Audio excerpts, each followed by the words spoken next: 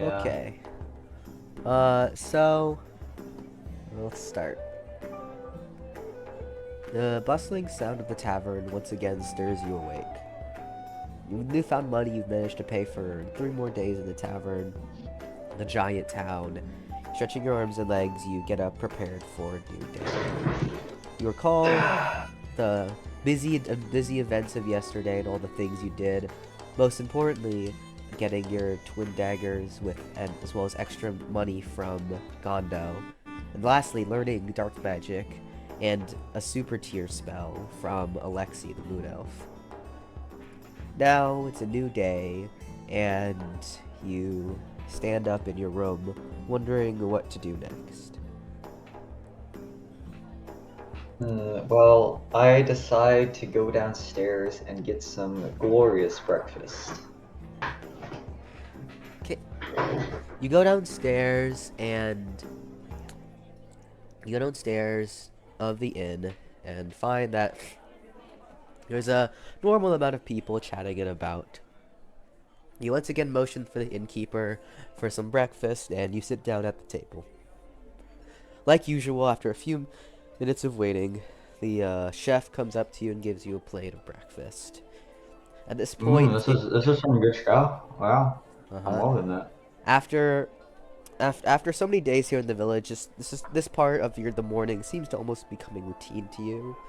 You eat your fill, return the plate to the chef, and stand up once again in the inn.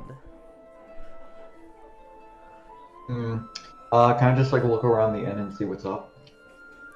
Feeling refreshed after all you did yesterday, you take a look around the inn. The obvious same things you notice are, of course, the innkeeper, likely doing some paperwork or sorting things behind the counter, the bartender and the chef, both moving in and out of the back kitchen, and of course the tables around the inn. You recall that the evening is usually when it's the most active, and you kind of note that more people are leaving the inn after waking up than they are coming into the inn. The few people that are here include just some random groups of people, no one that particularly catches your eye, except for a what appears to be you recall from your first, I think it was first or second day here, when you recall seeing a mysterious looking elf in a mysterious hooded elf that you could only kind of make out, sitting there also eating breakfast. Okay. Alright, well, I believe that, I have good experience talking to hooded elves so far, so therefore, why don't I go to this guy and, like, stir up a non-verbal conversation, because I'm not a morning person. That sounds like a terrible idea. Oh, it is. By the way, did you listen to the funny rant? I haven't gotten the chance yet, You unfortunately. definitely had the chance, you just didn't. Anyways, yes, I'm calling you out. Damn, I'm so called out right now. I'll never recover from this. Yeah.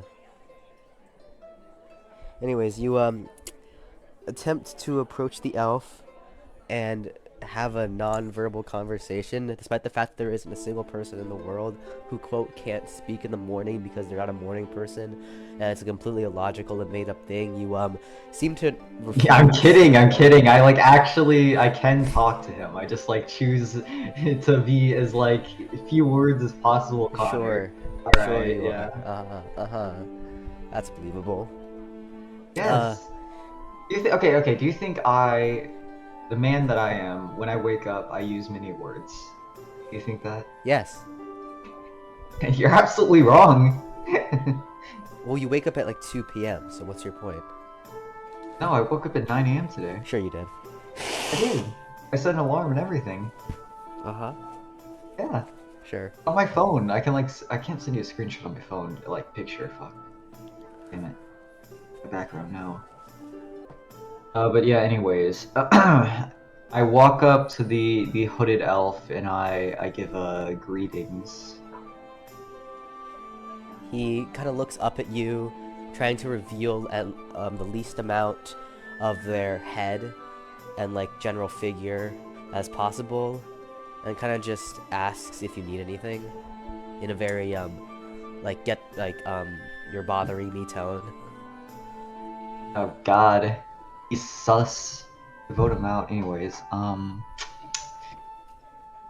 So just looking at him, I go, I couldn't help but notice that you've just completely shrouded at least 95 percentile of your body, so I was just a bit curious. Are you judging my clothing? He asks. Or they ask. You don't really know the gender. As far as you can tell, their voice is almost gender neutral. I shake my head in response, just shrugging. He asks, so what do you need then? Well, you see, I was just hoping that I could stir up a conversation with some friendly neighbors. He kind of gives you a side eye glance, kind of asking, well, I'm not interested. I'm sure there are plenty of other people here who are more talkative anyways. Just like raising an eyebrow, I back off from the fucking passive aggressive customer. It's basically what he is, anyways. I mean, so are you. Oh damn, he got me there. I'll never recover. Well, anyways, that was a nice morning conversation to get started with. So, you know what? What a great way to start the day, right, Connor? You know, Yeah. let's head out into the town. Uh-huh. Deciding not to continue the conversation further and piss the man off, you continue to walk out of the tavern and into the town you've slowly become more and more familiar with. All right, can I start racking up my brain for a place in the town that I haven't been yet?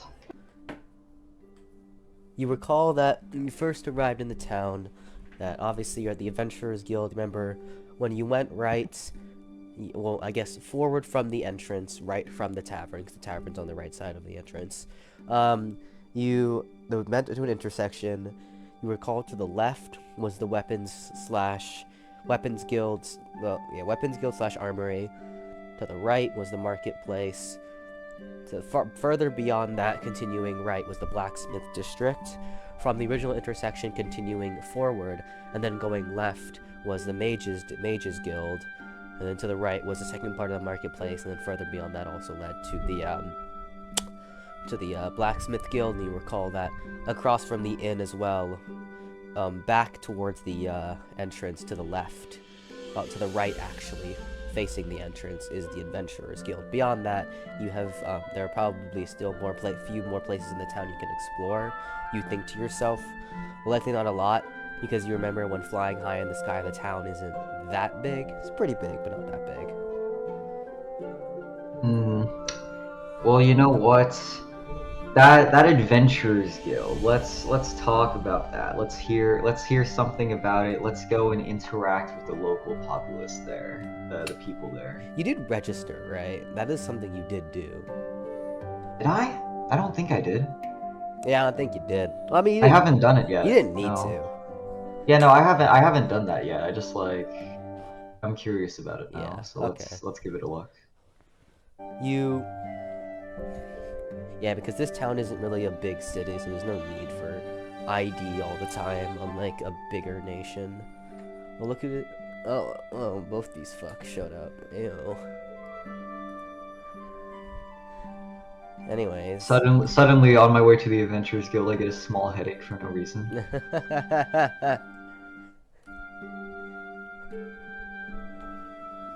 Anyways, yeah, you walk towards the Adventurers Guild, remembering how you did see it the first time you were here, but didn't pay much attention to it. At the time, you were too busy worrying about having a place to sleep and not starving, that you brushed it off. But now that you're feeling comfortable in the giant town, you feel good to head inside. You walk towards the entrance and head right towards it, entering, and notice the Adventurers Guild. It definitely reminds you a lot of the Mages Guild and the Armory in terms of design. However, you imagine that, like those two said guilds, it'll probably also have like a different, one could say, atmosphere. You enter the guild, pushing open the doors, and like expected, it's a whole other different kind of atmosphere. Whole different kind of atmosphere. You notice that by far, this is the most diverse guild in terms of like races, but also appearances. There are many members of many different races, monsters and humans. There are many different heights, shapes, and sizes, different types of armor, some more extravagant than others, magic users, sword users, bow users, as many as you can think of. Some are just sitting around lounging, others seem to be staring at a large bulletin board where you assume quests would be. Others are talking with the receptionist up front, others are having like what appear to be friendly, I guess, bouts with other adventurers. Not unlike what you'd expect. Alright, so looking around the place, can I just talk to someone who looks like they know what they're doing, essentially? An adventurer or just the receptionist? The receptionist, yeah. Yeah, I was gonna say, like, it's They gotta like pay the receptionist, man. These people are godsends. Yeah, I do pay. They gotta get a raise. They gotta get a raise. That's what I mean. The Like they gotta... next session, Dread fights for the workers' unions and Dude, I'm just gonna become more and more Jamal as this goes on. Join the IWW and join the revolution today. Bro, he goes up to the receptionist of each guild like, you need more pay. Yeah, no, it starts off with the receptionist, and then it's like the blacksmith, and then so on and so forth. Yeah, no, literally. Anyways, yeah, you approach the receptionist, and she greets you. Hello, how can I help you today? Yes, well, you see, this is my first time interacting with a local adventurers guild, and I wanted to know what's up with this place, essentially. Well, so, would you like a general overview then? She asks. Yes, please. That would be appreciated. Okay, well, unlike the other guilds in the area, including the Armory, the Weapons Guild, the Mages Guild, etc., the Adventurers Guild is by far the most holistic and most all-round guild. We, as you may know, we adventurers are tasked to take on quests big and small of all different varieties to help the people around the world. Adventurers, as she points to the bulletin board, can take on quests there, or she motions to like a big book to her side and says, or you can scroll through the catalog here. We put the quests that have the that are like whose due date is most recent on the bulletin board. Meanwhile, longer quests that can't fit are stored in the book. She explains that there are different ranks to adventurers. When you register, you start at E rank, and then it goes alphabetically to D, C, B, A, and then there's some unique ranks, S and SS rank. However, those ranks are for select few people, and generally speaking, the pinnacle adventurer rank is considered A. You can increase your rank by taking on quests, and eventually after you complete enough and are recognized by the guild, you can take the ranked up quest. You can only take quests of your level or one above. However, you can take 2 levels above if you are in a party of 3 or more adventurers who are of that level. So you can take a C rank quest if you're with a party of 3 C rank adventurers or above. You cannot, however, do it if you're in a party of 3 D rank adventurers or above. It has to be the same rank. Continuously, you also can't take any quests above C, no matter how many adventurers you party with, of that rank or higher.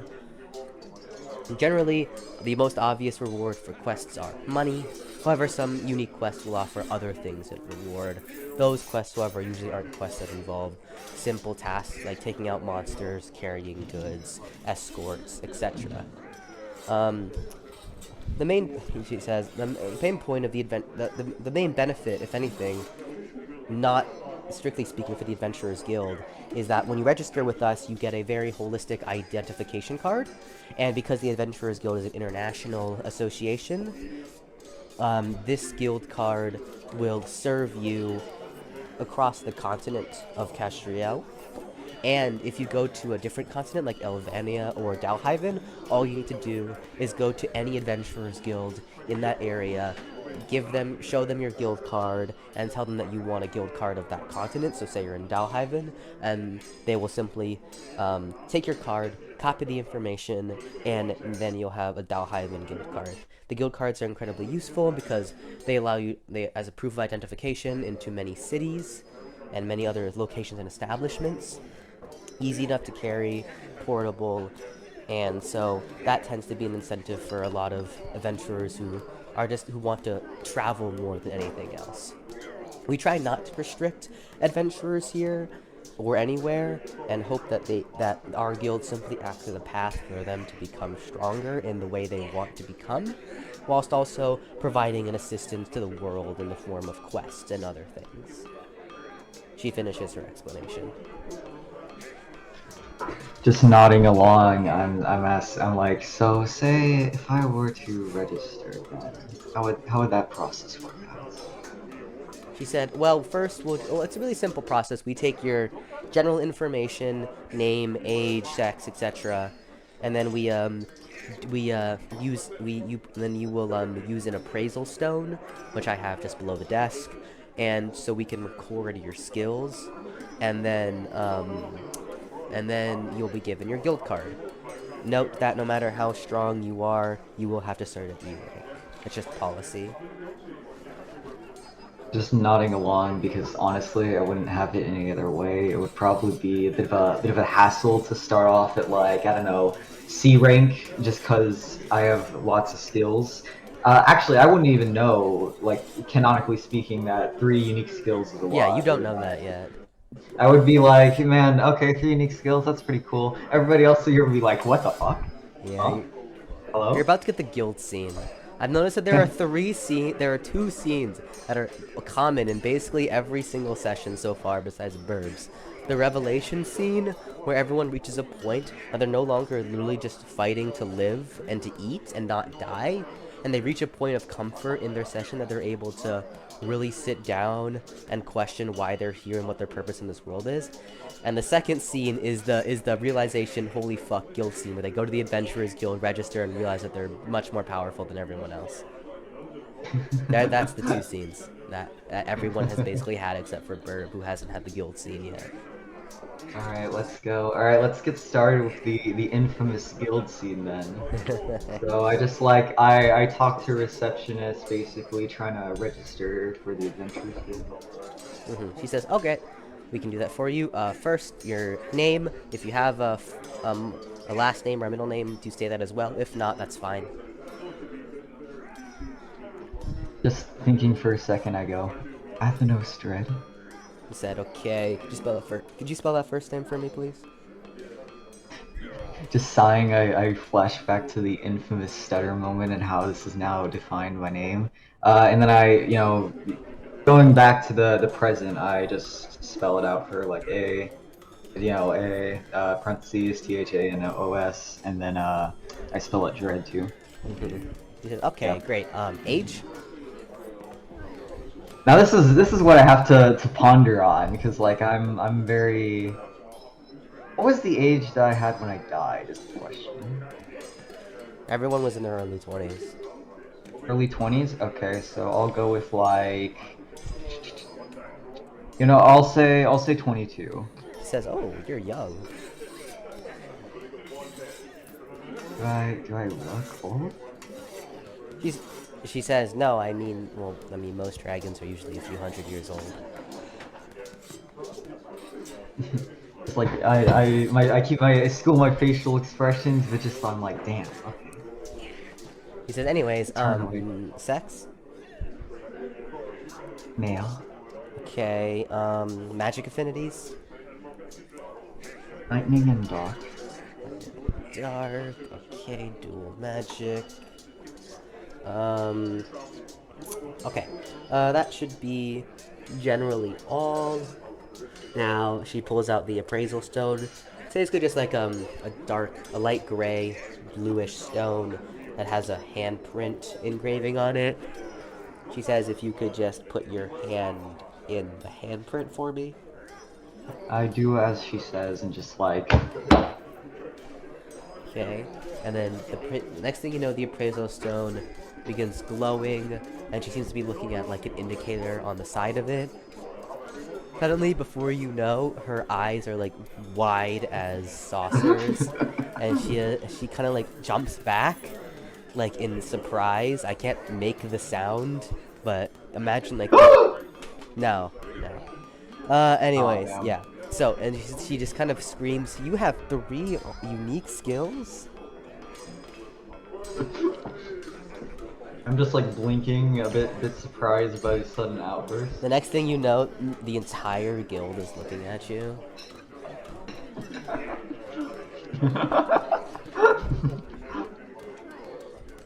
Alright, yeah, give me a second real quick.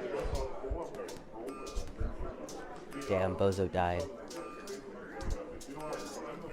Couldn't be me. I mean, it will be you if anyone, if Alania leaks any of that information. It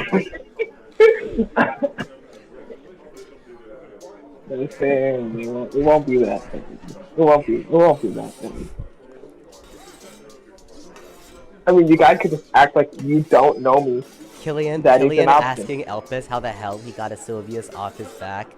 Elpis just kind of points over to see Sylvius just like coddling a wood elf, and then Killian just like face palms.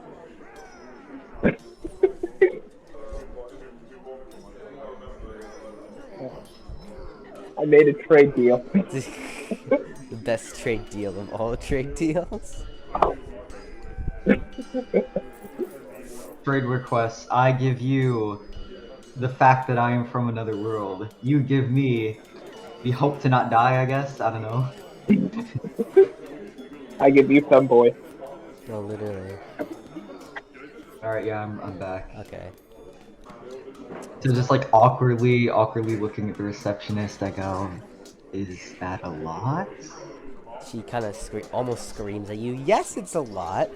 Every person's only born with 1 or 2 normal skills. Maybe 1 in 100 are lucky enough to be blessed with an advanced skill. Only like 1 in a million people are born with even 1 unique skill. And of course, it's not impossible to have 3, but to have 3 at such a young age, it's unheard of. Well, I mean, not unheard of, but it's beyond rare. I just like awkwardly shrug. Well, I suppose you've heard about it. After a bit of shock, she quickly regains her composure, realizing her outburst, and says, like, well, anyways, here's your guild card. She hands you, the guild card, and it does have all your information on it, and the big letter E on it.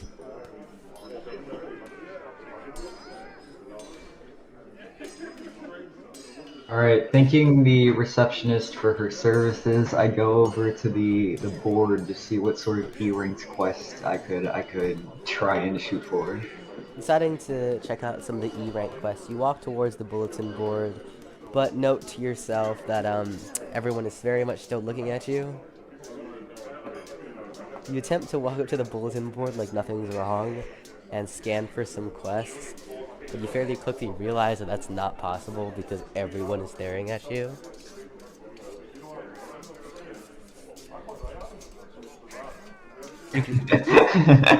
I'm just like, it's socially awkward as hell right now, but like I'm faking so much confidence. It's like... So, can I just like scan the board with practiced ease? You scan the board looking for quests, and so you notice that basically all the E-rank quests are simple collection quests.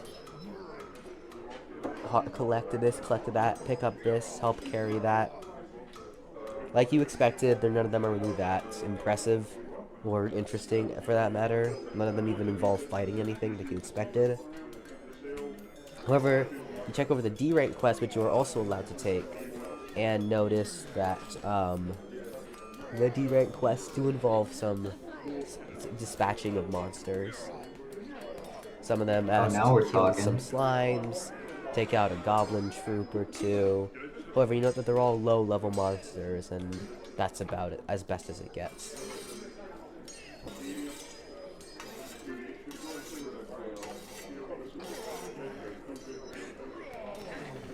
Alright, so looking over the D-ranked quests, I decide to try and take one of the monster slaying quests just to see what's up.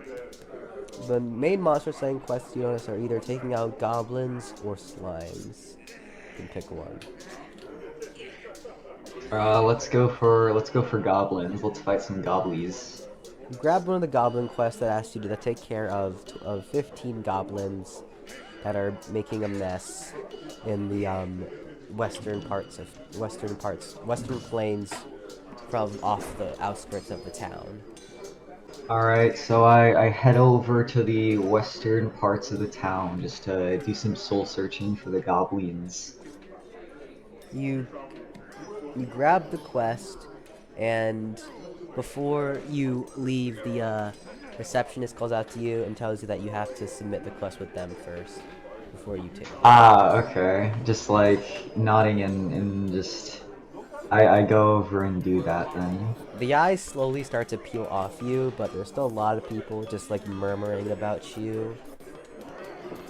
You awkwardly hand the quest to the receptionist, and she writes your name on the quest in pen and then stamps it and then puts it away. She explains to you that now that the quest has been taken, you have a week to complete it. I just like look her dead in the eyes. I don't think a week is going to be the maximum time that I need. She just kind of shrugs and says, well, it's to benefit people who can't do it that fast. I nod in her direction and then finally start to leave the Adventurers Guild. Just tell them to get good. Yeah, just get 3 unique skills, easy. No, real. You finally exit the Adventurers Guild awkwardly, still with a lot of people whispering and murmuring about your supposed 3 unique skills. On one hand, maybe it's good that I did the Adventurers Guild thing last, like goddamn. This is gonna spread like wildfire, I can tell.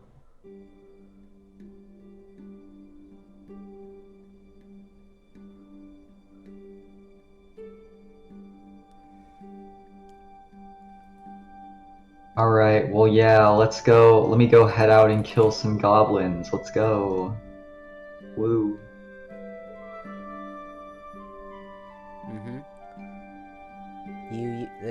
The Adventurers Guild gave you they gave you a map, essentially, and they gave you a map to help scout out the general location of where the goblins were most recently spotted. And looking at the map, you take off in the direction of the goblins. The day is still young, you got plenty of time to do it. Not that you think it's going to take you that long anyways. You hope that maybe you can make it back for a late lunch, or even normal lunch. You quickly fly over the plains, eventually quickly leaving the village behind you. With the map still in hand... Yeah, with the map still... Oh, that's... Why is I did that in caps? No. I like to... I'm pretty sure at this point, like, both Dread and Alpis have killed goblins. So Burn, you should also go and kill goblins just to make Jamal feel isolated, alone, and a loser. Can I go whale hunting? No. I mean, you could. No, go Leviathan hunting, man. Yeah, I feel like go that's hunt more Leviathan. fun. That would be a quick way to make money. Yeah, I know, right? Just hunt the Leviathans from Subnautica, easy. Real. No! Imagine Burp just starts playing Subnautica. Like she has an entire underground facility, like underwater facility, and she's just like living at the bottom of the ocean.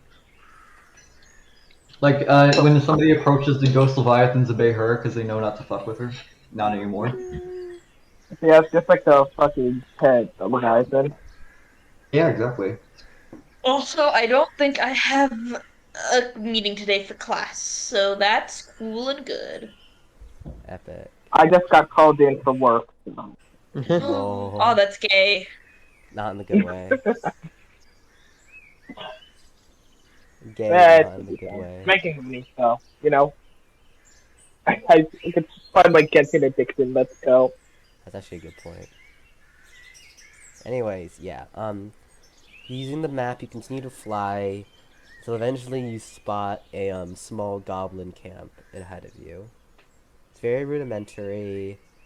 You know, like sticks, hide, twine, no, like some stone stuff, but no metal, obviously.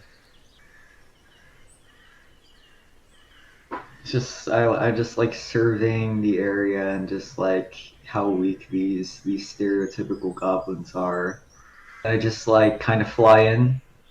And you fly into the camp, and the moment you land, we'll say in the center of the camp, you count it from the skies about 18 goblins, and they all charge at you at the exact same time. All right, okay. So what I do then is I cast the spell Thunderwave. Mm-hmm. When you wait for a second for all the goblins to get close to you, and activate the basic lightning spell Thunderwave, which you shoot a powerful wave of thunder that knocks all the goblins back and dazes them all of them for a few seconds. All right. Next, what I do is then I activate my advanced skill, Grace of Thy Worm.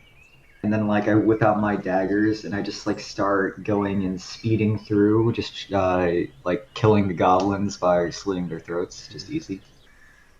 Real You quick. activate Grace of Thy Worm to activate your Grace of Okay. You activate Grace of Thy Worm to start moving quickly at speed, dashing towards just the first goblin you see, cutting their throat with your new daggers. New daggers. You manage to get through 4 of them before the others like get like up again. All right. Okay. So I just like can I like fly into the air and then just like start dive bombing them from the sky? With the same skill. Uh, I don't think that is. yeah, I don't think that'll work. Yeah, No, yeah. just like I just like go in and then just like fly around and try to like kill them that way. No. Like with your daggers, I assume. Yeah, with the Yeah, daggers. you fly up and attempt to basically fly towards the goblins. However, you're only able to take out 3 effectively. They're too small and your wings are too large to get in the way too much. Hmm. All right. Well, landing down back into the camp. I just turn around and I like survey the situation now with all the remaining goblins. Yeah. There's 10 left. Actually, 11. 11 left. Okay. Okay. Hmm. All right. This time I use lesser bombardment to take out 3 of the goblins by shooting just small balls of lightning at their heart. Extending your hand, you cast the spell Lesser Bombardment, and it launches 3 balls of lightning in the palm of your direction, slamming to the goblins, killing 3 of them. There's now 8 left. Alright. Okay. Alright, let's see.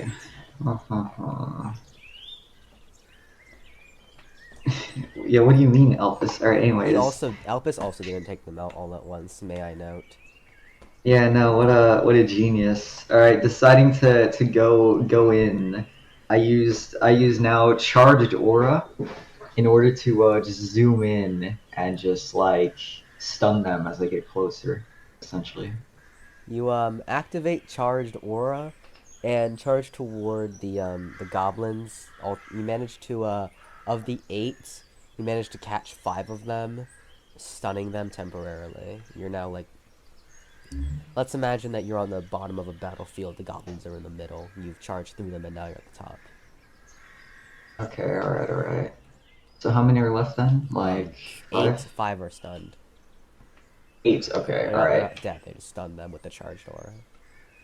Okay, alright then. Alright, so I then use advanced skill, double-edged sword, and then I take the swords and I like control them to just go and like start cutting down the stunned goblins, right? While I go for the 3 remaining ones with my daggers. Mm-hmm. Yes. You activate the swords to attack the stunned goblins, and with them down, even if they were up, I doubt that they'd be able to defend. Regardless, them being stunned makes it much easier. The swords quickly cut through all the goblins that are stunned as you charge towards the last 3. With the goblins' only major advantage being numbers gone, you quickly dispatch the last 3.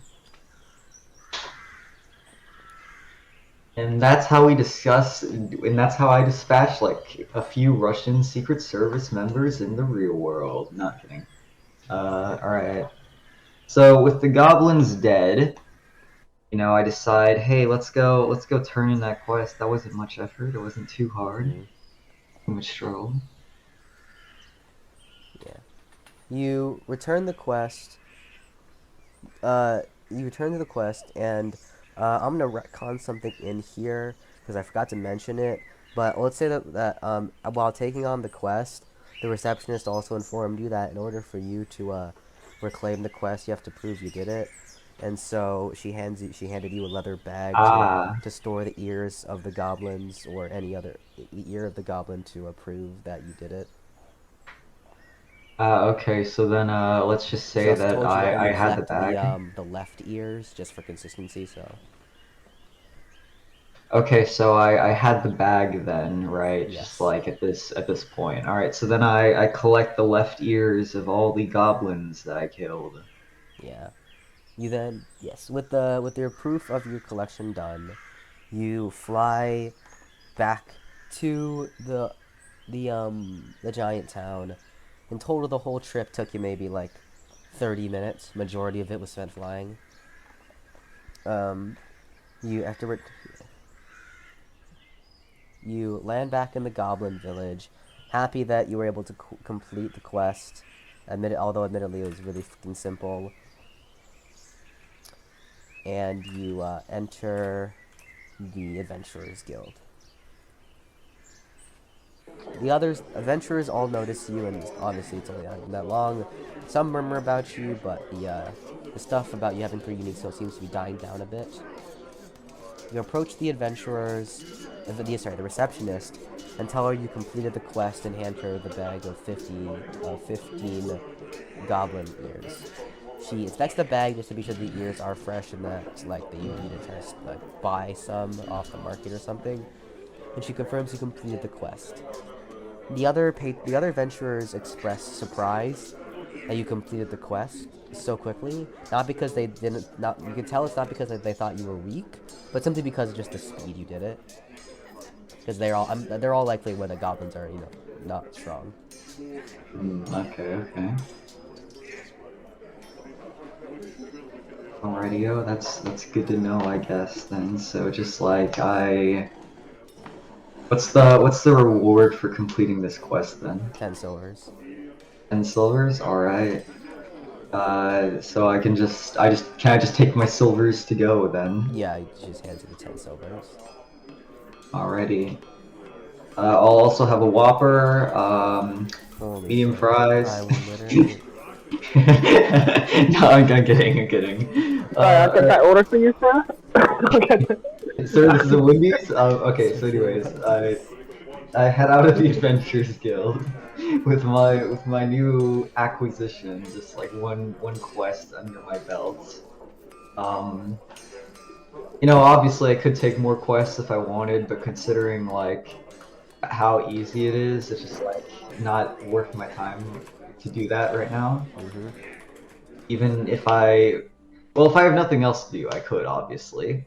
Yeah. But alas, I just decide, with all this money, with all this moolah, I decide, let's go exploring deep in the town. Let's go try and find something interesting that I haven't before. Like past the Mages Guild and all that, down Okay. the intersection. Return to the intersection where you found the armory, and continue forward. You reach the intersection with the Mages Guild, and you continue forward. You then continue down the intersection and reach a new one. You can now either continue forward or go left or right. Let's go right. You go right and find yourself in what appears to be a residential district. The houses here seem to be very residential, and they seem to be very large. Likely mostly giants live here. Alright, well, unless I'm willing to talk with a giant or something, then there's probably not much use for me being here. Let's head on back and go left this time. You decide to go left this time, and then hold on. Fucking hell. Okay. You head down the left, and you appear to reach another guild building. This one, however, on the front has what appears to be a mask on it. Mask? What am I about to enter theater club? Well, you know what? Hood, Might as well. Hood and mask, I guess. Hood and mask. Okay, alright. Oh, I think I might have a small idea of what this might be. Let's go in. Let's explore this. You enter the almost ominous looking guild, and as you walk in, you note the vastly different atmosphere even compared to all three other guilds. To start, there's a bouncer-like figure standing at the front, very tall man, full mask, you can't see any part of him, who asks what your business is. Well, I was just having a look around, and I couldn't help but notice that there was a guild building which I had not seen before on my way across. He just grunts and says not to cause any trouble. Just nodding, assumedly I step on in then. You enter the guild and take a look around. The guild, although ominous, is admittedly well furnished. It's not like anything's run down. The chairs and reception desk, ceiling walls and decorations are all of expected quality. But the nature of the people, it's more of the nature of the people there that really has you. A lot of the people, about half the people there have similar attire to the man in the front. Lots of drapes, covered clothing. Hard to see what they look like. Others tend to take a more rambunctious, almost flamboyant look. Almost like kind of flexing their wealth in a sense. However, like all guilds, you notice that there is a receptionist desk at the front, like all the others. Alright, I decide to head up to the receptionist and start up a little conversation on what this place is. You walk up to the receptionist, and she asks, how can she help you? You know, her voice is a lot more melancholy than any of the other receptionists you've interacted with so far. Yes, you see, I couldn't help but notice that there was a guild building which I had not seen before on my way downtown, so... what is this place? She looks at you and says, you a newcomer? I nod. She kind of sighs slightly and says, welcome to the Thieves Guild. Here we offer all sorts of... Here is where the people of, one could say, less than legal means gather. Those who have a reputation, one could say. Bit of an MO that might not be in the best interest of the local governments. Ah, so the black markets venture then. She shakes her head and says, "No, we are not like the black market. The black market works outside of law, completely devoid of it. The Thieves Guild is a legitimate organization that is under the greater Guild League.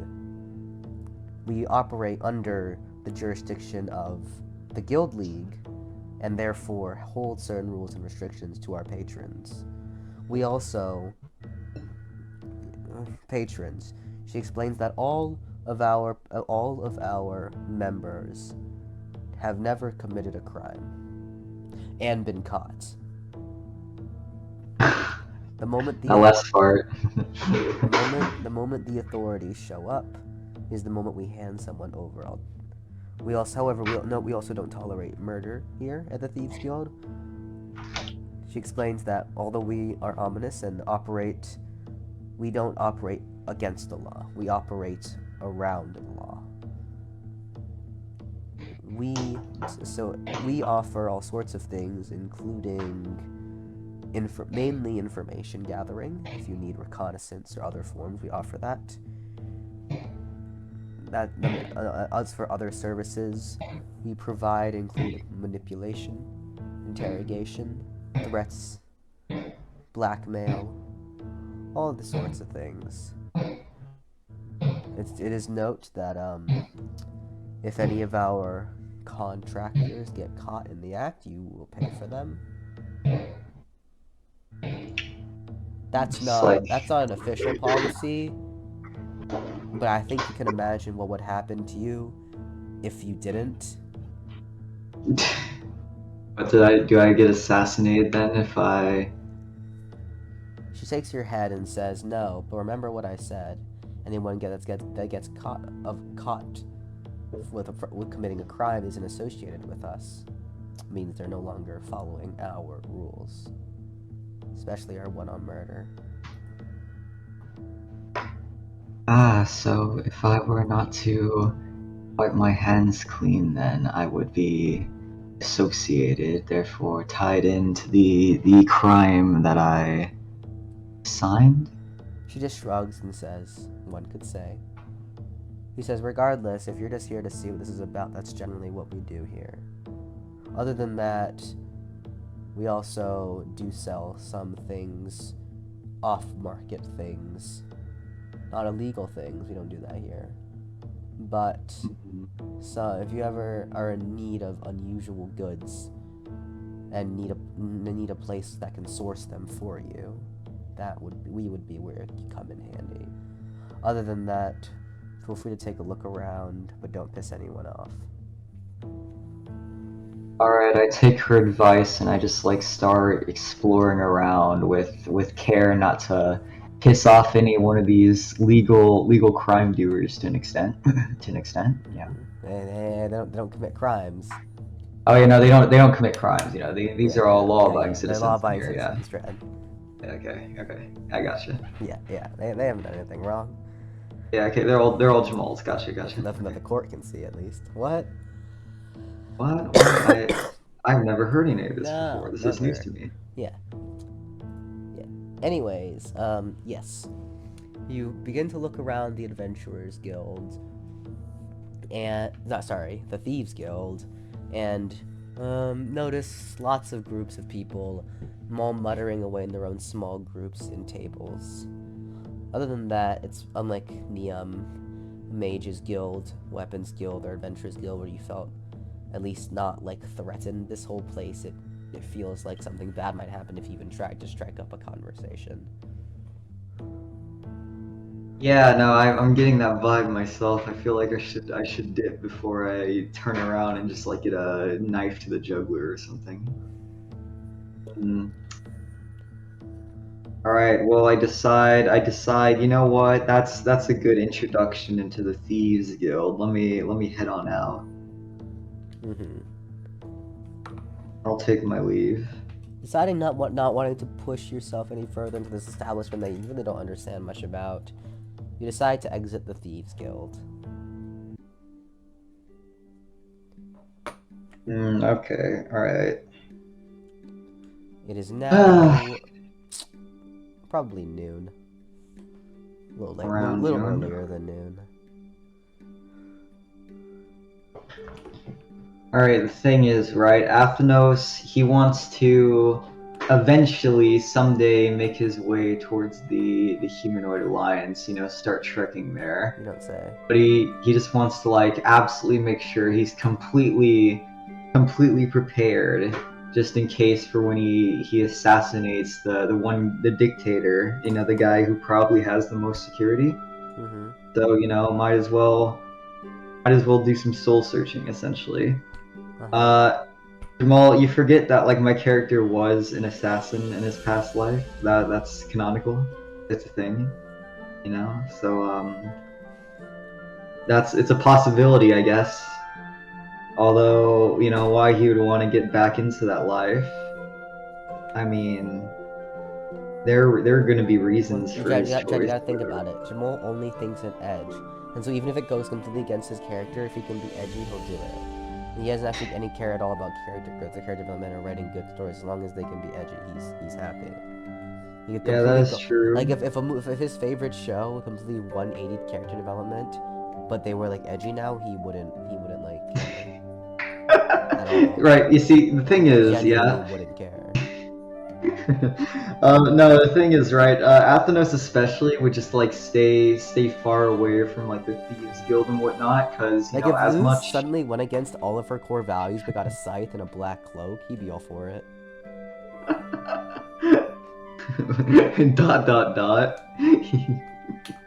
I will not answer. That's what we call a yes.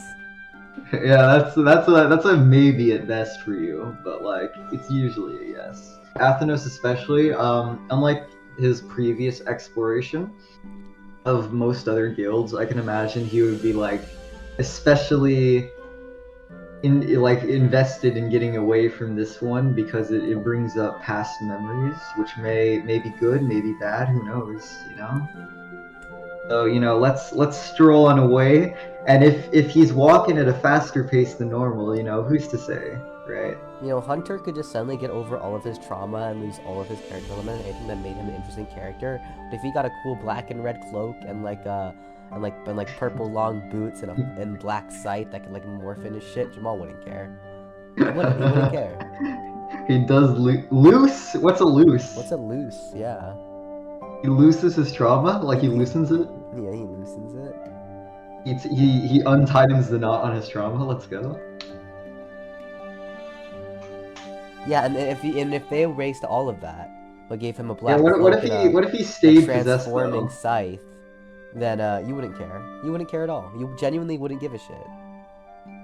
No, it's just like what if he stayed possessed? Jamal wouldn't care. Yeah, no. Jamal genuinely would sacrifice character element for a cool black glowy scythe with like red and purple fire contrails that can be twirled. That can like transform into like a dual bladed scythe. And like the purple and red fire split into two scythes, and you can then like use to make an even bigger scythe. Like I would. No, you fucking wouldn't. You wanna know why, Jamal? Because you'd want a narrative reason, but you tell yourself that you needed the scythe, so that would end up prioritizing for you anyways. Don't fucking sit there and act like you would care. You wouldn't. No, it's not. No, it's really not. No, it's true. Jamal's the type of person to be like, objection, Your Honor, relevance. But yes, okay. Anyways. Yes, you fucking wanted to, because you know. No, it's because you know that they'd ask why you want to farm tools and weapon. Right. Yeah. So we should probably get back into the storyline. Yeah. Alright, so I leave the Weapons Guild, and then I decide, let's continue further on in the intersection. What's in the heart of the town at this point? That's where I'm going. You already passed that, but... Oh, well, not the heart of the town then. I guess this would be more like the kidney? I don't know. Yeah. The kidney of the town. I'm here. Let's go. You approach the final intersection and look beyond. You notice that forward is a wall, so that's the end of the town. Oh, Looking joy. left and right, you notice other residential buildings. Okay, so not much important stuff then. No. Alright, cool. Alright, well, you know what? I don't think they have airplane laws, so I'm gonna start flying back to the tavern then. Just cause, you There's know. no airplane laws. I mean, he gets shot down by anti-air that just suddenly appears.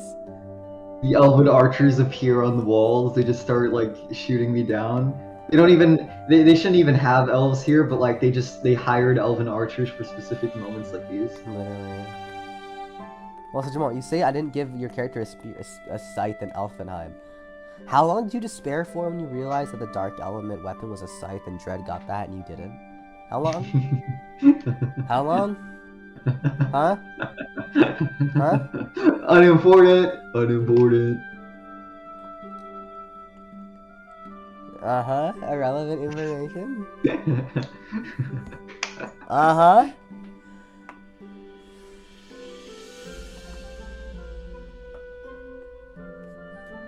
Jamal, when I canonically get what he He's wants. leading the witness, Your Honor. Uh-huh. I don't feel led right now, though. I'll be honest.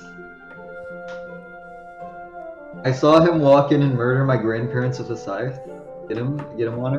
Get him, Your Honor. 50 No, years we in just prison called plus. out Jamal's entire existence, bro.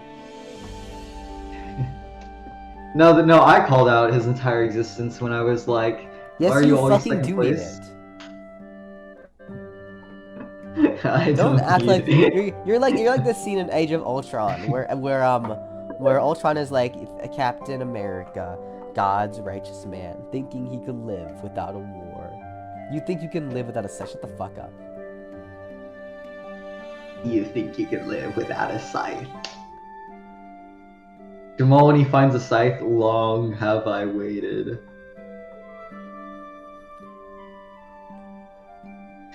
I don't need it. If I gave Jamal a scythe in real life, he would genuinely polish it and like refine it and like put it in like a gold 24 karat case and like ... his grades would end up dropping because he took so much care of it and like played with it. Holy shit. He's like, I did some soul searching on Amazon. Don't worry. Anyways, But yes. you take off and fly back to the inn, landing quickly next to it, and you are now in front of the inn. Alright, cool. You know what?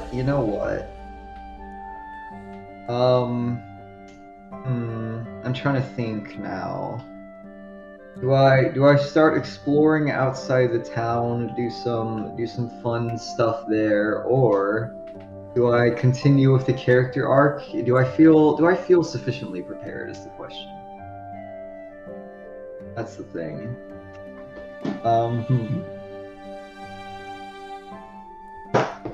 You know what? I believe I will go outside the town and do some exploring. For anything in particular? For anything in particular? I guess like the path to the Humanoid Alliance, I guess, to scout out for the eventual journey. Okay, taking off into the sky, you then approach the outskirts of the village and note the map, the greater map of Castriel that you were given.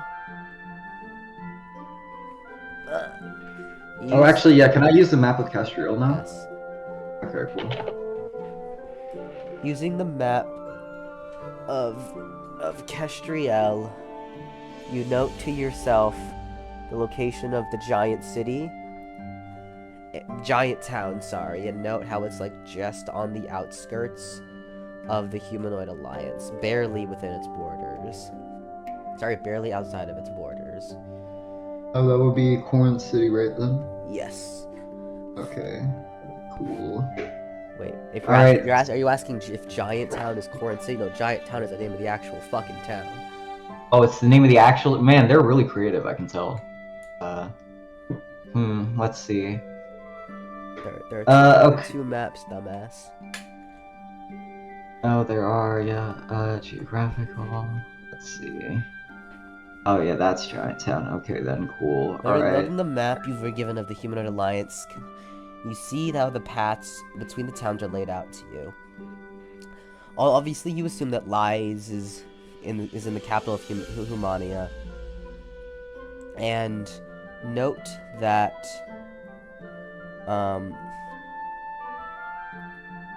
yeah.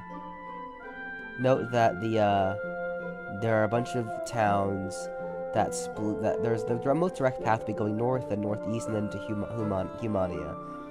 However, the biggest city in the Human Alliance that be along your way would be Corinth City, and you could go east across Elf Town as well as Hybrid Town, which would be more populated, into Cartston City, and then into the village west, and then up into Humania. Regardless, the distance between them is roughly the same. The top being a bit faster. Alternatively, you could do neither and just fly straight over the entire fucking place and not even bother, but, well, up to you. Well, I mean, here's the thing, right? If I did that and against people whose enemies were dragons, yeah. right? Yeah, no, I don't think that would go well. Hey, I'm just giving you ideas, you know. Yeah, I'm glad you're giving me ideas, but I feel like if I tried, they would sound the alarms, and then I would have like the entire United States military on my ass. Not the U.S. military, actually. Sorry, the Nazi Germany military, just on my ass. Like, I see this world's version of, I don't know, Guderian just, like, drive up on me. So, yeah, I don't think that would be smart, although it probably is the best option for me. But, you know, let's do this stealthily, right? Let's be a bit interesting here.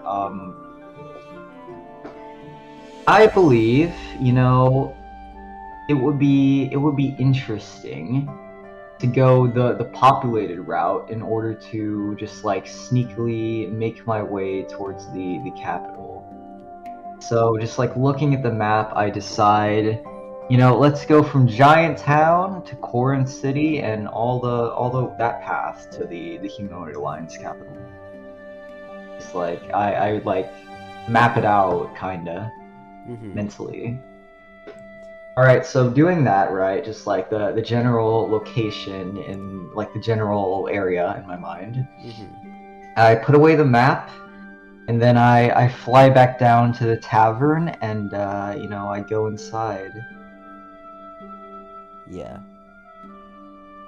Actually, no, actually, I do not go inside the tavern. I am outside the tavern for a reason, because I want a focal point to head to the marketplace, actually. So let's go to the marketplace. Before setting off on your journey to take down Lies and his dictatorship, you decide the first thing you should do is head to the marketplace. Alright, so going into the marketplace, I look around for what's a good magical accessory? Just like maybe one more to round up, because good things come in threes, right? That's the same. Sure. That's how it goes. So let's get a third item from Gandalf the Grey with sunglasses. You once again approach the wizard that you have done business with a few times now, and he greets you with delight. He said, "Ah, my old friend, welcome back. Here to buy some more magic items, I presume?" Only one this time, old man. I'm here just to round up my collection before I move on to another city. All right.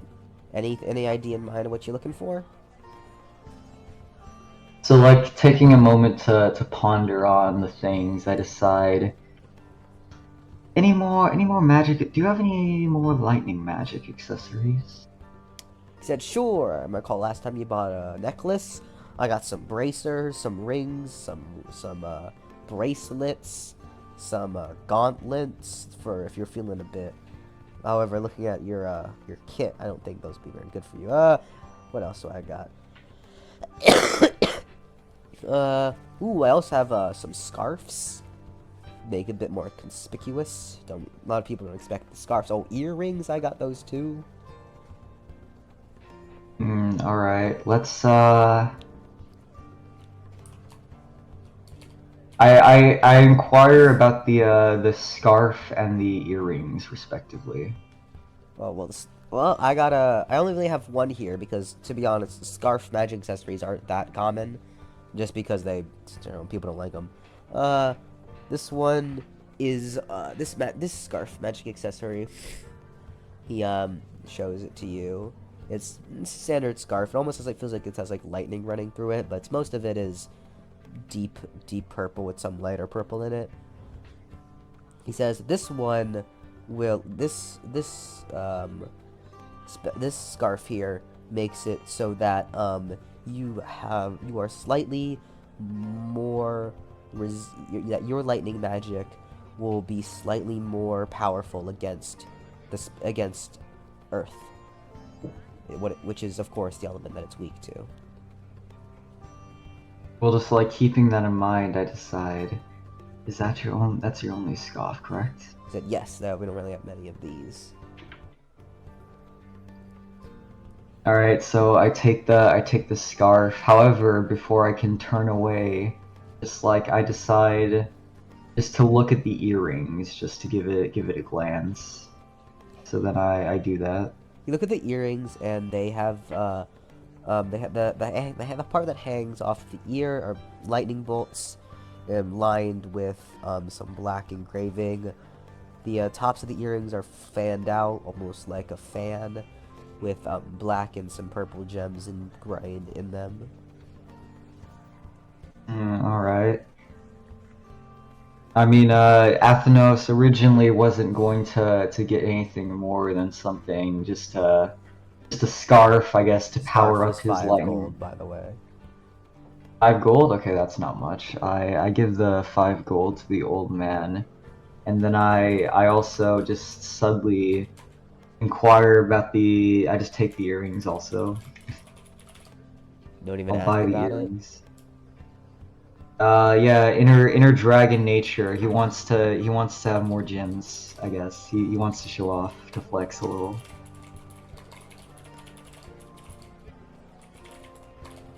Okay, you also buy the earrings for 5 gold, and don't even ask what they are for, or what they do. So now you have... No, okay, hold on. I'm about to make a critical error. These earrings are about to save my life some point in the future. So let's just snap some sense back into me, and I can ask about the earrings too before I go. He said, oh, the earrings? Oh, yeah, those slightly increase the the damage of your lightning spells. Just nodding at him, I go, thank you for their accessories, old man. I will remember this during my travels. You planning on leaving soon? I nod, just like, yes, I have a new destination in mind to head to. He just kind of shakes. He just nods at you and says, "Well, best luck on ye travels." So I thank the old man, and then I head back to the tavern, probably to prepare for the future expedition. And when I say prepare, I mean I just go into my room and just vibe, I guess. Let's do some meditation. I don't know. You return to the tavern, and after your purchases, decide to try to take a bit of edge off of you via meditating for a bit. How long do you want to do that for? How long do I want to do that for? What time is it outside, roughly? Like 2 p.m. Like 2 p.m? Alright, so then I can spare like, I don't know, 3-4 hours, maybe? Okay.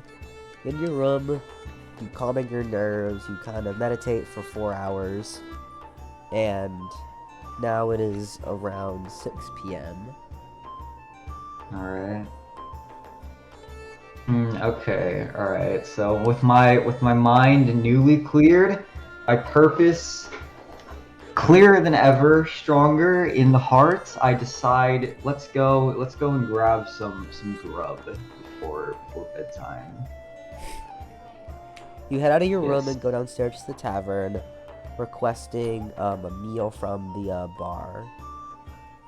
He hands you the chef once again hands you the menu, and you have the normal meal or the deluxe meal that you bought last time.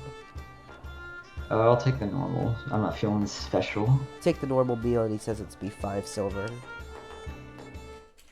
I give him the 5 silver, and then I take my seat, I guess. You take your seat, and shortly after the normal meal comes out, and yeah, you eat up. As you're eating, you hear a voice from behind you calling out your name. I turn around to see who dares to interact with me while I am devouring my grateful normal You're a meal. loser, we get it. What? I'm role playing as Jamal. My LARP is being broken. You look behind you, and it is the 3 adventurers you talked to a few days ago. Gildar, Lucru, and Tiana. Okay, alright, so I head over there, I guess, while I'm... Well, actually, do I finish my meal first and then talk, or do I do the good thing, is the question. Oh no, you're not Jamal. That's true, I can socially interact with people.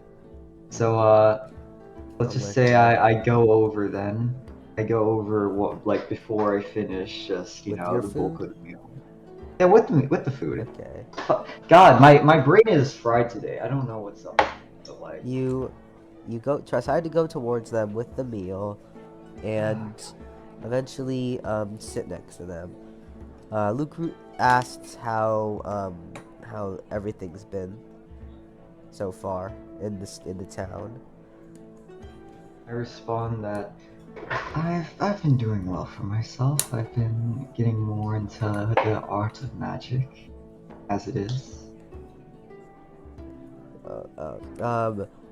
Tiana perks up and responds, "Oh, that's great. What kind of magic have you been learning?" Lightning and also rarely dark magic. She becomes surprised and asks you, where did you, who taught you, where'd you learn dark magic from? I met this lovely moon elf, Alexi, who was kind enough to help me out with a spell or two. She says you're lucky to be able to meet a moon elf who's willing to teach their arts to you. After that, Gildar asks if you have any plans for the future now that, you've really gotten settled in town. Yes, I am going to be heading towards the Humanoid Alliance. The others seem surprised and ask if you're sure that's really a good idea. I am not that sure, admittedly, but I have business there that I must attend to. He says, Tiana looks at you and says, well, if you're sure, but just make sure to be careful. I nod, just like thanking her for her concerns. She explains to you that entering the Humanoid Alliance isn't that difficult, but getting out of it definitely is. And you should always, when you enter, they will give you a card, a traveler card, and to make sure not to lose that.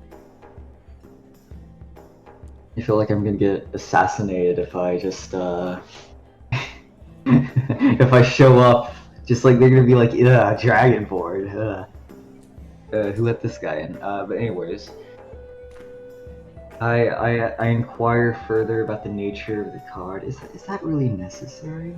She says if you lose it, you'll be assumed to be a citizen of the Humanoid Alliance, and therefore, you won't be having fun.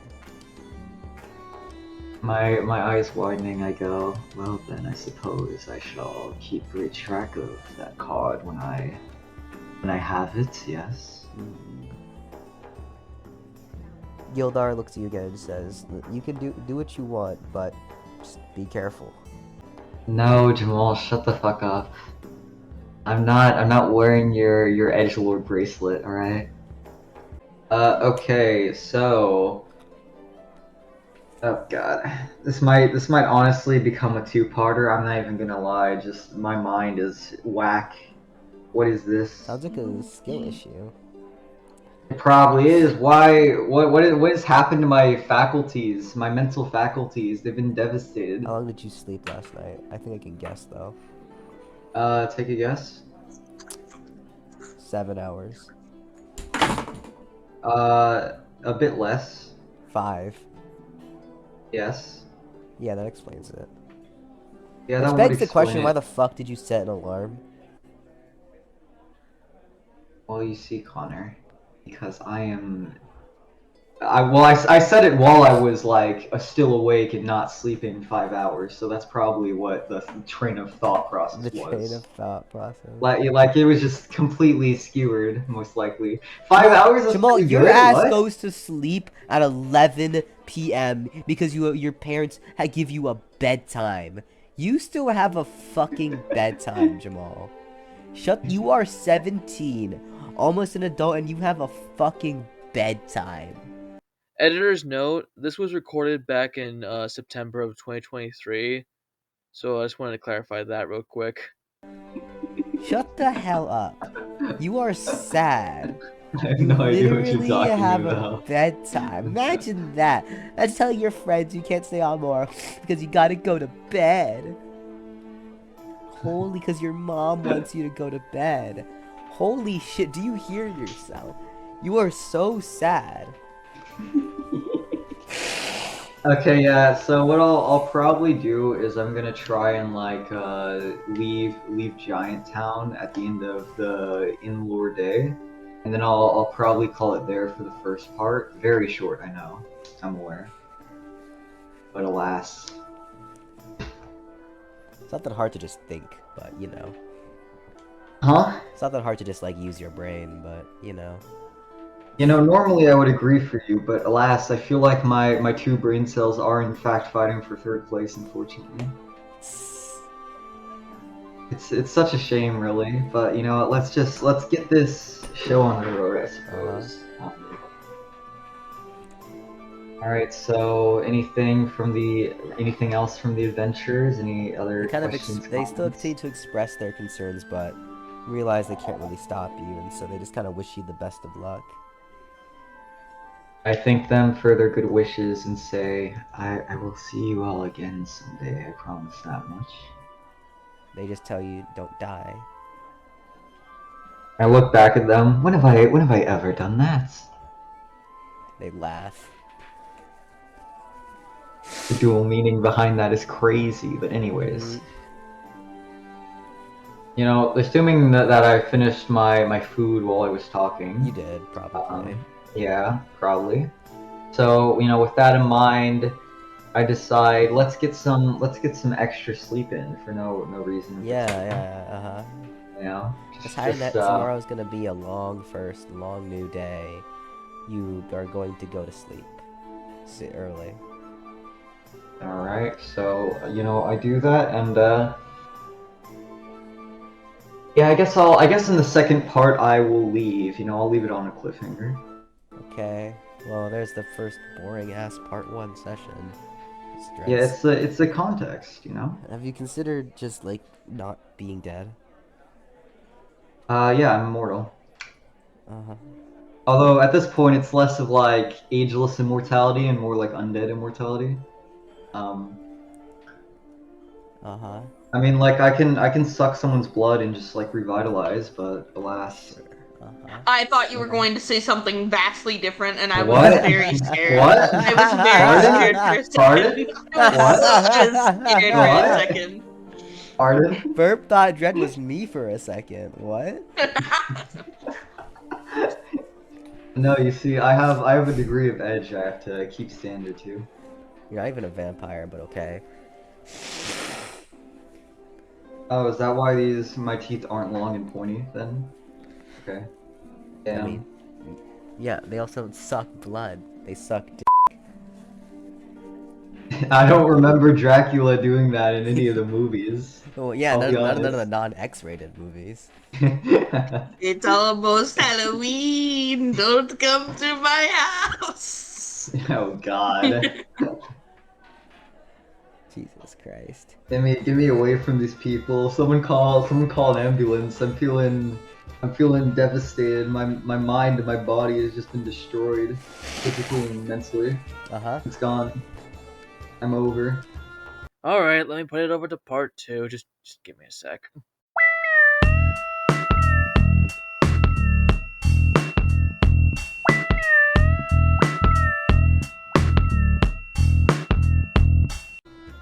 Alright, the second part of Dread's third session, because his dumbass didn't know how to sleep for more than 2 hours, so he couldn't even do a session. Anyways, Sleep is a foreign concept, and I am not a part of that country. aren't you literally depressed you sleep more? No, I sleep less. Hello? Didn't you literally, wouldn't you wake up at 3 p.m. every single day during summer vacation? That's just because I had a bad sleep schedule. Is that what you tell yourself? Okay. Yes, it is true. No, because even if you go I went to sleep bed at like 2. only? That's pathetic. I mean, more. That's such a There are pathetic other- time. there are other times. You're really Hello, standing here. Oh, I went to sleep at 2 p.m. 2 a.m. It's so late, guys. So late. So late. Oh, anyways, yeah. You wake up once again in the tavern. This would be your what day would this be for you? After the first time you repurchased 3 days. I think it'd be the third day, right? I'd say it probably be. Should be. Yeah, okay. It's your it's your 6th day at the inn. It's been almost a week. Your payment's due this evening, but I mean, with how much money you have, it's not really a concern to you. You wake up with a stretch, getting out of bed once again, extending your wings, and ready for another day. You recall the events of yesterday briefly, you know, did some adventuring, did some walking around, you know. Other than that, nothing too uneventful, mostly just preparing for your eventual journey to the Humanoid Alliance. Yeah, speaking of which, I do believe that, you know, just like getting out of bed, I think it would be time to just like go and get some breakfast downstairs in the glorious tavern hall. Uh-huh. You head downstairs once again, like usual, to get your breakfast. You motion to that innkeeper who knows, and you sit down. Like routine, once again finish your breakfast. Nothing interesting happens at this time, and you are now full for now. Let's go. So, can I consider traveling to another town, you know, on my trek to the capital of the Humanoid Alliance? You can? Well, considering I've done like 88% of what I could do in this town, I mean, I could do some more adventuring over at the Adventurers Guild, among other things, but I think now is the time that I'm ready to begin trekking, to begin the journey. So, you know, let's get out of the village. This also being your final day, is that you decide to head out now. Before you head out, you can say goodbye to anyone you wish to do so, or you can just leave. Alright, so I guess I will say goodbye to the innkeeper, and let me think of the other. I will also say goodbye to the gracious moon elf Alexi. You tell the innkeeper this will be your last day, and that afterwards you're gonna be leaving the town now. The innkeeper thanks you for your service and says that it was really nice to meet you. And once again, he reminds you to always be wary about the Humanoid Alliance. Afterwards, you exit the building and head on over to the Mages Guild, where you remember Alexi likes to hang out in the morning. After a bit of walking, you eventually reach the Mages Guild that you've been to a couple of times now.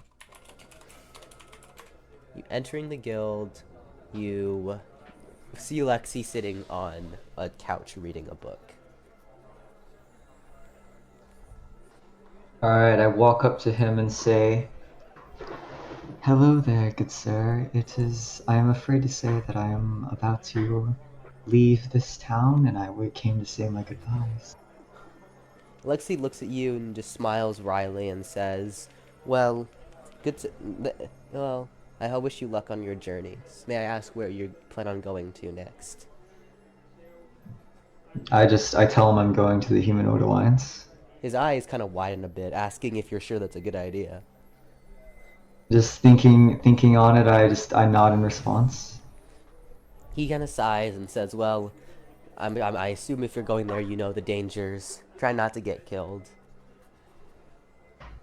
Believe me, I'm a bit hard to kill. Says like the reincarnate, by the way. Says but the oh well. reincarnate. Bro literally died before. Yeah. Regardless, he sighs and says, "Well, if you are, you should probably take this with you." He hands you a book and says that what the book he's given you is the is the Mage's Guide to Dark. He had an extra one and decided that you could probably use it, since he says it contains it contains the all the greater dark spells. He says that unfortunately he doesn't have a book with the super spells, as those are much more expensive, but he hopes that this at the very least can aid you somewhat on your journey. I'm honored. Thank you for this gift. This is very useful to me. He nods and says, "Try to get out of there in one piece," whilst waving goodbye to you. Waving goodbye to him as well, I decide to head out and start trekking out of town, like towards the entrance / exit. Yes, hold I'm holding. on. Real? I'm holding onto the table. Holding on. Uh-huh. I'm gripping the table hard. This is a bit tricky. No one Dare I will see. say? Anyways, yeah. Damn, I've been insulted. I'll never recover. You then leave the Mages Guild, saying goodbye to the people who really helped you a lot in this town, becoming stronger and giving you a place to sleep. You then prepare to head off to the Humanoid Alliance. Pulling out the map of the towns, you once again note giant towns where you're currently in. You notice that to your east is Corinth City, and to your north is a smaller village. You figure that although Corinth City is closer, it's also a city unlike the towns on the map. You think that... Are you okay? No, I'm sick. I've been sick for like a week now. Oh, I didn't know this actually. Holy shit! I'm out the loop, I guess. Apparently. I've been coughing and blowing my nose in every single session for the past week now. Did the sound of me like coughing profusely like every like minute or so when we were in VC, like when I was playing Hollow Knight, not give you a hint? It did give me a hint, but it seems it slipped my mind, for I just like completely forgot, and suddenly, Holy shit. the context clues are coming back. You're dumb. Anyways, yeah, you then pull out your map and note that although Corinth City is closer, it's also a likely larger town, and larger town likely means more eyes. Conversely, a smaller village off the coast that like is even smaller than a town, although farther away, likely wouldn't attract as much attention. You can pick one to go to. Or the third option, fly straight over the forests and head straight for the capital, which I, personally, out of lore, would not advise. Yeah, personally, like I already said before, the last time this option was mentioned, I don't think flying through like a nation specifically designed to be like enemies of dragons, would be a good idea. You don't say. Like they would shoot me at the skies with their like medieval A or something. I'm gonna avoid that. Oh, yeah? Yeah, so logically speaking, I will go up north to the small town off the coast, considering it is the faster route to the capital. Deciding to begin your route, you head to the northern parts of the town, where, yes. You can now decide whether you want to try flying there, or walking there, or alternatively, buying a carriage. I mean, I feel like having a carriage would be very useful to my endeavors. And So it's not like I'm. It's also not. It will also help me not conspicuous. be as. Yeah. I wouldn't be as like visually appealing to the populace when they just see this dragonborn just walking through the markets. Yeah. So, I'll considering I have the money, I'll get a carriage. You notice a stable nearby and decide to approach. The stable master looks at you and asks if you need anything. Yes, you see, I'm currently about to head out of town and I'm looking for a carriage to use in my travels. He asked if you what kind of carriage do you want?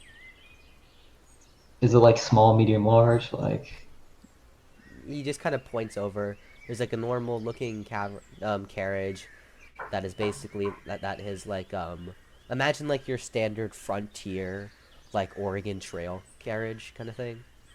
uh, And then the second one is with like so it's like has like it's open and you can see through it. The second one is also wood but more polished and there's like windows on it. And the third one is a lot more illustrious. hmm.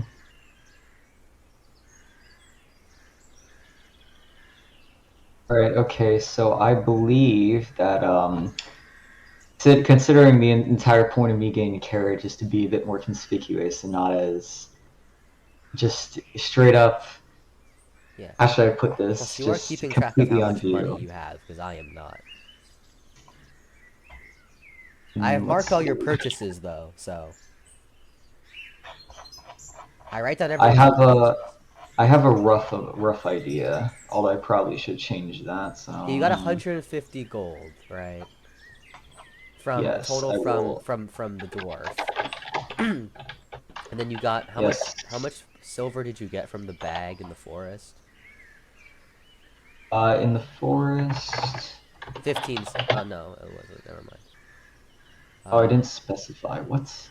Did you not? Bruh. Well, I think it was roughly around like 10 to 15.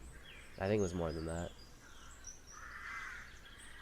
So what? I So could what? go Like 20, back. 25? Say 20. Because you bought Okay, the lightning book for 15 silver, so you had to have had more than 15 because you also had to pay for true. the inn. So we'll say you All had right, yeah. I'll go with 20 then. In Yeah, that we'll say you case. had 20. How much did it was 3 days for 5 silver, right? Yes. Okay.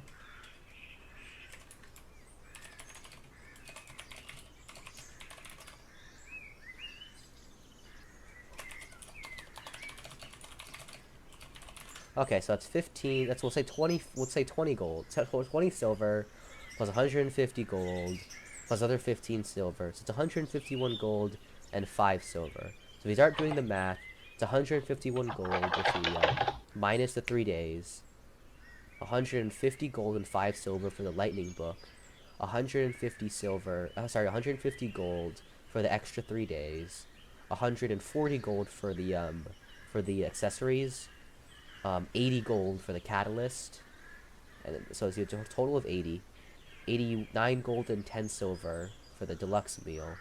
89 gold and 5 silver for the normal meal. So you're at 79 gold and 5 silver. All right, I'm just gonna like bold this and come back to this and like do all this. Yeah. I'll do like, there we go, so that I don't I'll forget. also mark that down here. Yeah. Currently 79 gold and 5 silver. Just because that's actually important. Okay. Anyways, yes. Yeah. Back to the carriages. Mhm. All right. Okay. So looking at the carriages, I don't want to be visible. I don't want to be easily spottable. So therefore, I think the old school Oregon Trail carriage would be my go-to pick. And then asks where you're heading. The Humanoid Alliance. Although the man seems a bit startled, but doesn't seem to pry. He just asks, okay, and where in the Humanoid Alliance? Just looking at the map real quick, I say Humania. It's at the capital city. Okay. May I ask, okay, so is that a direct path, or, like, no stops? I just shake my head. No stops. Said, okay. And what path would you like to take? The Northern Trail. Said, okay, so that's through the villages. Okay, I assume you want the most direct path, so no detours? I nod at him. Says, okay, that'll likely be... Let me think. If I do the math, he kind of thinks in his head for a bit and says that should be around day and a half of straight traveling. Maybe a day to a day and a half of traveling, depending on if you catch up in anything. So in that case, 2 horses. Actually, 1 horse. Actually, do you have any luggage with you? Like any big luggage? I just shake my head at him. Said, okay, there's only be 1 horse then, plus the coach. Okay, 1.5 days round trip. You want to hire any guards to protect you, or no? No, I can do my own protecting. He says, okay. Okay, so all that. So that should be total round trip should be 5 gold, we'll say. Actually, yeah, 6 gold, sorry. I forgot to factor in the trip back. Okay, just like looking at him, I fumble around for 5 gold pieces and I hand it to him. He said 6, because he forgot to. Oh, right, 6. I also forgot, so I give him an extra 1. You hand him 6 gold pieces.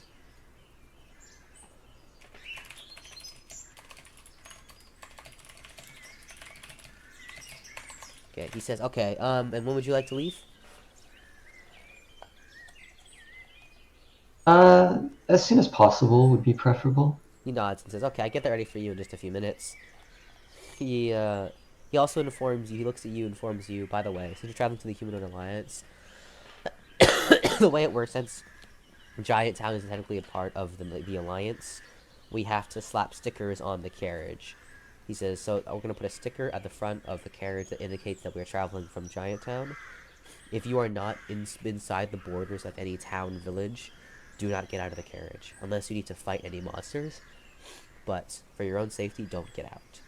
The sticker will ward things away, and warn any enemies, and make sure, if it rains or whatever, make sure the sticker stays safe. The last thing you want is that thing falling off.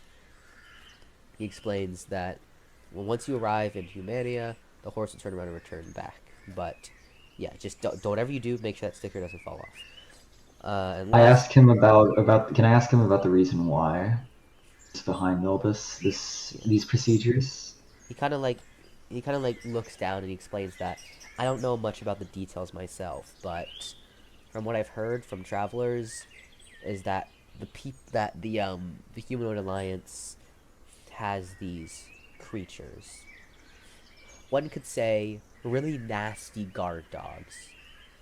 They monitor the forests and any area in the Humanoid Alliance that isn't a town, city, or village.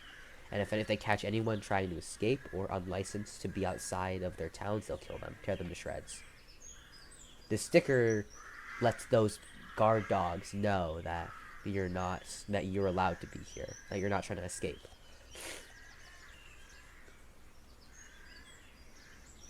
And that you're a visitor. Just like in a more deadpan manner, I just go, "My, that sounds like a very happy and fulfilling nation to be a part of."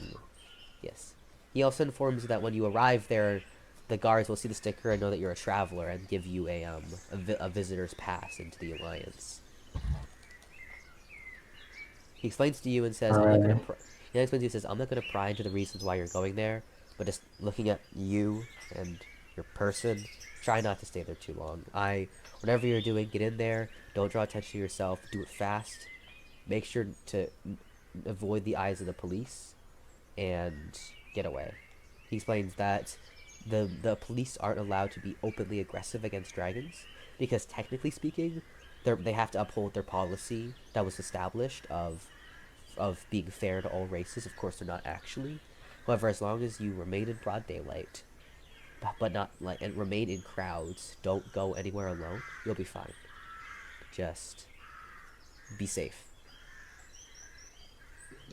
I thank him for his advice. He then also tells you that not to get involved in any of the internal politics. Keep a low profile. That's best I can tell you. After that, he heads into the thing, and after a few minutes of waiting, a simple carriage with a horse comes out, and there's a guy kind of riding it to ride the horse, essentially. The stable master. Okay, so he's just like riding it up for me. Yeah, no, he's gonna ride. Oh, he's the driver. Okay, He's the driver. Okay, I gotcha. All right. The driver I introduces get it now. himself, just says he's going to be their coach, and you can go ahead and hop in.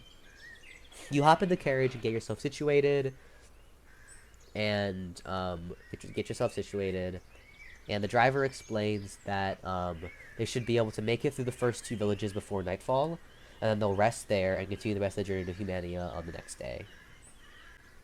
You understand him, and he begins the journey. After about an hour of the way, the man informs you that they have officially entered the Humanoid Alliance.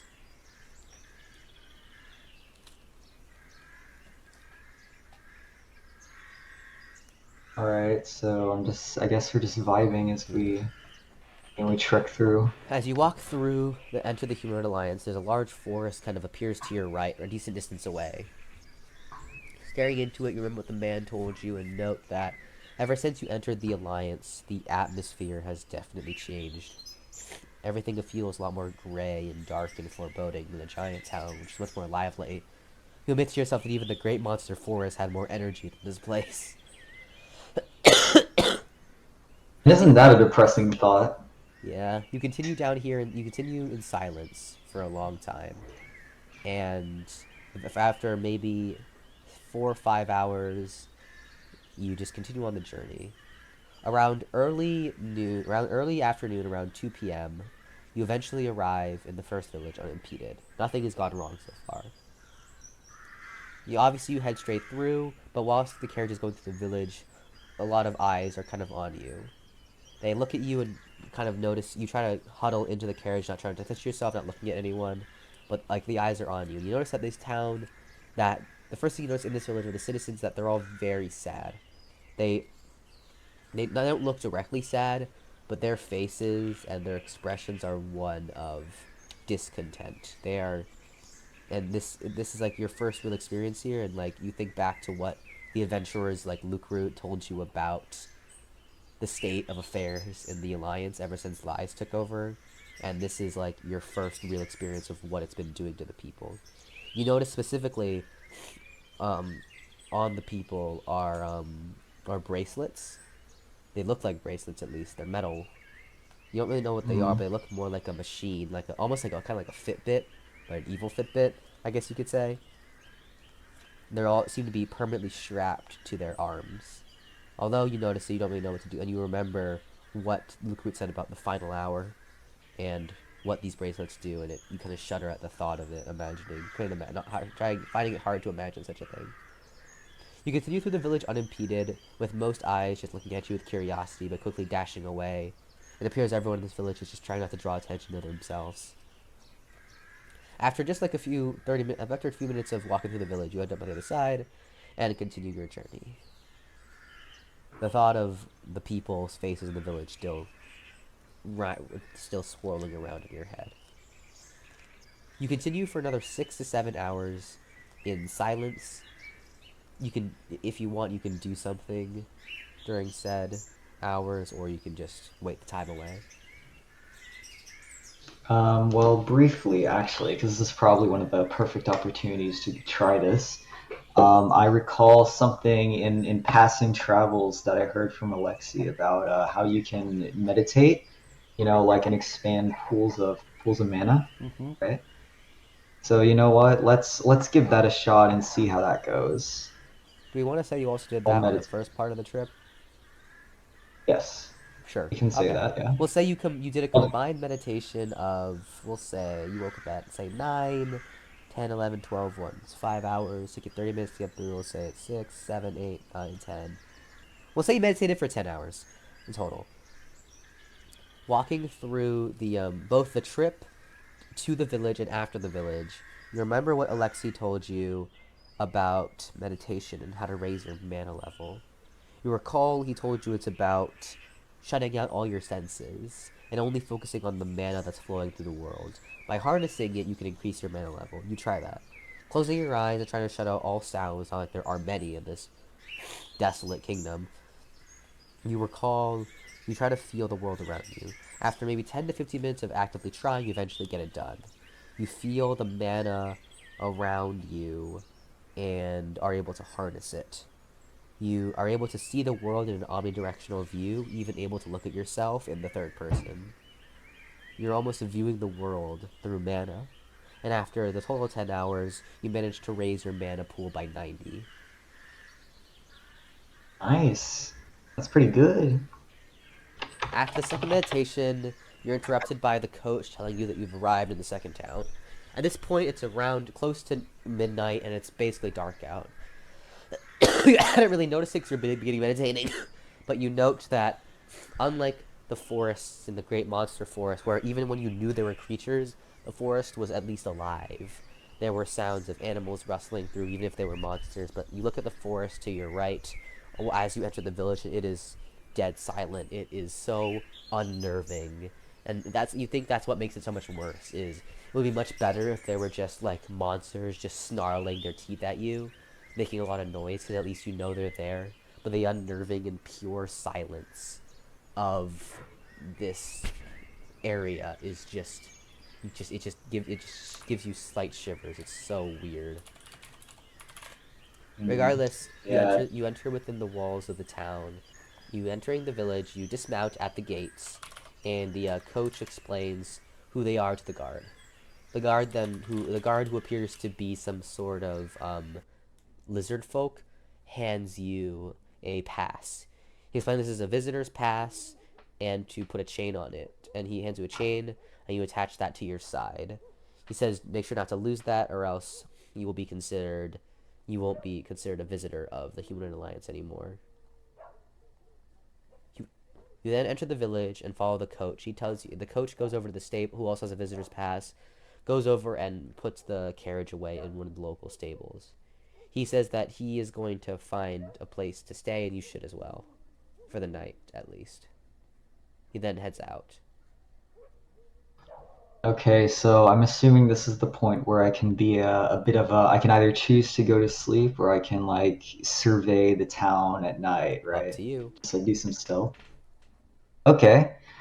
All right. So let's try and pretend I'm going to go to some sort of inn, but like before actually entering or anything, I just like slink away to a dark alleyway or something.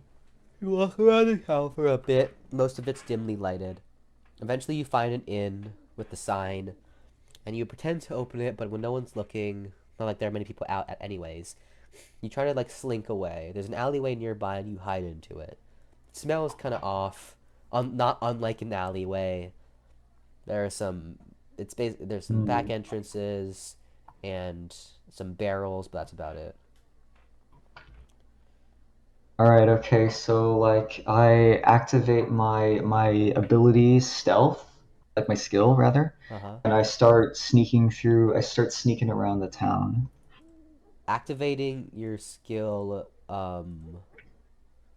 Stealth. the stealth from Lord of Shades. You then begin to kind of slink through the city. You wander. Try not to take any main roads. You slink through the alleyways and around back areas, attempting to explore the cities. It's really desolate, like really desolate. Even a giant town during the night, there were people moving about, doing late night things. But here, even on the main roads, when you kind of take peeks out, there are barely anyone. Are we talking like Silent Hill atmosphere where there's just nothing around? More or less, besides the occasional guard doing his patrol. Besides guards doing patrols, there's nothing. The alleyways are disgusting, but not unusually disgusting for an alleyway. Lots of like critters and whatever. Too dark to see, but we're able to move roughly fine. You go through the alleyway, kind of expecting the city, and the only really thing you're able to get away from it for now is really just the disarray and sadness of this town. Even if it's not like a main city, where like it's probably not the main attention of the Alliance, it's still like really desolate. God damn. Dude, whenever the kids step outside to play, they're probably just like, you know, more like people at dodgeball instead of like actual kids playing. You know, where people just like barely they pretend to play essentially. Yeah, essentially. This is so it's so dark. Yeah, not in the literal sense, but also probably. Probably, yeah. You continue to move along, but eventually you do hear the sound of a door opening nearby.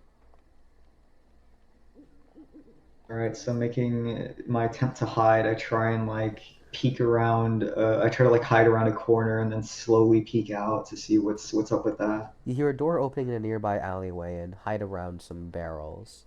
Peeking around, you see a lone woman who appears to have, we'll say, bear ears, just like dumping out a sack, throwing it on the ground, and then looking around and then closing the door.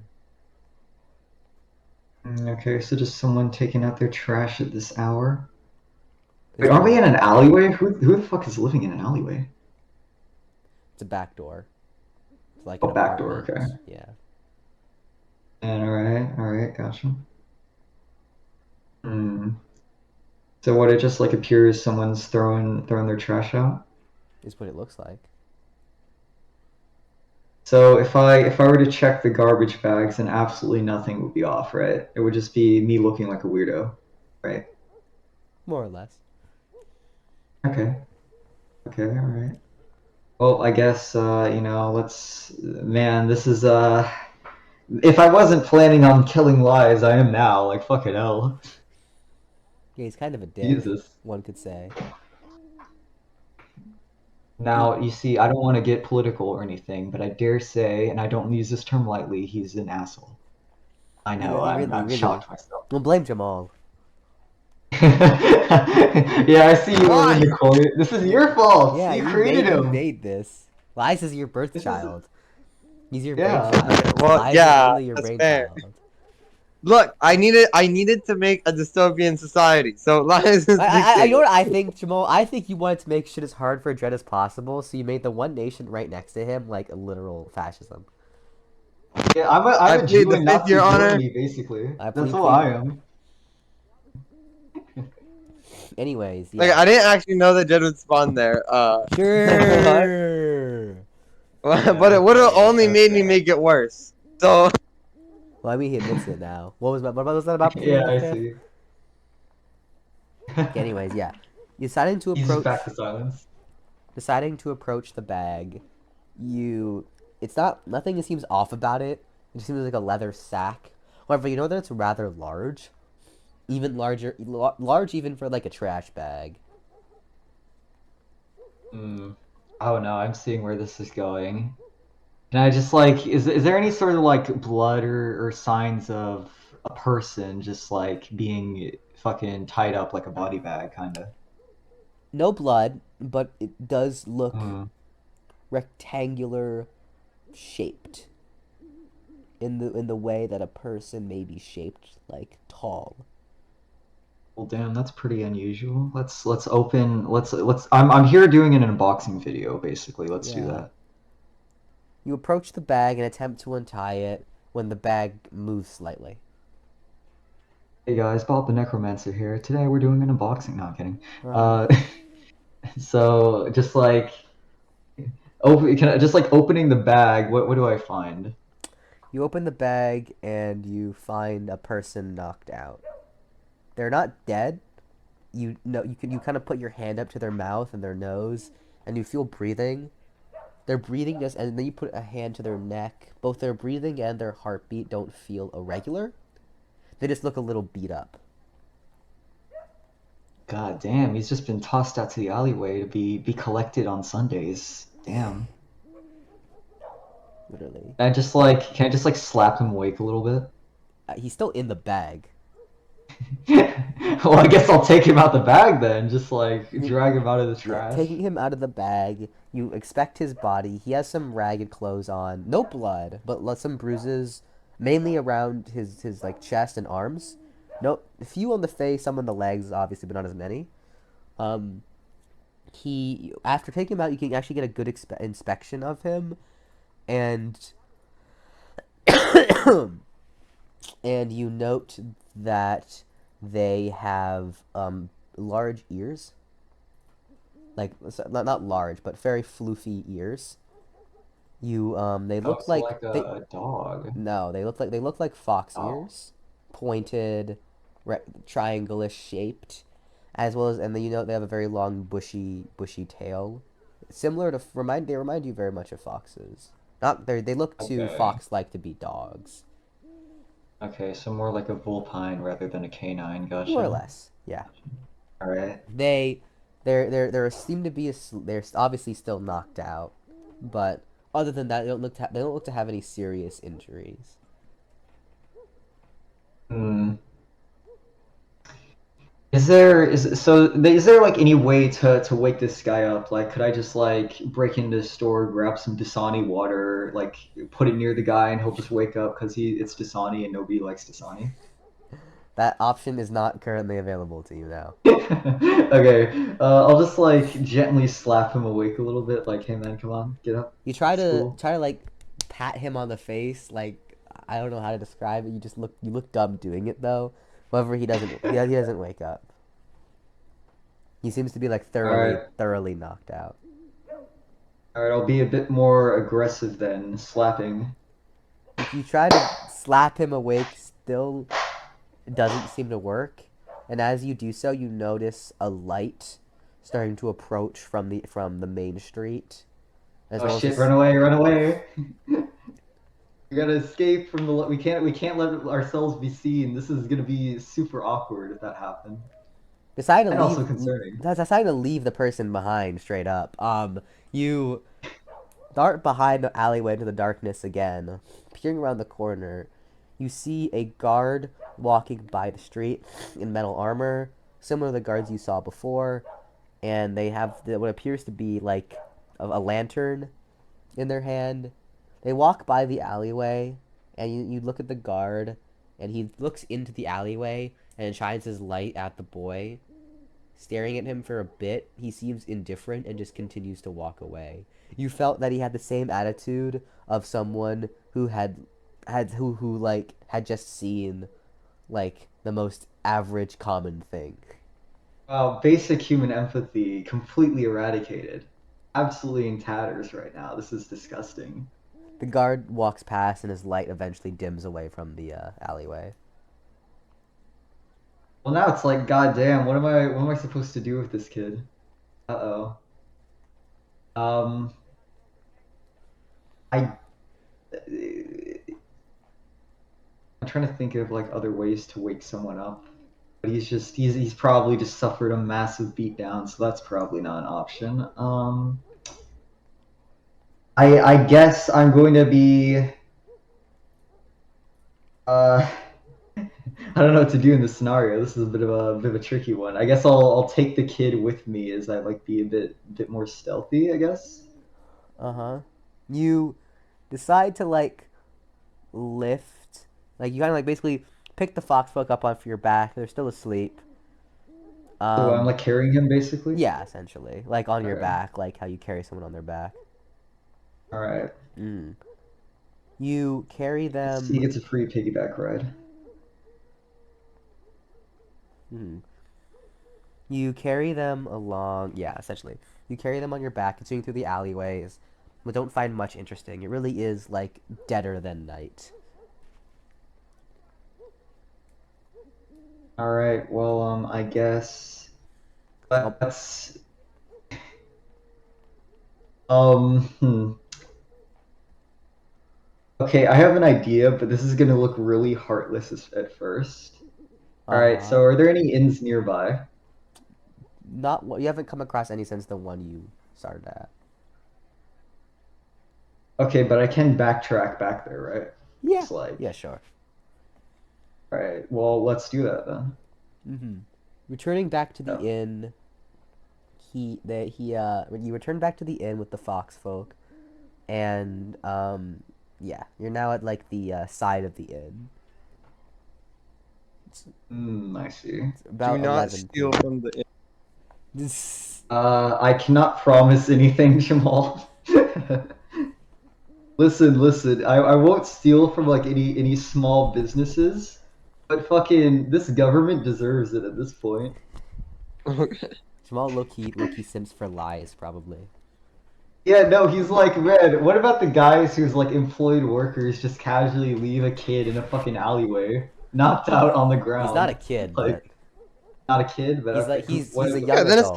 fine. He's like young adult? he's like 20 to 25 Okay. in terms of okay. appearance-wise. Age-wise, I mean, I don't know. I'm just saying that's what he looks I like. mean, age in this world, like people can live for hundreds of Yeah, years. yeah. So and- he anyways. looks like he's 20 to 25. Okay, all right. So 20 to 25. Gotcha. Early 20s. Probably like I will. He's upgraded from kid to dude now. he's upgraded from kid to dude. Yeah.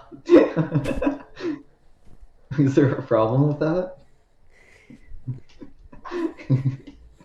Well, anyways, going back to the inn I first saw when I arrived here.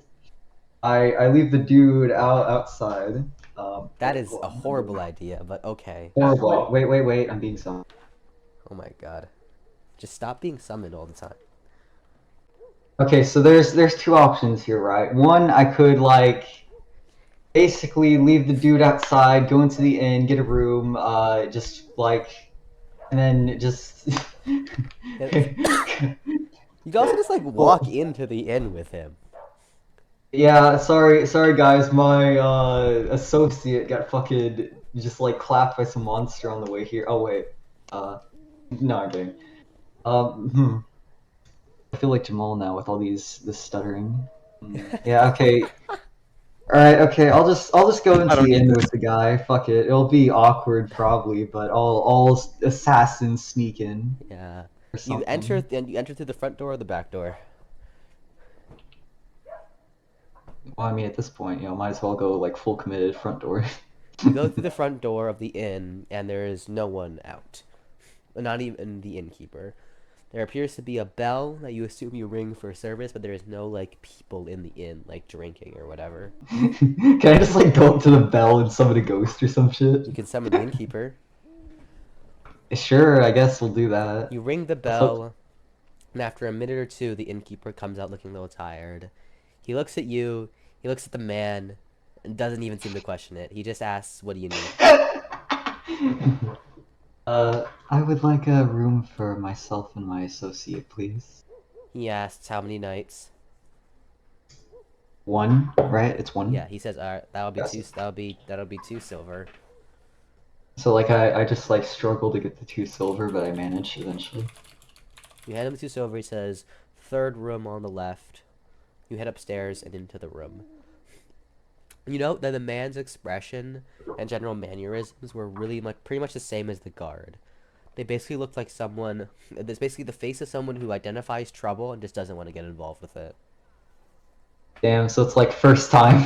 Yeah, no, literally. You head Jeez. upstairs and you're now in the room. Okay, well, this is gonna be really awkward a conversation when we wake up, but you know what? Hey, Yeah. man. Hey. How'd you see me? You see, I kind of saw you get tossed into a bag in the alleyway, so, I stopped that.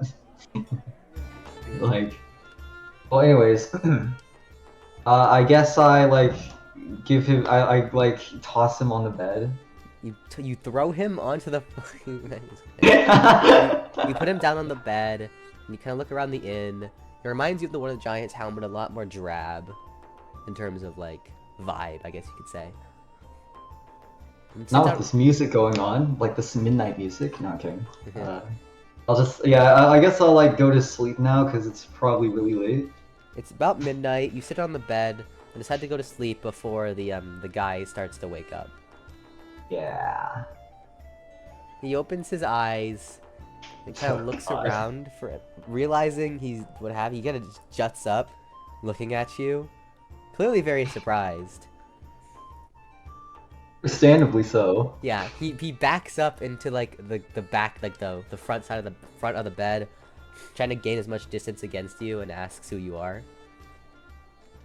He looks Just like on guard. opening.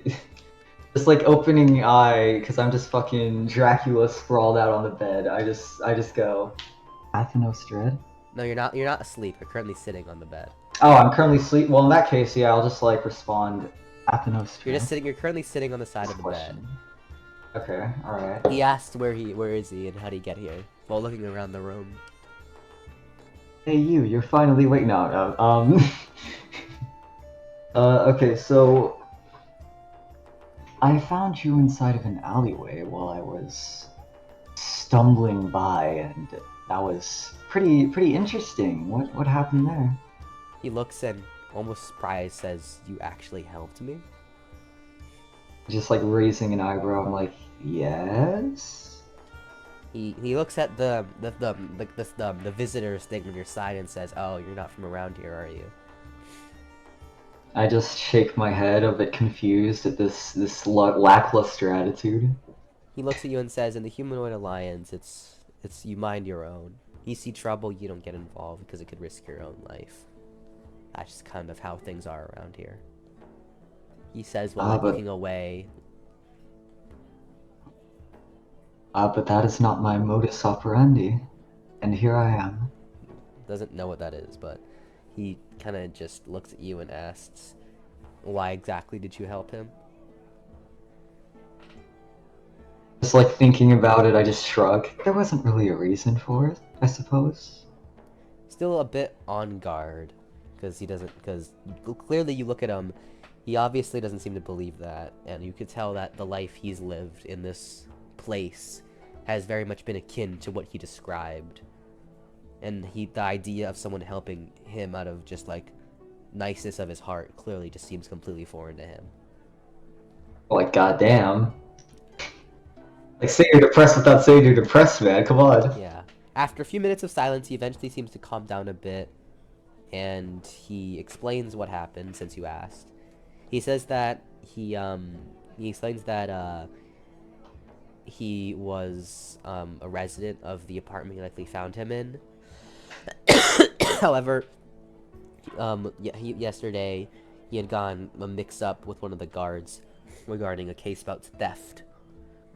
He eventually got off the guard's back and returned home, but he explains that the other residents, not wanting someone who was being accused of theft living in their building out of fear for their own lives, basically kicked him out in a very rough manner, as he explains. They just jumped him? Yeah, essentially. Despite Damn, this, okay. the foxfolk looks at you and explains that he doesn't necessarily blame them.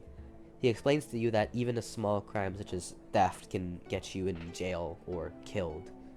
He explains that he doesn't blame them for what they did, as that really is just the world they live in. Just like looking at him, I go, well, what a just society this must be. He kind of just like giggles at it and says, it may sound weird and inhumane to you, but to us, it's just life. Well, just like nodding at him, I go, in that case, since you... Does he have like the bracelet thing everyone has? Yes. Oh, yes, okay. Alright, so I'm just like... Okay, so just like seeing it, looking at him, I'm like, in that case, I have an offer for you. He looks at you and asks, what? How would you like to join me in a little bit of my travel to the capital, if possible? He asks what you're going to be doing in the capital.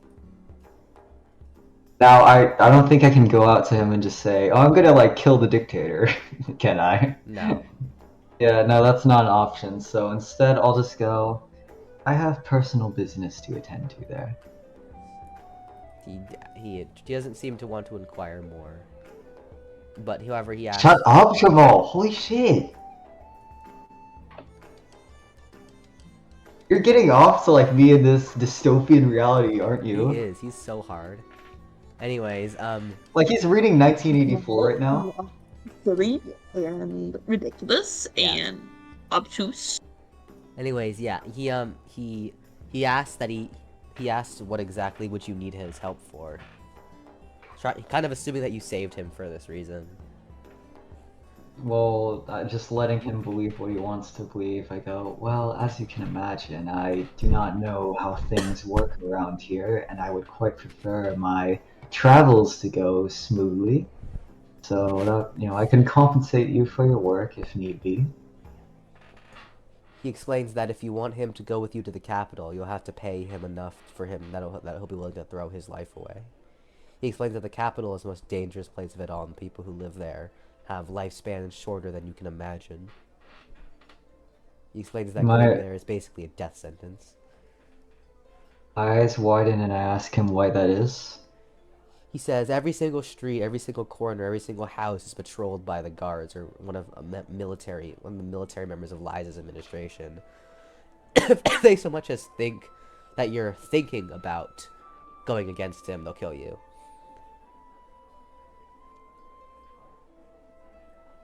Well, that is certainly interesting. Alright, so I guess we're gonna like Assassin's Creed our way in Humania, I guess. The fox folk that looks at you and says, if you really want me to help you with whatever you're doing, you have to either have a really damn good reason, or you better have a lot of money. Well, my reason is very good, although I'm not quite sure you would like it. He kind of raises his eyebrow at you and is like, I mean, have you seen my life? It's not exactly great. It's not that I don't think you would be accepting. Well, how should I phrase this? It's not that I don't think you would be surprised by it. I just don't think you would be accepting of it. He asks, what exactly do you mean by that? I just like ominously decide, maybe telling him about killing lies isn't such a good idea, and just like go, on second thought, never mind. I don't know why you're thinking that. Everyone despises the man, but Just shrugging, I say, well, how much would I have to pay you to get you on this trip of he mine? looks at you and says 1,000 gold. 1,000 gold. Looks at you and kind of crosses his arm and says, I'm not foolish enough to throw my life away for some random traveling dragonborn who shouldn't even be in this place. Well, just like looking at him, I just go, well, I suppose in that case you're free to go after tonight, considering I did just, stop you from being in an alleyway for tonight, so. He looks at you and gets up and asks you to turn around for about 10 seconds. Like, a bit curious about it, I do that. You hear him casting some spells, and regard that he is using magic nonchalantly. And after 10 seconds to turn around, and he has gone from very shabby and dirty to completely clean. Furthermore, his clothes have been completely replaced by much more, like, acceptable. Now, of course, the current place you're in implies that it's never going to look that great. But compared to the rags he was wearing, his clothes have basically become completely mended and fixed. And dude just went into the character creation screen and clicked reset. Yeah. Dusting himself off, he thanks you for helping him, but explains that if you really do value your life, stay away from the capital, and exits the room. Yes, because I haven't lost my life before for a stupid cause. Literally. Yes, that sentence is going to dissuade me, right, Connor? Well, yeah, no, Jamal. What's really funny about that is the fox folk was ridiculously powerful, and like would have likely helped Dredd, but I mean he chose his path, so oh well. I mean, I don't have 1,000 gold.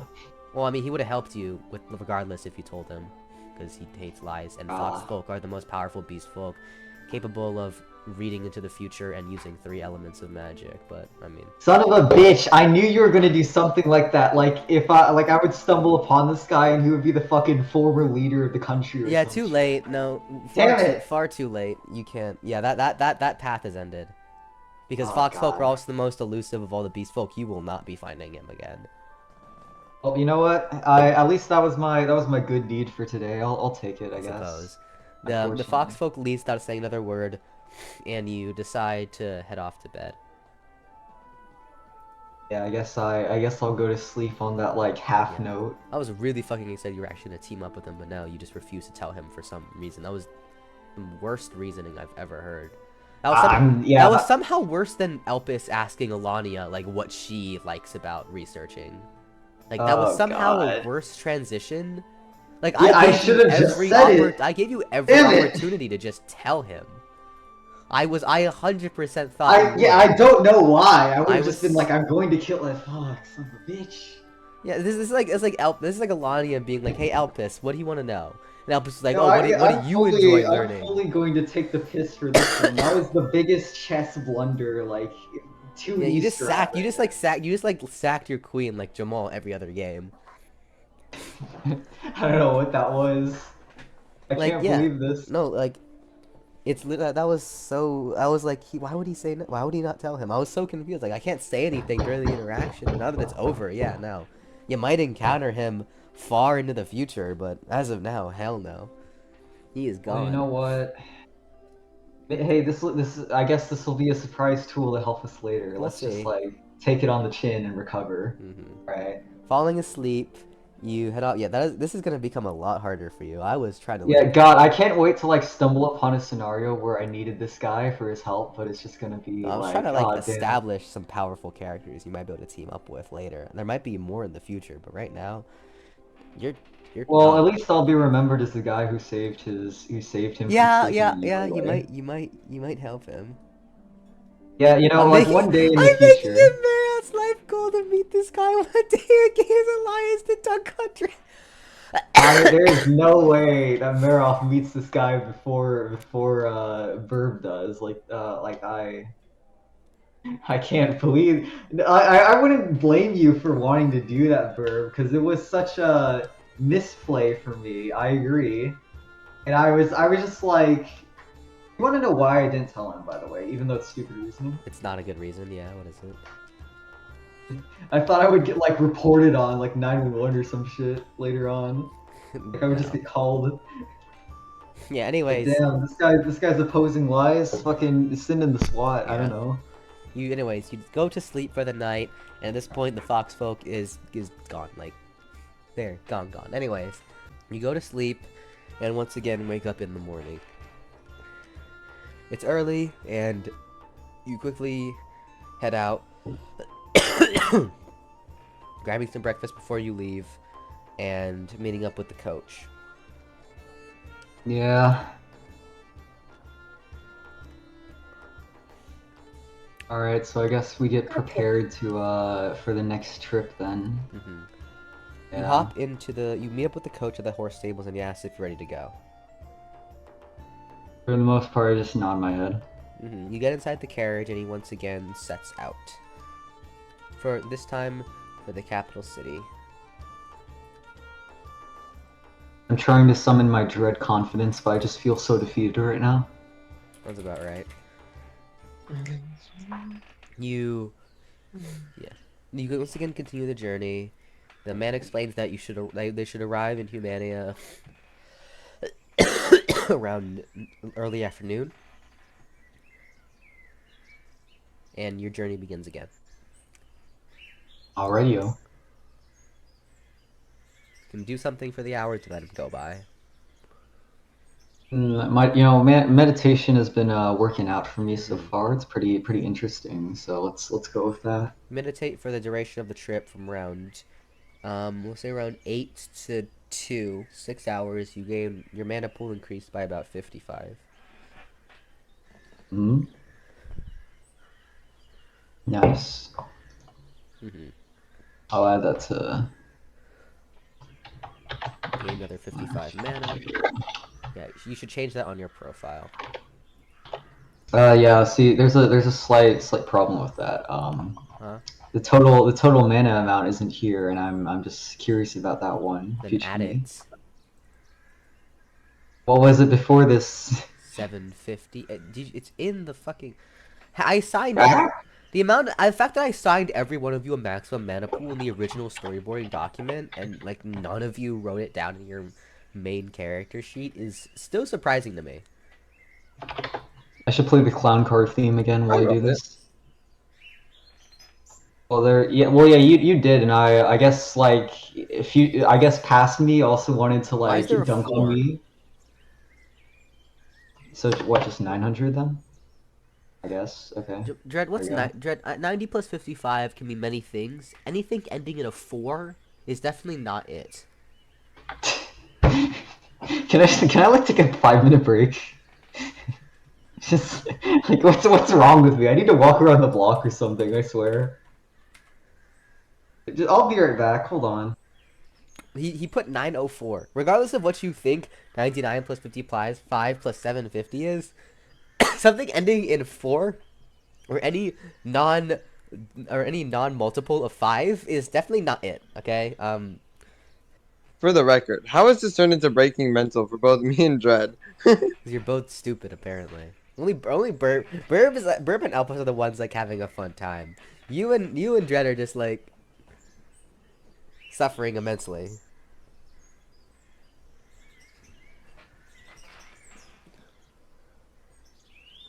At the very least, Dread's in a fascist country. That makes Okay, but you're trying to make this country fascist, so what's your point?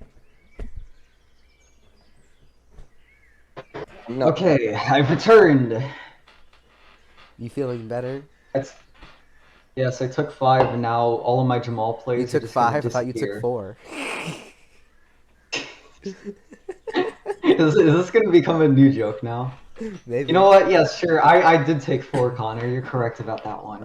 Anyways, yeah. I took 4, and now I'm A-okay. No more Jamal moments, just pure on victories, common Dread W's from now on. Let's continue. Anyways, yes. After meditating for 4 hours, sorry, 6 hours, you arrive in the capital. It starts to loom over you before you actually make it to the gate, and it is like this massive, imposing city. Unlike cities you've been to in your world that are like grandiose but beautiful, they have a certain feeling to it that makes you want to go inside. This one makes you want to run away. It has like this prison-esque feel to it. The walls, instead of feeling like grand walls meant to protect the citizens, it feels like prison walls meant to keep the citizens inside. There's a large looming clock tower you can kind of see in the center along with the governmental building. Eventually, you approach the gates, and the coach speaks to the guard, and the guard, after a bit, lets them in. Not before looking at you and kind of glaring at you. Oh god, it's a racist. I never thought I would be the one saying that. You enter the city, and the mood, like, instantly changes. It is now much more... It's even grayer and darker than the villages. Like, it is bad. Yeah, no, that's why I was laughing at it. Yeah, I can see that. But yeah. Anyways. It is so drab and dreary, and it is... But the worst part about it is, like many dystopia, it isn't, like, run down. In fact, by itself, the infrastructure is actually not bad. But the vibe and the feeling of the area is just all off. All completely off. The coach drops... He's good. He knows everything about dictatorships.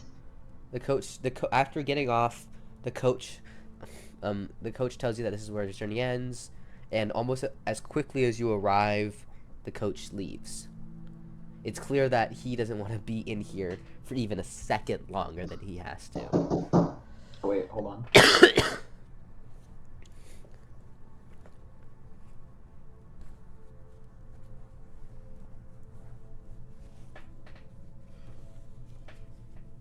Oh no. He's getting summoned.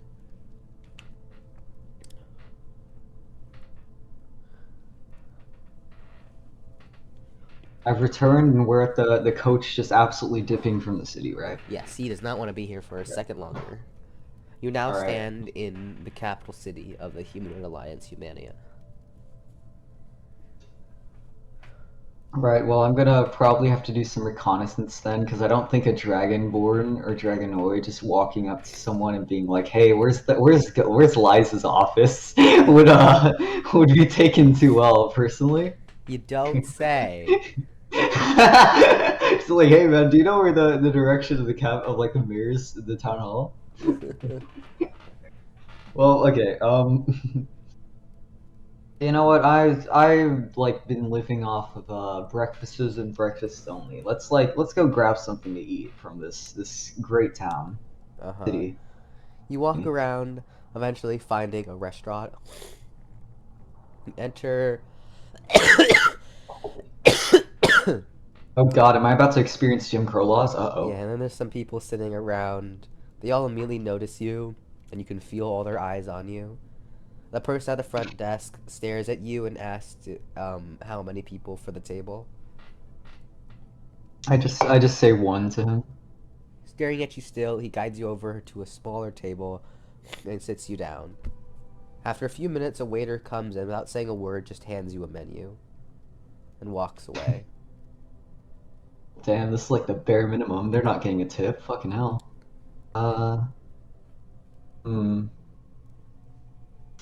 Well, what's on the menu? Where's some of the items? There's a lunch menu that includes, however, you know that the dishes are very plain and basic. Nothing here seems to be like with much thought put into it. It's just like steak, like lamb, like pork, like salad, soup. Like there's no thought put into like these dishes. They're like the most bare bones you can get with food. Where's the lamb sauce? Where's the lamb sauce? Okay, anyways, I will take the lamb, and is there anything else with that? Honestly, can I? No. I guess I'll take No, it's literally just lamb. Just lamb. yeah, it's Wow. really just lamb. There is nothing to accompany it. God damn. Okay. I guess for a drink, if they ask me, I'll take like water. The waiter comes back with a lamb chop and a glass of water. You could not think of a sadder meal. Like I know I'm depressed, Connor, but I think I could make something a bit more spicy than this. Me personally. You eat it and it tastes like lamb, I guess. No lamb sauce. Fucking 2-star on Yelp, I swear. You eat and drink and finish your meal. Although it was not good, it still filled you up. My God, what cuisine they have in the Humanoid Alliance. I want to stay permanently. Give me one of those bracelets. Fucking hell. Right, okay, well... now having acquired a meal, quotation marks, I guess I will, like, go and explore the city, let's say. You leave the restaurant with many eyes still on you and begin to walk through the city. Let's do some sightseeing. You walk around the city and there are people walking through the streets, but unlike the giant town, they all look wary and like unnerving and like kind of sad. They walk through. None of them seem to be smiling. They seem to all just trying to get through the streets as fast as possible. Anyone that catches sight of you looks at you. Looks at you. Eventually, walking past you. Everyone seems to be avoiding you and doesn't want to get near you. You created this, Jamal. This was entirely your doing. Literally? Yeah. Every single aspect of the city, from the fucking smiles of the people to the singular lamb chop, this is all your fault. The fact that you chose a Dragonoid makes it more funny though, because I made it against the Dragonoid alive. Yes, it does. You're absolutely correct about this, but like, god damn. Yeah. Like, dude, I'm gonna try to go to the bathrooms, and they're just gonna point like humanoid bathrooms, Dragonoid bathrooms. No, I'm kidding. Yeah. Continue to walk through the streets, but it is all just blah. The longer you walk through them, the sadder you feel, to be honest. Okay, I'm gonna need something to do, honestly. Like, I feel like my character is just gonna have a fucking mental breakdown at this point. Probably. I'm gonna need a therapist after this with this atmosphere. The therapists need therapists in this atmosphere. You wouldn't be What wrong. is- Like, what's your job? I'm a therapist to experienced professionals. Like, goddamn. Is there anything to do in this town, Connor? Can I like do something to take my mind off this, or? Good question. I don't know. Oh, son of a... Oh, God. I guess I'll take a card from Jamal's book. Let's go to like a library or something. You attempt to walk around to find a library, eventually find one such establishment. You enter the Actually, this is a good thing. Let's do some information gathering on like the Humanoid Alliance and lies while here. More It's discreetly, totally though. not all propaganda. Yeah, what? Yeah, listen, what? Jamal, shut the fuck up. Well, yeah, I'm probably gonna just like look at it, see the propaganda, and be like, oh, okay, what did I expect? More or less. You enter the library, and there's a receptionist at the front who looks to be like a deer folk, and asks what you need, whilst glaring at you mildly. Mild glare. Mild glare. Well, I just like looking at her with like the most deadpan, nonchalant stare. I just ask her about you know, what are some books on the history of this place? Let's take 5 and do some research. She says the history section is on the left. Just go to the left side then. Yeah, more or less. You head over to the left Yes. side of the library and find a little section marked history. You note how empty the shelves are. Like, in the normal library, the shelves are full. Here, the shelves are maybe like they maybe have like 1/100th of the books you'd expect them to have. What's the book where they talk about book burning, like Fahrenheit? Or- Fahrenheit. Oh fuck! I know what you're talking about. Yeah, it's that book. That's what I'm thinking of right now. 541. I just like picture. Right? Is it? 541? It's 4 Okay, 5. hold on. I'm gonna Fahrenheit 4. Yeah, it's 451. Yeah.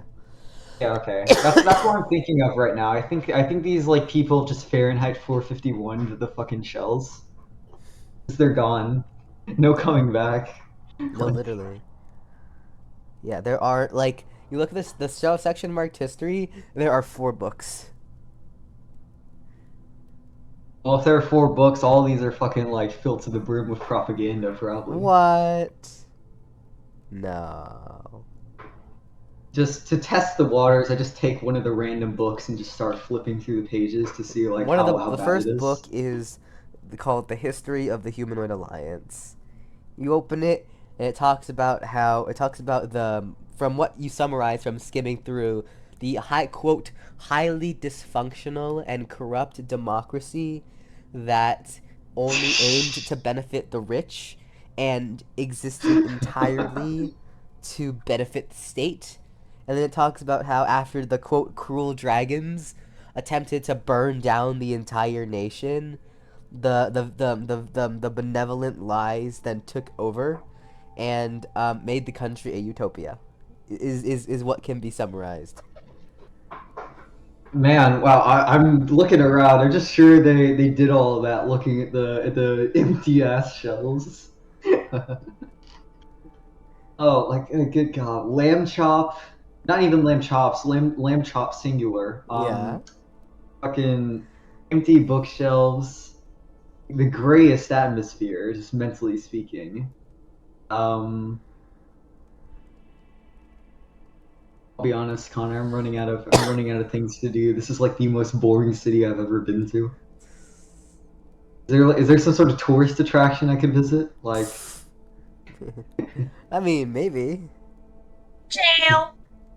yeah, I guess that's where all the tourists are attracted to. I'd imagine. Literally. This is your fault, Jamal. This is the most boring video because you have absolutely nothing here. Alright, okay, well, just looking around at the great, totally not propaganda-filled shelves, Like, it's clear I'm not going to be getting anything that isn't fucking propaganda from this library. You don't say. So, I guess I'll put the book back on the shelves and just, like, trek back into fucking Ground Zero. You leave the library after putting the literal propaganda back on the shelf and are now in the streets again. Okay, I'm trying to think if what place can I go searching for? I don't know. Jamal searched, like, tried to learn alchemy. Personally, my character is probably at this point the most bored and, like, so tempted to just, like, find out where Lies is and go kill him right now. Even though that would be stupid, but, like, It would. he's thinking about it. There's Seriously. nothing stronger than one person. Well, well, dude, I think if I tried to, like, go and kill Lies in a fair fight, he would, like, summon the entire Frieza force on my ass. I would be gone. Probably. I walk up to Lies menacingly. He presses a button. Captain Ginyu and the Ginyu force appear from behind me, posing menacingly. Like, Dude, he presses a button and a trapdoor like 2 feet away from you opens, and he's like, "Damn it, wrong button."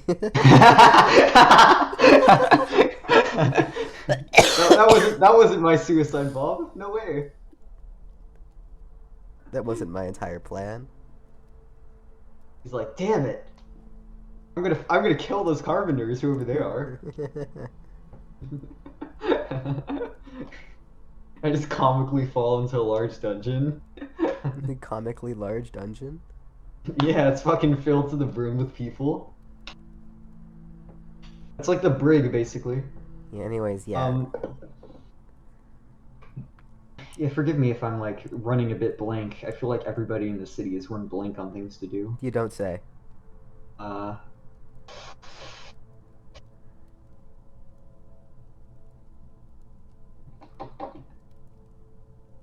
Okay, I need to Google, like, what do we do in this city? I can't believe I had to resort to this, but...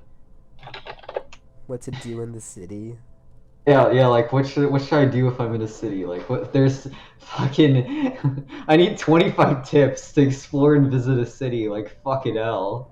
Bro, I don't think people, like, visited Berlin in, like, 1940s. Like, what can I do? Yeah, exactly. That's because there was nothing to do, basically. I wonder why. Okay, let me run through a list of options in my mind. Like, mentally, that's what I'm doing as a character right now. Okay, visit a local market. The restaurants serve a lamb chop singular. What food am I going to be getting here? And pass. Sleep before we arrive. Didn't I do that already? So I'm good. Learn basic words and phrases. We speak the same languages. People watching. Is that Actually- stalking with extra steps? That's the government's job, actually. I was gonna say, like...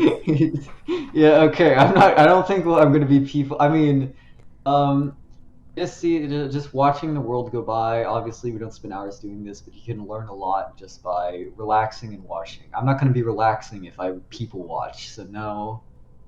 Embrace the inner tourist. How specific?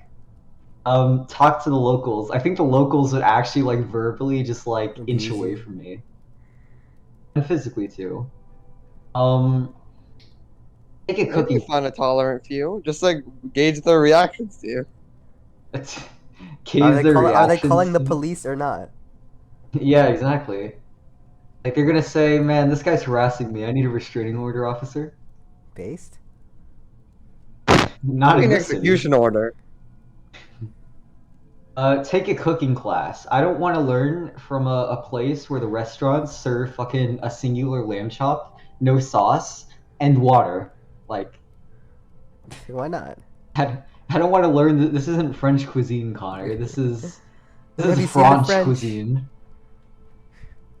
Yes, I'm friends with a Frenchman. So. Weird. Eat where the locals eat. I did that. Worst experience, 2 out of 5 stars on Yelp. Walk. I never considered this option personally. That's a good one.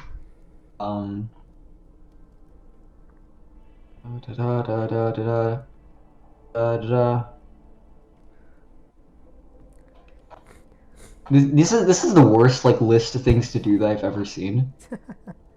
I'm not even gonna lie to you. This is like get lost, see it from high. What are these titles? What are these tips and tricks we're doing here? I don't understand. Just come up with one. I don't understand what the issue is. Actually, the last one actually had some good advice. I'm happy with this one. Get a map. You know, let's try and get a map of the city. Let's figure out where things are, even though that's totally also not like propagandized. Uh-huh. Anyway, yeah. You attempt to look for a place to find a map. I guess. You walk around for a bit, however, eventually you hear a voice calling out to you, ordering you to stop. Oh god, it's the paparazzi. You I wish. stop and- You wish. Uh-oh. You Uh-oh. look around, you turn around, and there appears to be a heavily armored guard approaching you. After Is there you, something I can help you with? he looks at you and asks, he asks if you, he kind of looks at you up and down, looking at your wings, and kind of asks who you are. Can I just like be as vague as possible? Up to you. I feel like I'm gonna get fucking arrested if I do, I'm not gonna lie. I'll just say let's just use my last name, I'll just say Dread. Said he And looks that's at you, crazy. glares at you up and down, and asks, "Are you a visitor?" I show him the visitor's pass of doom.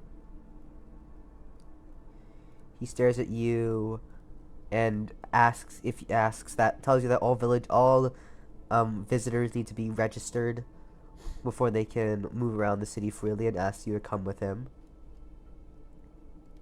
Just shrugging, I guess I'll go and do that, even though this is gonna be horrific for my my safety, most definitely.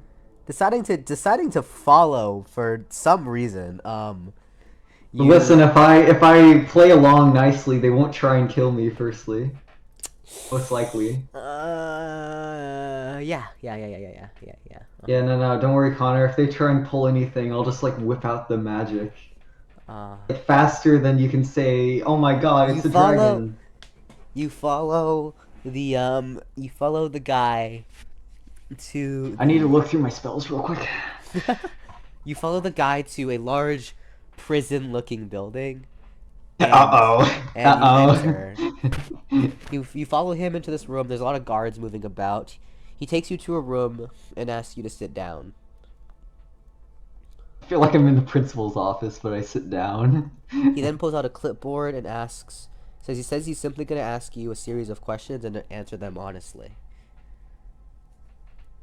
How will he be able to tell if I'm being honest or not? I don't know. What if I just have like some killer body language? Does he have a skill? I don't know. He might have a skill actually. The first thing he asks you is what your name is. Full name. He Say says. a full name. Well, I guess now is a good chance to lie. So I guess I'll say. What's a good cover name? I guess in this world.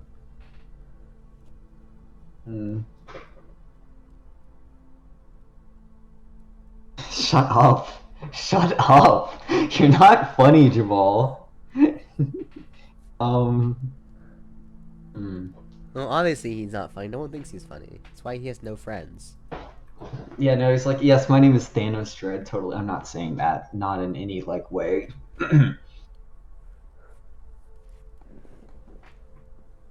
know, I'll just say, like the first name that comes to mind. I guess I'll say something like Ragnar Dread. The most edgy name on a Tumblr account, but here we are. He looks at you and then asks what you're doing here in the capital. I say that I have personal business to attend. That's not. Oh, actually, okay. Now that sounds suspicious as fuck. I'm not gonna lie. It does. Okay. Yeah, I shouldn't say I have personal business to attend to. One, I sound edgy as hell. Two, I am going to be put on a government watch list if I am not already. Three, that sounds like something Jamal would say. So therefore, I will say. Give me a second to think this through, please. I guess I will say I have heard quite a lot about the Humanoid Alliance, and so I came to visit to check what I can't think of anything that doesn't sound suspicious as fuck. All right, this is not a good sign already, Connor. I'll be honest. You don't say. Yeah, no. I mean, I could say I came to try out the cuisine, but I feel like I'm gonna be fucking murdered if that were the case. I could say I'm like a journalist or something, but you know, free speech in this country, no sir. God, Jamal, why'd you have to put me in Nazi Germany? I have to ask. I mean, you could leave. Like, you could Dude, just go you more didn't have to north. go here. I did not have to, you're correct about that one, but I feel like it would just be cruel to leave these people in this state of limbo. Like, I would rather be sent to the Shadow I Realm mean, than Jamal have to wanted them experience to be this. like this. He claims his character is least edgy, but he did this to them. You know, his character's not edgy though, by the way. Just saying. He's not I didn't edgy. actually imagine. That's a lie. That's a lie, yeah. No, my character's. I try to make my character my normal voice so it wouldn't come off edgy. When you met the ogre, the orcs, didn't you literally say, "Oh, I guess not everything in this world is horrible"? Did you literally say that out loud? Okay, so I guess okay, I'll maybe I was tell a the little guard. I'll tell the guard that I came here because I wanted to reconnect with a friend who moved here recently. He looks at you and then asks, "How long do you plan on staying here?" It's like I think in my head, I just like give a rough estimate of like 2 to 3 days. He then stares at you, and then says, "That'll be all." He then exits the room and tells you to wait here for a bit so they can bring you a permit. I just like You're raise gonna my fucking eyebrow. kill this guy. Yeah, no, I'm gonna get assassinated. I can feel it. The assassin is gonna get murdered beforehand. He leaves, and you sit in the room in silence for a few days. For not a few days, sorry. What the fuck am I saying? For a few minutes, until eventually Yeah, the I sit in the room for door a few locks days. behind you. Uh-oh. Uh-oh. Yeah, what did I just Uh-oh. say? Man, I could have And seen this one coming, These yeah. vents open up, and gas starts to spew Oh out. god, they got a gas yeah, chamber. use a spell. Yeah, I'm gonna use some magic. The here gas real quick, starts to fill the room.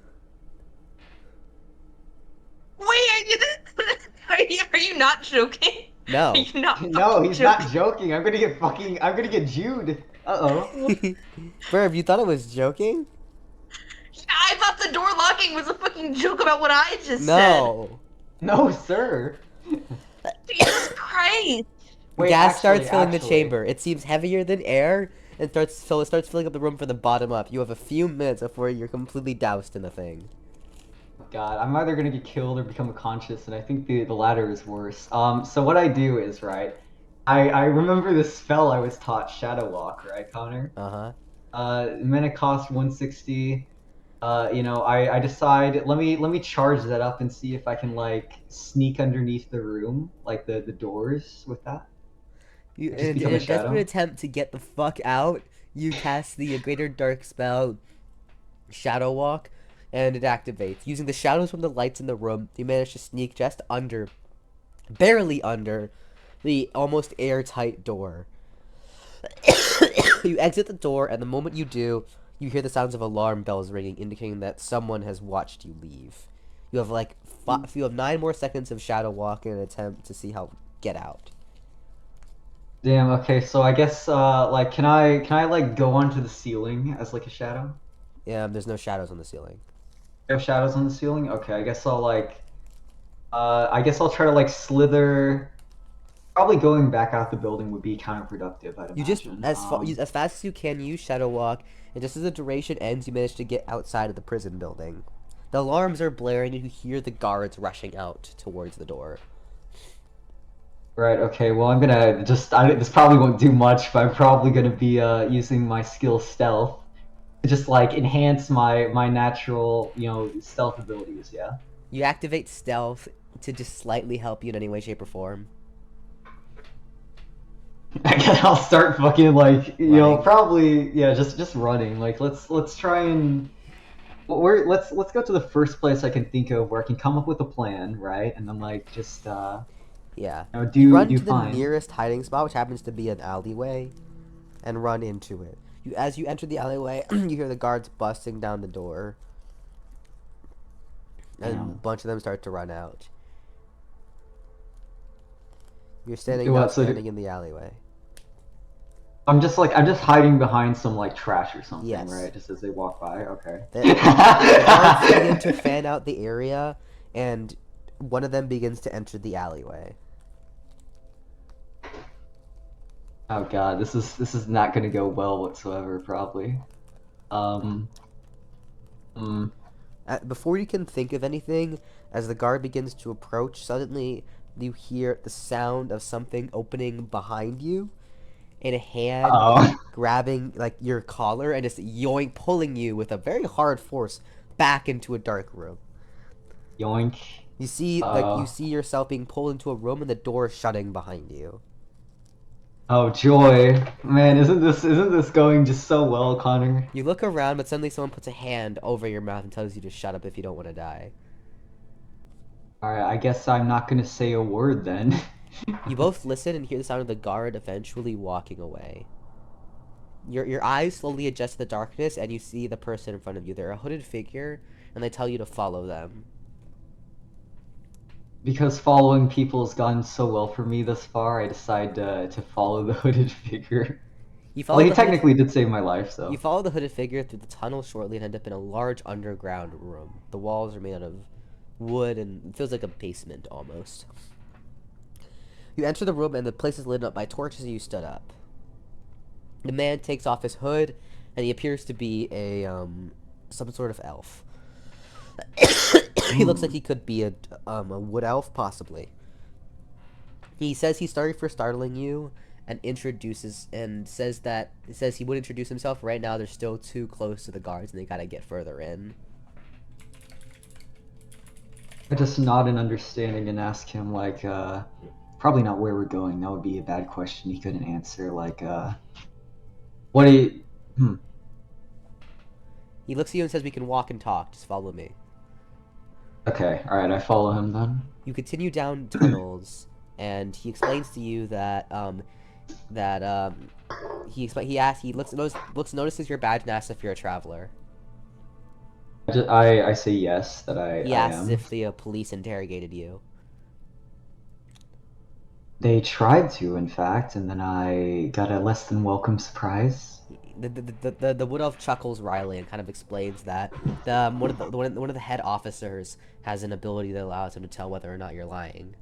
If they detect that you lied, then they'll lock you in that room and fill it up with gas. The gas doesn't kill you, but it puts you to sleep, and they then put you to work in one of their work camps. Damn, son of a bitch! I called it yet again, and yet again. What is this? God, I'm falling for it. I knew it. I knew you would do this, Connor. Second time. At least I'm not in a work kit. Shut up, Jamal.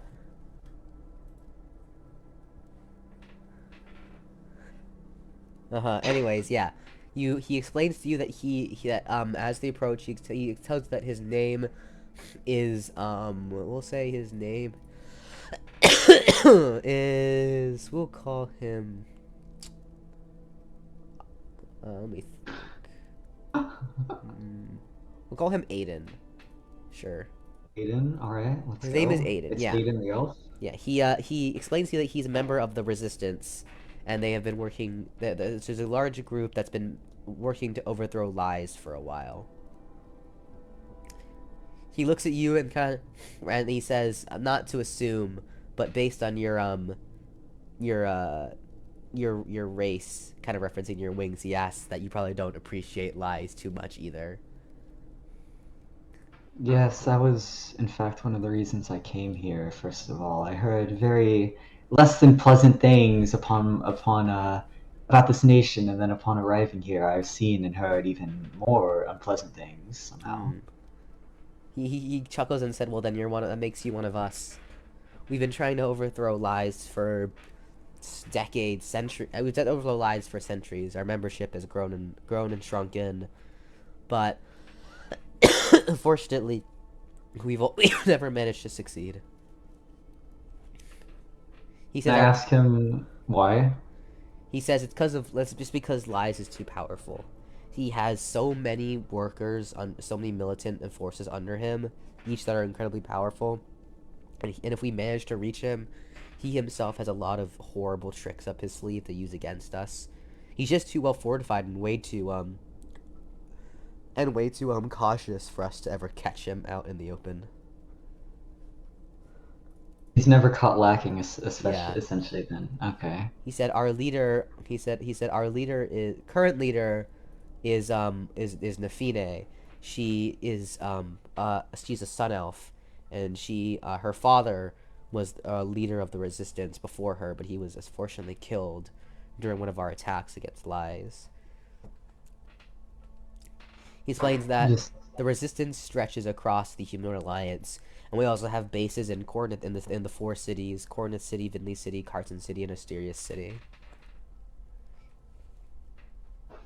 He said that the end goal is to have all 5 resistance movements at once rise up in succession and overthrow the government on all facets. Just like my eyes widening, I just go, well, I did come here with a plan, but compared to you, I suppose it is pretty half-baked in comparison. He chuckles and says that he's just glad to know that you're on their side. He also asks if you know about the wristbands. No, I was actually very curious about that. Why do so many people wear them? He explains that the wristbands are something implemented by Lies to control the people. They monitor every citizen and can inject poison into the wearers, which allows Lies to control every member of his society. He shows you, however, Aiden shows you his wrist to show a lack of wristband. He explains that the resistance has long since learned how to remove them, which is what makes them a large threat against Lies, because he's no longer able to monitor them. Just nodding my head at that, I go, that seems very, very much like a useful ability, I'd imagine. He nods and says, we're almost there. Eventually you reach a far underground area to this massive meeting hall room. Quickly, what appears to be a large bear folk, much taller than you even, runs up to Aiden and hugs him, saying that he's glad he's back in one piece. Aiden introduces... One Piece? He suddenly, Lies breaks into the room and kills you. You've now died once. You and Jamal have now both died once. Wait, Jamal's died once? What? Oh, yeah, he died for making a stupid comment and then died as well. So every time you do that, you die. I see, yeah. So both you and Jamal have now died once. Congratulations. Yes, totally.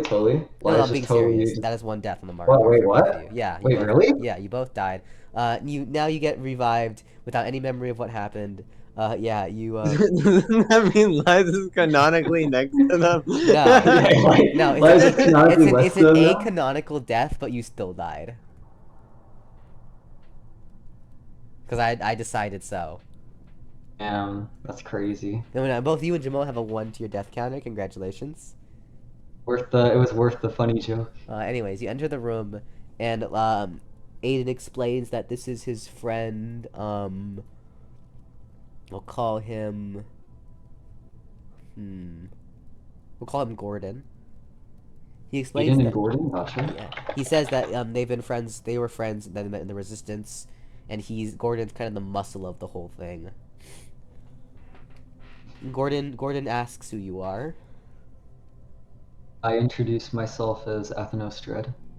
Yeah. Aiden explains to Gordon who you are and that you also were here to overthrow Lies.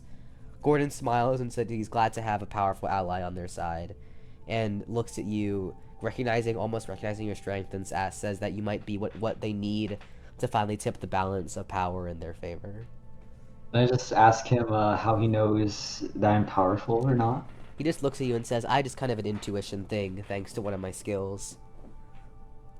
I nod at him then in response. Gordon says he'll take you both to their leader. Alright, I guess we're gonna do that then. You just haven't been writing anything down. I'm gonna go through the video and be like, damn, why didn't I write this down? Yeah. What did I name the leader? I completely forgot, by the way. What, the elf? Yeah. Aiden. No, the other one. The leader. Oh, the leader? Like the female elf? Yeah. It was like a Mora or something. I'll just change it. Yeah. I'll name her, Lena. Anyways, yes, Lena? okay. Like Yeah. L-E-N-A? Lenna. Okay, alright. Yeah. You follow them to the front of the room where there appears to be a female sun elf working diligently on something. Gordon calls out to her. She's very engrossed in her work and turns around and notices Aiden, says that she's glad he's back in one piece. Aiden says that he's grateful for her thanks, and says that he managed to find someone on his espionage mission. He describes it. Lena then looks at you and asks who you are. I introduce myself yet again as Athenos Dread. Mm-hmm. She asks if you're also here to help overthrow lies. Yes, I am. She smiled and said it's great to have you. She notes that the resistance in the humanoid alliance is about a few hundred strong, and you notice the room, there's a lot of people moving about. She explains that they're not all here. We have a large underground network throughout the city that was working. She explains that that actually just in a day or two, they were planning on an all-out attack against lies. They've been preparing for a few years now, and finally believe they had enough power to do so. She explains to you that she explains that to you that the plan was actually going to take a bit longer, because she explains that one of the leaders of the resistance, she explains that they had there was someone named Sydney, who was the leader of the resistance group in Corinth City, was making a journey to Humania to report on what was happening there, since Corinth City is the farthest city from Humania. She explains that they arrived and successfully spread the information to the resistance. However, she explains that they were caught up in a that the leader was caught up in a fight with the guards, and only barely escaped to a nearby town because they were looking. And she explains that because the guards were looking for Sydney, he had to go into hiding. He had to go into hiding in a nearby village for a while. However, they just got word from Sydney that they had successfully made it back to Corinth City, and therefore they could begin the attack. Just like looking at Lena, I just go, well, that's very convenient. I originally planned to get in and out in just a day or two myself, so. She nods and explains that it was beyond perfect timing that you managed to show up. She then looks at you and asks if you will assist her in the resistance in finally getting rid of this multi-century long dictatorship that has plagued their people. Well, I suppose since that is what I came here to do, I would have to say yes. Mm-hmm.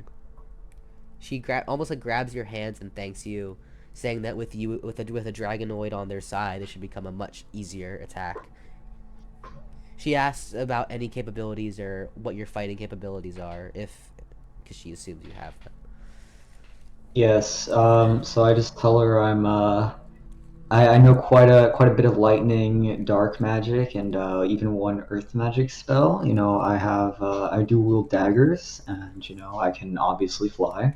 She nods So and says, just "All right, that's great. Magic users are always welcome." She thanks Aiden, and Gordon dismisses them, and she tells you to follow him to the essentially the war room. all right. Well, we're going to the war room then, boys. Yes. You follow her to the war room, and eventually you reach it. You enter, and it's this large room. There's lots of people of different races, doing paperwork, planning, and there's a large center table. 3 people at the front greet Lena. There's a dwarf, a lizard folk, and what appears to be a cat folk. She says that these are her 3 generals. The dwarf's name is, we'll say, Gavin. Yeah. Where the fuck are you even typing this? I'm just writing down the names in like a separate sidebar, just so you know, just in Gavin. case. Yeah, just in case you forget them. I'm just like Okay. writing these for. The dwarf's Yeah. name is Gavin. The lizard folk's name is the lizard folk introduces himself as we'll say Merkin. What? How do you And spell that? Like Merkin? En. Ian. Okay. And the cat folk introduces herself as Kendall. All right. She explains that these are her 3 companions that have assisted her in many attacks against lies. You introduce yourself to them, and she then has you take like a stand, stand next to the war table, and as he explains to you the plan. She explains that she tells you that she would like you to be part of the main attack, due to the fact that they don't have that many strong fighters, and you seem like you'd be a good pick for that. Just nodding at her reasoning, I go, well, I suppose I could do that. It might be in my capabilities. She nods and then explains the plan. She explains that she explains that the last attack against lies was almost 30 to 40 years ago. I was younger then, and that attack was planned by my father. My father died during that attack, and since then we have taken a step back. And we think that, one thing we've noticed is that over the decades of no attacks, Lies has seemed to be gotten slightly sloppier in his approach, believing that we have really been snuffed out after he killed our leader. She explains the general plan of attack is that first they will rise up. They hold strongholds all across Humania, and groups of anywhere from 20 to 30 members of the resistance will essentially rise up, attacking guards and taking key intersections of the city and basically barricading them. She says they've gathered a bunch of like wood and other just hard to round obstacles, and she says the general plan is to just cover as many intersections and important streets with this wood and stone. Just interrupt the guards' movement as much as possible, as well as taking out as many as they can. She explains that while the side groups are doing that, once that attack begins started and the soldiers start to disembark, their first goal is the first goal of the other half of the resistance is to essentially break into the main police area. She explains that the building you were in was the main police quarters, and she says if they can get in, they can essentially get master keys to every prison facility. She says then, and once we achieve that, the next goal, we're going to send out small groups of our fastest members to essentially go to the work camps within the cities and prisons and just free everyone.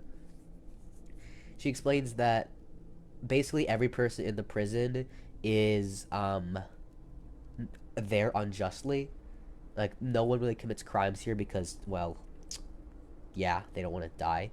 But she says that with the prisoners freed, an insurrection will start. So once that happens, it'll be our time. She explains that you, as well as her, as well as a bunch of the strongest fighters, including Gordon, will basically storm the government building. With Liza's military already running thin, they will then attack his center. Around this time, she explains as well, the other resistance will get the notifications to rise up as well. He says similar plans will be carried out in each of the cities, and with all 4 cities suddenly rising up in rebellion, Liza's military will be stretched so thin he won't be able to receive any reinforcements. That's the main thing we want to cut off. We want to get Liza in a 1-on-1, or as close to a 1-on-1 fight as possible. If we can corner him in some way, shape, or form, that's the best case scenario. She looks at you and then says, and just so you know, our only goal here is to kill him. There will be no capturing, there will be no detaining. All the resistance members agrees that in order for this government to be overthrown, Lies must die. Well, that was my plan anyways, so I have no opposition to be given here. She smiles and nods and says, glad to know that you agree. She explains that that's the rough plan, and she says that you don't have to worry about most of it. Just follow my lead when we enter, and yeah. All right. Well, you know, him being used to following orders and all that. He throws like a thumbs up, just like sure thing. She smiles and says that the attack will begin around noon tomorrow. She explains that it's around noon. It's currently around like 2 p.m. She says, get yourself situated.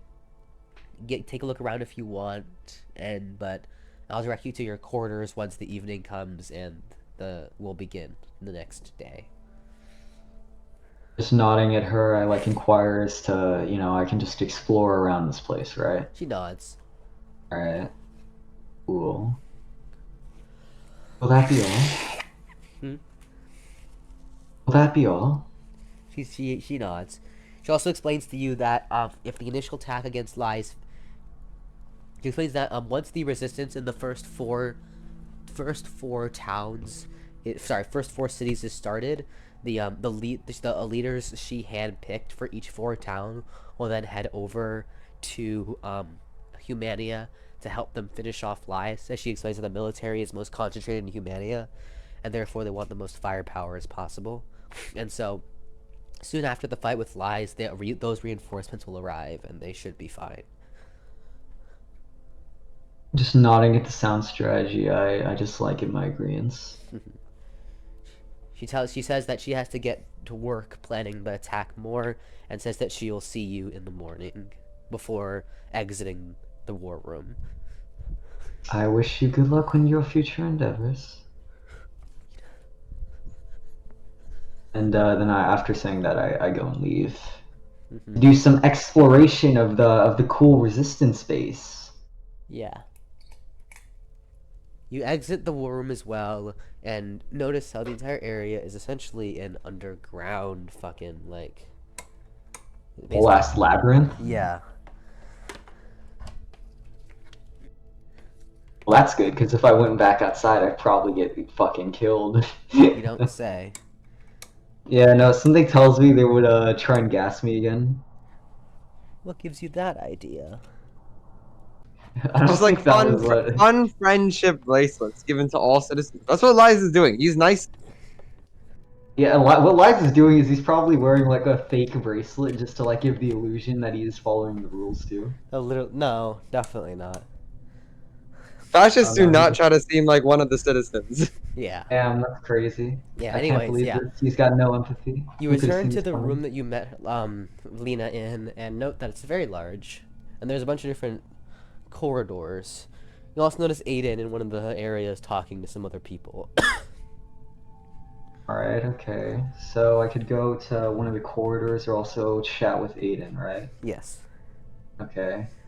I guess I'll go. Let's get to know our allies better. Let's have some conversating, you know. Mm-hmm. You go up to Aiden, who's currently conversing with a bunch of other beast folk. You meet with him, and he notices you and asks, how'd your talk with Lena go? For the most part, it was pretty enlightening. I now know the plan, so it is very, very well thought out. Yeah. Considering All all things considered. Aiden nods and says that these are some of the members who will be fighting in the Resistance. They nod to you. Aiden kind of explains to you that there are many different members of the Resistance are basically every type of humanoid you can imagine. They all disagree with lies, and although they may disagree on some things, the one thing they all agree on is that lies needs to go. Alright. He asks you if he can help you with anything, and if you just want to take a look around. I just want to take a look around before doing anything.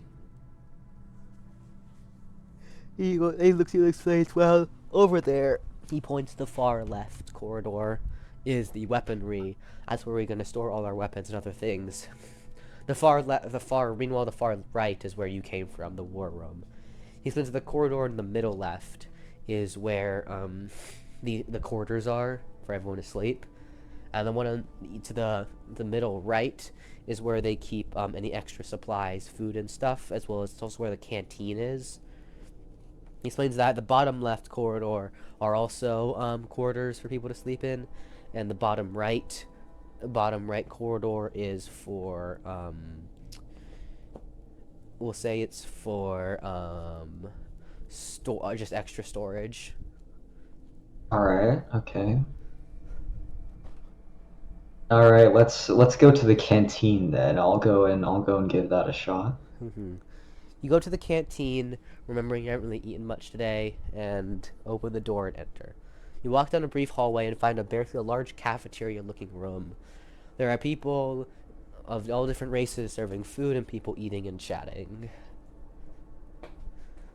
I guess I'll go walk up and see, what is there to have. Let's talk about it. Mm-hmm. You, yeah. You Because look I at... want more than just a singular lamb chop. I will never get over that, I hope you know. Good. You walk up to the, yeah. You walk up to to basically the canteen, and one of the people who seem to be volunteering to help serve food ask if you are looking to get something to eat. I nod my head and just ask what's on the menu to have. Mm-hmm. Well, she directs you to the food, and you look around, and it's similar like cafeteria style serving. What looks to be like cut up roast beef, like some just like chicken and pork cutlets. There appears to be like there's a cold section, which includes things like berries and some salad, as well as some dressings to go with it. And there's also some and this appears to be like almost like a make your own salad kind of thing. On the other side of the other hot plate, there appears to be some things like appetizers, what appears to be corn, but it looks more orange and black, not burnt, but just like literally black, and as well as some other things like what it looks like steamed vegetables, but you can't really recognize what they are. You kind of got used to this world having food that's like slightly different than what you're used to. Slightly, but it's like slightly, but not quite. Just slightly off to know that, hey, this isn't the same thing, but it's just like, huh. Yeah. Cool.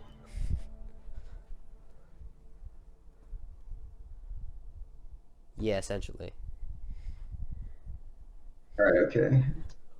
Just 1 second then, real quick. One Mississippi. Wow, he lied, guys. I can't believe this. All right, hey, I'm back. That was more than 1 second. Oh, I'm sorry. I must repent. Yeah. I gotta pray to God for Yeah, this you should. mishap. Pray to This me. error. I know. Well, I wouldn't go that far. I am a god, though. Hey, God, yes. Anyways, yeah. All right, yeah. So let's go get some. Let's go get some chicken, and let's make our own salad too. A little bit of healthy meal, Connor. You That's make what we yourself need. a salad, grab some of the chicken. Is there anything else? She asks. Maybe some dressing on the salad. That would be You preferable. put some what looks like ranch on the salad, you think? You honestly have no idea what the fuck any of it is, but Yeah, I totally recognize this. I know what this is. Yeah, it's ranch. No, I'm kidding. So taking the ranch salad and the chicken, I go and sit down. Have well, actually, are there any friendly types around who I could get to know, perhaps? I mean, there's all sorts of people at the tables. It'd be kind of annoying to list all the different specific races. You just pick a random table. Do you want me to like spin a wheel? I mean, there's a bunch of tables. So there's like 10, probably 20. Okay, like I'll flip a coin then. All right. It's like flipping a coin. Doesn't give you 20 individual numbers, but No, if I flip a coin, I'll choose like, do I go to the left side or the right side? Flip a coin. Left side. Do I? I feel like Two-Face making decisions based off poor gambling. Anyways, I guess I'll go sit at the fourth table. I don't know. you head over to the fourth table, and there are 5 people sitting at it. They all appear to be lizard folk. Nice. You approach them, and they greet you and asking if you can help them. If they can help you. I just ask if I could just sit here and just have some conversation while I eat. They nod, And one of the lizard folk says that they haven't ever seen you around here before. They ask if you're new to the resistance. Taking a seat, I also nod. Yes, I'm very new actually, just like a few minutes ago, if you will. Yeah, they look at you and look at your wings and say, I think you're the first dragonoid we've ever had in the resistance. Well, I'm honored. I've heard that not many come to these parts for some reasons. One lizard folk laughs and says, yeah, most of the dragons and dragonoids all just choose to just stay in the dragon covenant.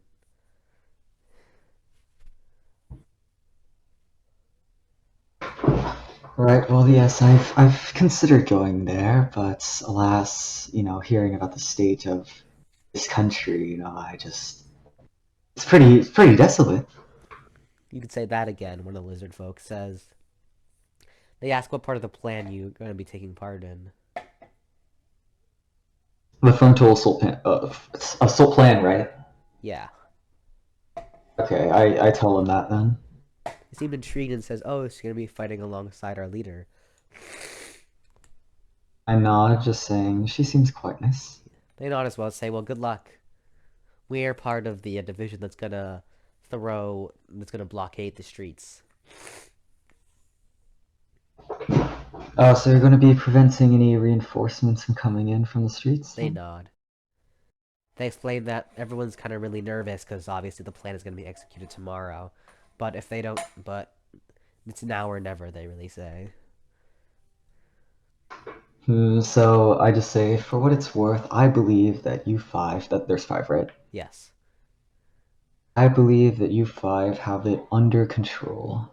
Completely. They thank you for your encouragement, and you all continue eating, having a nice conversation. The most civil conversation I have had in days. Glorious, really. No lamb chops. No getting gassed in the waiting room. Finally, just a nice conversation with some reptilian folks. You start. Holy Yeah. shit!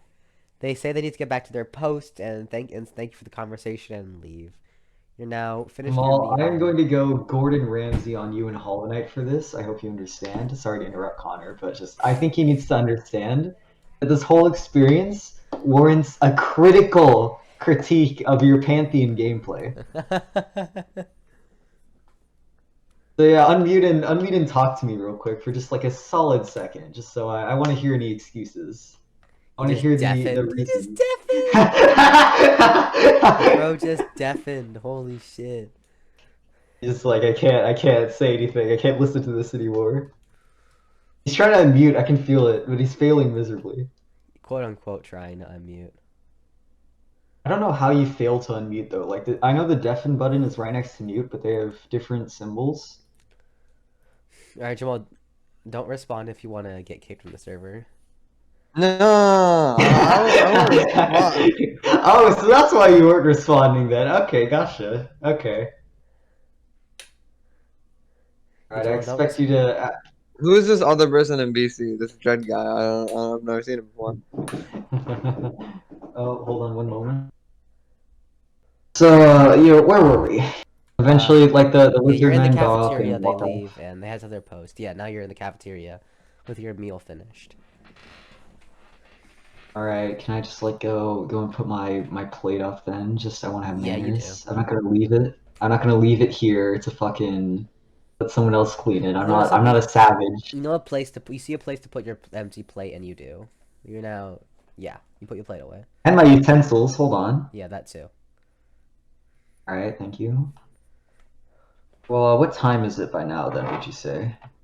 4 p.m. 4 p.m. All right, that should provide some time to get a little bit of meditation in. Let's get that mana increase. You just start meditating in the middle of the fucking cafeteria, I guess. Not in the middle of the cafeteria. Let's go back to Lena and be like, hey, where's my quarters at? You never told me. You return to the main room and eventually find Lena doing some work. You go up to her and ask her about your quarters, and she explains to you that your quarters will be on the bottom left side of the room, and head down to the eighth room on the right. Okay, so bottom left side, 8th room down the right. Cool. I guess I thank her for her information. Just head on out. You thank her for it and leave. You look all over to the room and find it. Entering the room, it's quaint, and at the very least, it has more atmosphere than the fucking, you know, What the Drabby Inn? yeah, The dark, gloomy, depressing, saddening, hopeless inn yeah. with the one-note architecture. Thank you, Jamal. But yes, anyways, I guess I'll I'll do some meditation for an hour or two or three just to get the mana stores up. Yeah, you head down.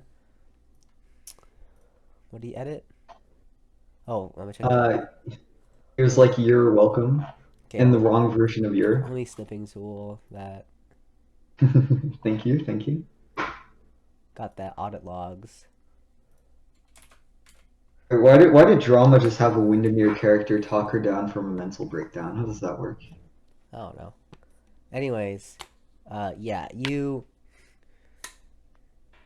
go to your quarters and yeah, it's quaint. Better than what you experienced at the village. Let's go. Bozo Deafin lol. All right. So what I think I'm going to be doing now is I'm probably going to do some meditation for like an hour or so, and then just like a little bit of practice with the dual knives and all that, just to make sure my body doesn't like stiffen up from so long of sitting in the same position Uh-huh. for literal hours. You Let's do that. You meditate for an hour and end up raising your mana pool by another 5.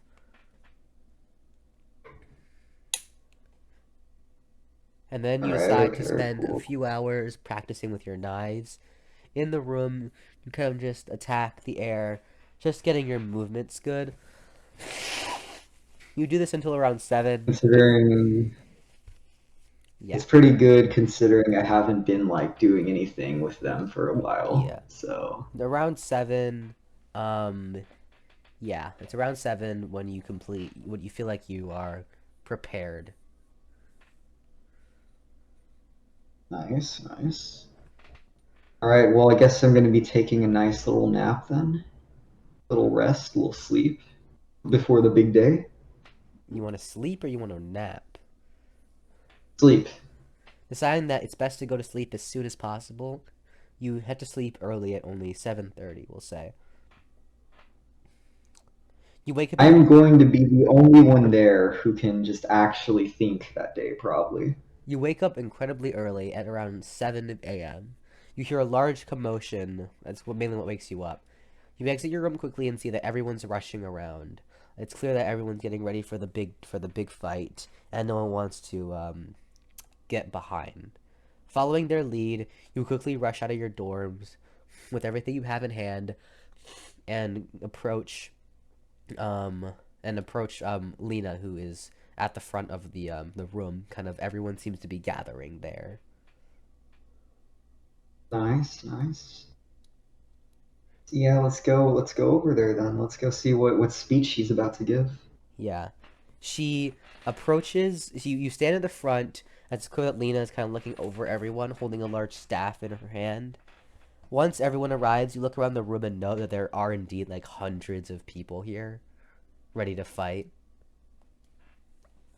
All right. She addresses the crowd and gives a speech.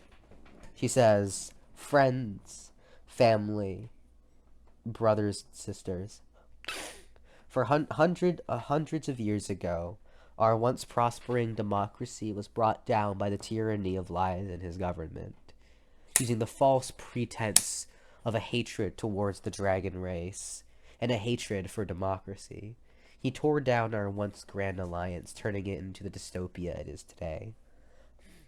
For hundreds of years, we've been fighting against him, trying to get our kingdom back. My father, and his father before him all fought and died at his hands. But never have we lost hope.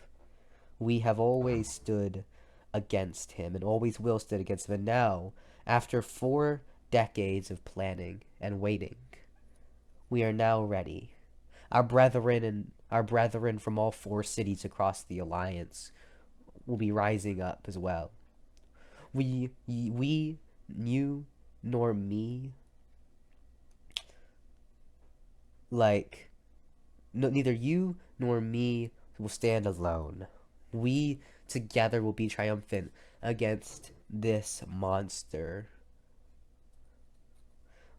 All of us play a part in this grand resistance, and today is the day that we will be victorious.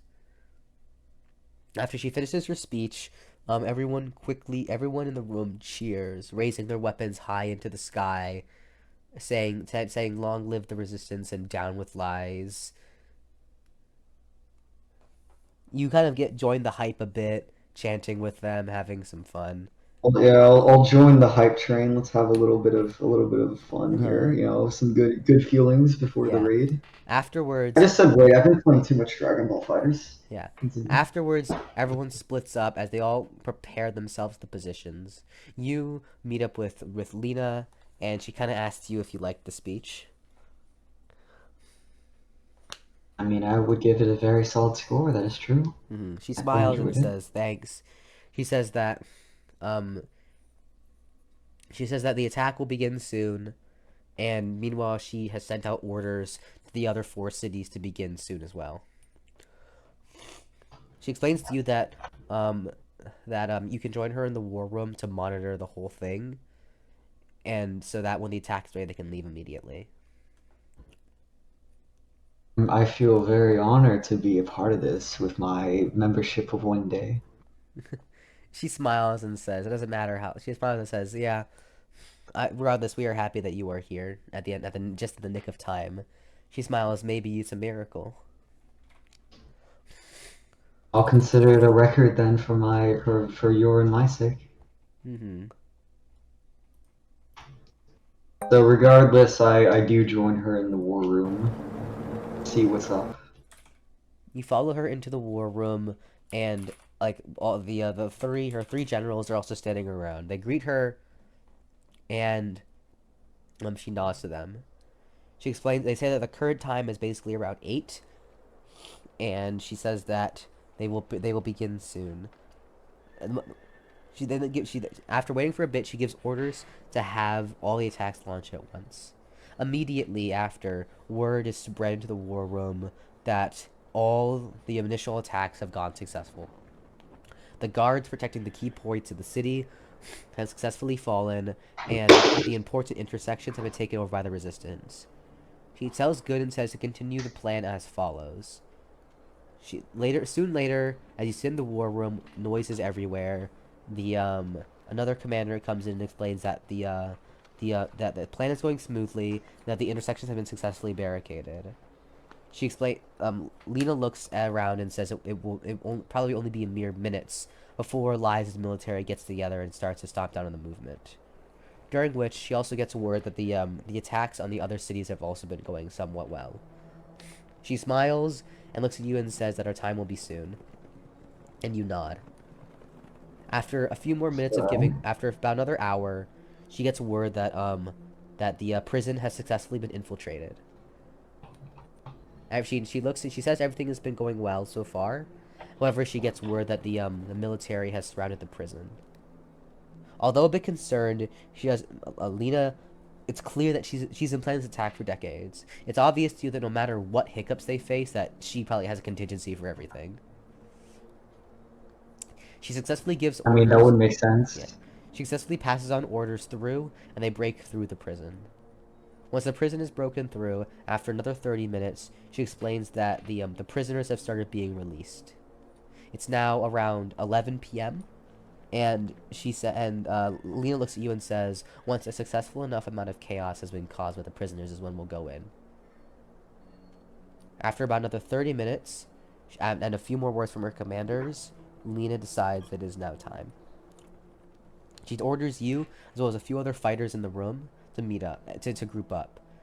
In total, there's about 10 of you, and she explains that they're gonna now make the direct assault on Lies. She looks at you and rhetorically asks if they're ready. I give my response as a yes. She nods and says, then let's go. She tells everyone to stand close to them, and she seems to activate some sort of teleportation. You teleport. All right, so real quick before we begin, like the talking about the infiltration, what's my current gear? Like I have the daggers, the magical lightning cloak and necklace, right? Yeah. And the You have do I have the the earthquake you have the catalyst? scarf, the earrings, the catalyst, the cloak, and the necklace. Yes. Okay, so all like the fighting stuff then. Okay, Yes. cool. Good to know. Yes. You prepare. She teleports you to the surface and in front of the main government building, which looms over the city. You look around and notice absolute chaos and disarray. You notice members of the resistance fighting and guards on the streets. You notice the intersection leading directly to the government building has been completely blocked off by large barricades. Magic is being thrown throughout the streets, and there are both resistance members and guards are falling on the floor, both dead or knocked out. What's important though is you notice that all the guards are way too preoccupied to notice you or Lena or your troop. She So orders I you. guess we start moving in then. Yes.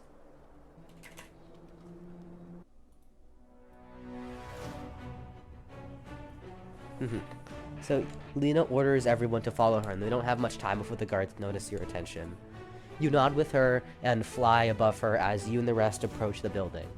She literally kicks down the door with her bare foot, and the door goes flying open. Immediately, there are roughly 20 guards, 10 with bows, 10 with swords and shields, aiming directly at you. All right, okay. So I get a cool second to take over then, right? Yes. Okay, all right. So let me just like see which spell I could do to this fun fact. Actually, you know what? Let's quickly use Thunder Wave. Like let me picture the wave of thunder. Zooming at the guards. You wave your hand across the room, casting Thunder Wave, knocking over the 10 guards. Lena looks towards some of her men and orders her to protect her. You want the members, some of the members of the party raise their shields, activate some spells to protect Lena while she begins to cast a spell. She looks at you and asks if you can distract them for... Hold on. She looks at you and asks if you can distract them for... Let me see. Distract them for 15 seconds. I just nod and in response I decide to let's use. Let's see.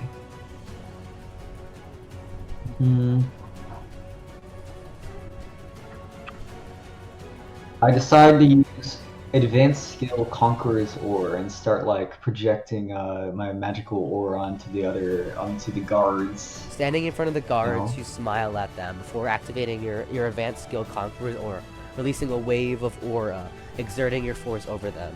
The archers become hesitant, and their shots miss as you startle them. However, you note that these guards are obviously very well trained. Their next shots will land true if you don't do anything. Alright, so looking on, I decide to use the skill. Let's see.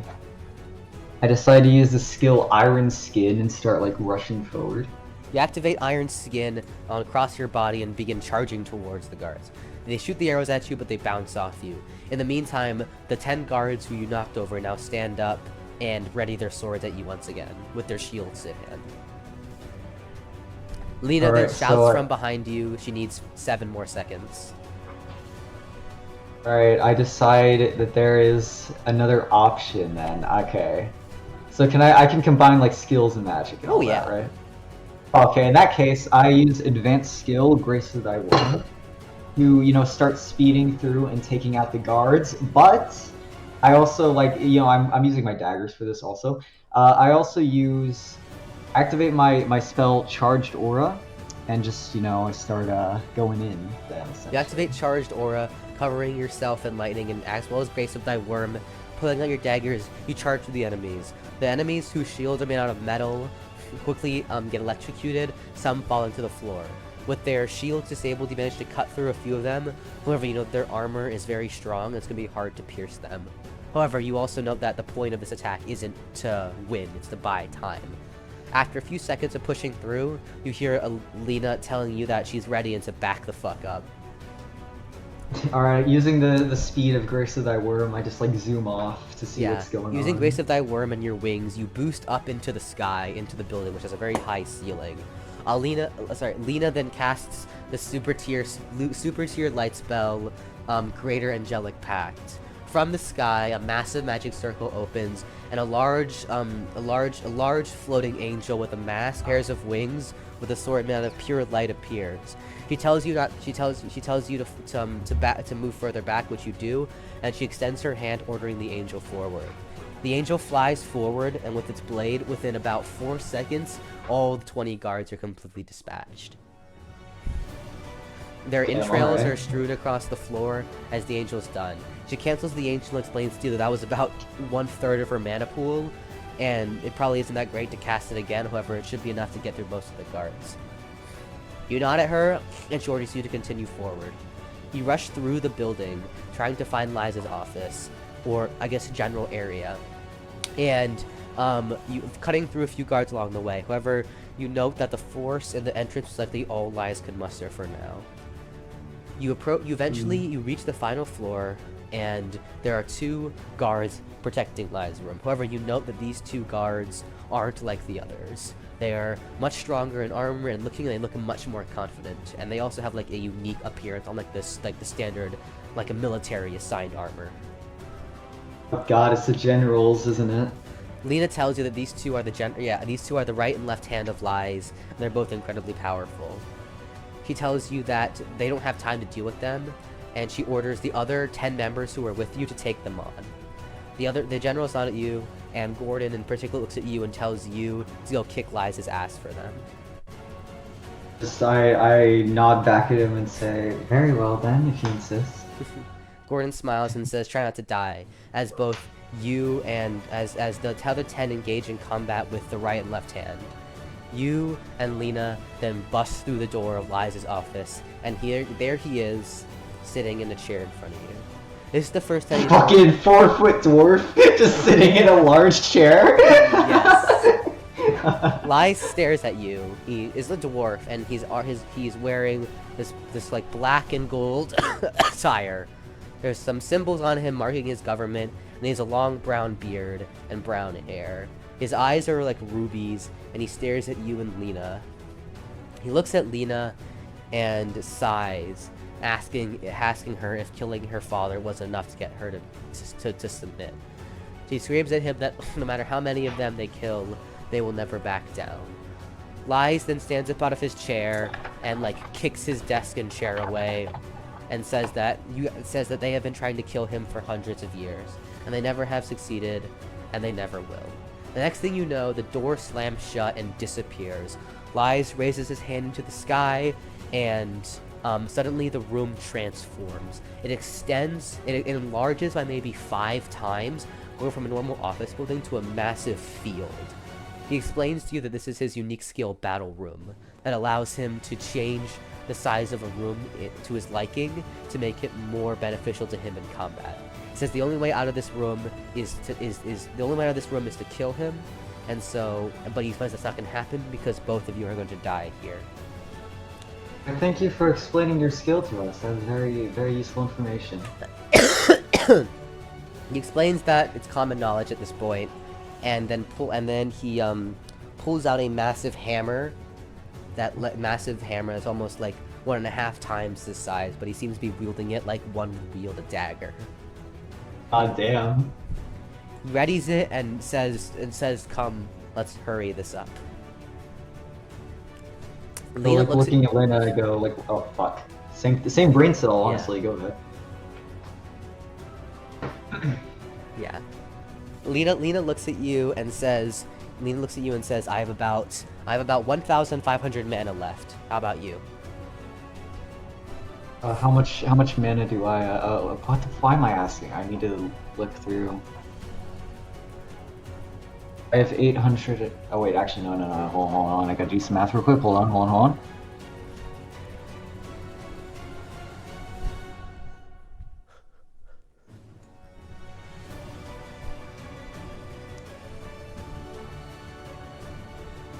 I have about 800 mana left. She nods. She says, okay. He said, okay, summoning an angel is risky because it puts me in place. I think if you can cover the front line and just take on his main attacks, I might be able to get a few spells in.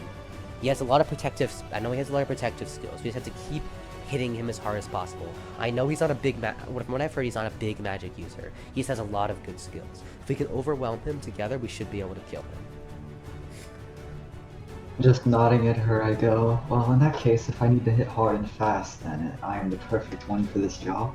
She smiles at you, nods, grabs her staff, slams it on the ground, and tells you not to die. I will take that as an order then. I shall follow it to my fullest completion. Yeah. She nods at you and tells you that she'll be supporting you. Just nodding back at her, I now turn to fucking Torbjorn over here. Yeah.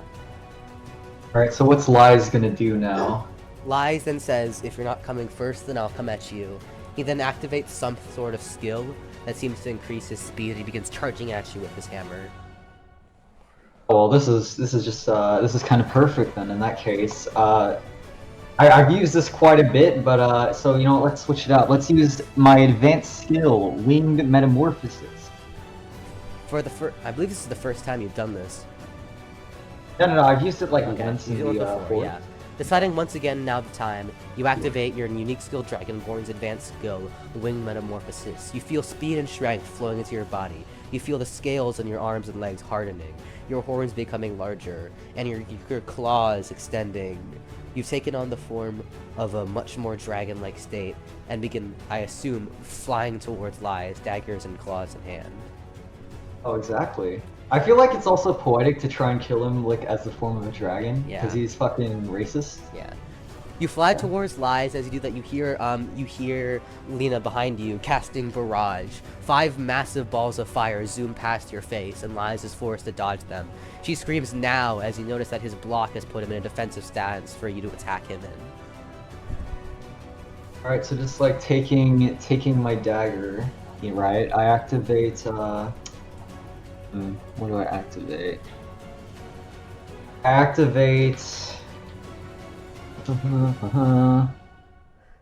activate my skill Sixth Sense just in case he has any like tricks up his sleeve as I go in for the assaults with the daggers and claws in hand. You charge towards Lies, thinking to slash at his opening. However, he's moves an unnatural speed and is able to bring the hammer down on you once again. However, thanks to Wing Metamorphosis, you're able to move to the side and slash at him. Your wings, your daggers directly cutting straight into his arm. However, the daggers bounce off of his armor like you're like you've just thrown like a ball at a wall. Like, it is uncanny. Your daggers back off, then you use your feet to kick him and kick off him before a second hammer strike can come down on you. It was close, but not that close. You fly back, landing on your feet, and begins charging at you again with his hammer. Alright, okay. In that case, if he's got all this metal, I decide, you know what, let's use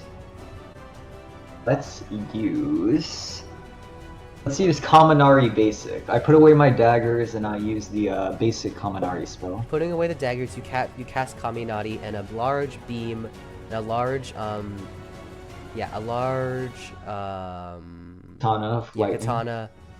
appears in your hand. Lena then looks at you and casts and activates another greater spell, Aqua Body.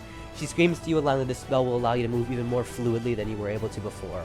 Like she says, you feel your muscles loosening up even a bit, like you can move even faster than you already could with Winged Metamorphosis activated. Oh yeah, and since it's a water spell, I'm assuming, from the name. Yes. I also imagine, can I like spread the lightning like in the water to just like enhance movement further? No. No? Okay, alright then. In that case, I charge forward back at Lies with the lightning Kaminari. You charge forward with Kaminari activated, and you slash your sword in like a 45-degree angle straight into the tip of his hammer strike. Your sword and his hammer clash, sparks from his hammer flying forward, and although your attack is electric, it appears that Lies has a resistance to shocks, as the lightning coursing through his metal hammer doesn't seem to do anything. You then clash a few more blows, but you know that the sheer sheer area of the hammer is slowly pushing you back. You can't keep this up. Okay. Alright. In that case, I quickly used the skill Foresight to see what would happen if I tried to keep this up. You activate Foresight to slightly get an edge on Lies' attack. Using Foresight, you're able to slightly keep up more with his strength, but note to yourself, this isn't exactly an advantageous position. Recognizing your situation, Lena casts another spell, Aurora Beam. Firing a glowing beam made of ice, this massive beam begins to aim towards Lies and successfully manages to strike him in the chest. You know, she announces to you that his left side should now be slower and to try to strike there. Just nodding back at her, I decide to take Kaminari and then at the same time activate Charged Aura to, you know, slice at the left side of his armor. Yeah. You taking your sword, you manage to dodge his next hit and slice the Kaminari through his armor. Although not hitting flesh, you start to take off small chinks of his armor. His powerful metal armor is beginning to fall apart, likely thanks to the brittle effect of the ice. Lies, recognizing this, jumps away using his enhanced abilities and readies his hammer again. He looks at you and sighs and says that he had hoped for an easy fight, wanted to take you out first because of how much dragons disgusted him, but notes that he probably can't win this like that. You realize instantly what he's trying to say, but before you can do anything, he begins activating another one of his skills and boosts towards Lena, ready to strike. Alright, so I'm gonna double down on this then. I'm gonna also once more activate advanced skill Grace of Thy Worm to like increase my speed further. Like try and meet him there. Yeah. You activate Grace of Thy Worm. Yeah. You activate Grace of Thy Worm, and using it you try to catch up to Lies, but note that you're not close enough. Lena, recognizing Lies coming at her, kind of smirks and smirks at Lies and says, I've waited decades for this. Looking at Lies, she kind of just asks, did you honestly think that I wouldn't prepare for this? She looks at you, she then raises her staff into the sky and then slams it into the ground, casting the spell Crystalline Brilliance, a super tier light spell. Instantly, a massive chandelier of crystals appears over the battlefield. Using it, you notice that Lena is immediately able to move faster than Lies. She announces to you that Crystalline Brilliance will massively increase your stamina, and now you should have much easier time fighting Lies. You also notice that the chandelier begins shooting crystals at Lies, and he's forced to block them with his hammer. Alright, well if we're gonna be using some cool spells then I suppose. You know, I'm gonna try and keep Lies in place by using Hand of the Void. Mm-hmm. You activate the greater tier. Yeah, you activate the greater tier dark spell Hand of the Void, and let me find that. Yeah, Hand of the Void, and multiple dark tentacles come from your palm. They shoot out and begin wrapping around Lies, holding him in place. However, even though you're able to restrict him, his movements he's still really strong and is able to still push through the tentacles and block the attacks from the icicles. He then takes his hammer and throws it at the chandelier at an incredible force. He manages to shatter the crystals, but and stop the attacks, but isn't able to completely destroy it, meaning the stamina bonus you get from it remains. The hammer flies down back into his hand, and he spins in a circle with his hammer, almost forming a tornado, destroying your tentacles. However, he's clearly starting to get a bit exhausted. Alright, noted. Alright, in that case, let's see.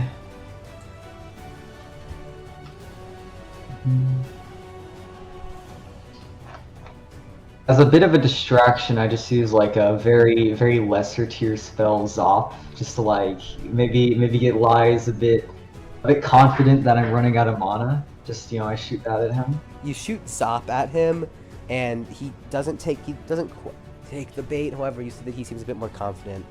He realizes Lena then casts Fly, and ignoring the fact that you are very impressed that she can use 4 types of magic, she activates Fly and flies up into the sky and begins raining down basic tier spells on Lies of every variety: fire, water, ice, fire, water, ice, and air spells down on him. He's forced to start moving quickly and dodges. Recognizing that he can't hit her from here, he then begins to approach you with his hammer. Alright, well in that case, he's fallen into my trap card because I will play I will whip out my Earth Catalyst and I'll try using the Greater Earth Magic spell Geomancy. While he's being distracted, I just try to get it as quickly as possible. You have about 500 mana left. You spend 180, 100 and something of it on Geomancy. You then 190, I think. 190 on Geomancy. You have about 300 left to spray crystals at him. Alright. Alright, let's see. Alright, so, with, I start shooting about 5, stone little crystal spikes at him. You shoot 5 stones at him, and they slam into his armor. They cause some dents, but they don't seem to be doing much. He actually gets close enough to you and slams his hammer into your side. You try to block, but he's just too fast. You go flying, and Geomancy gets cancelled, and you go tumbling on the floor. You land standing up, and you're bruised, but he didn't manage to break anything yet. Alright. Let's see. I decide. I'm running a bit low on mana, so while he's distracted, I'm gonna try and use. Well, actually, and never mind. I will. I'll recover from this damage by using the advanced skill Focus. You activate Focus, and whilst Lies is still approaching you, you manage to recover some amount of your health. Lies is eventually up to you, and he raises his hammer.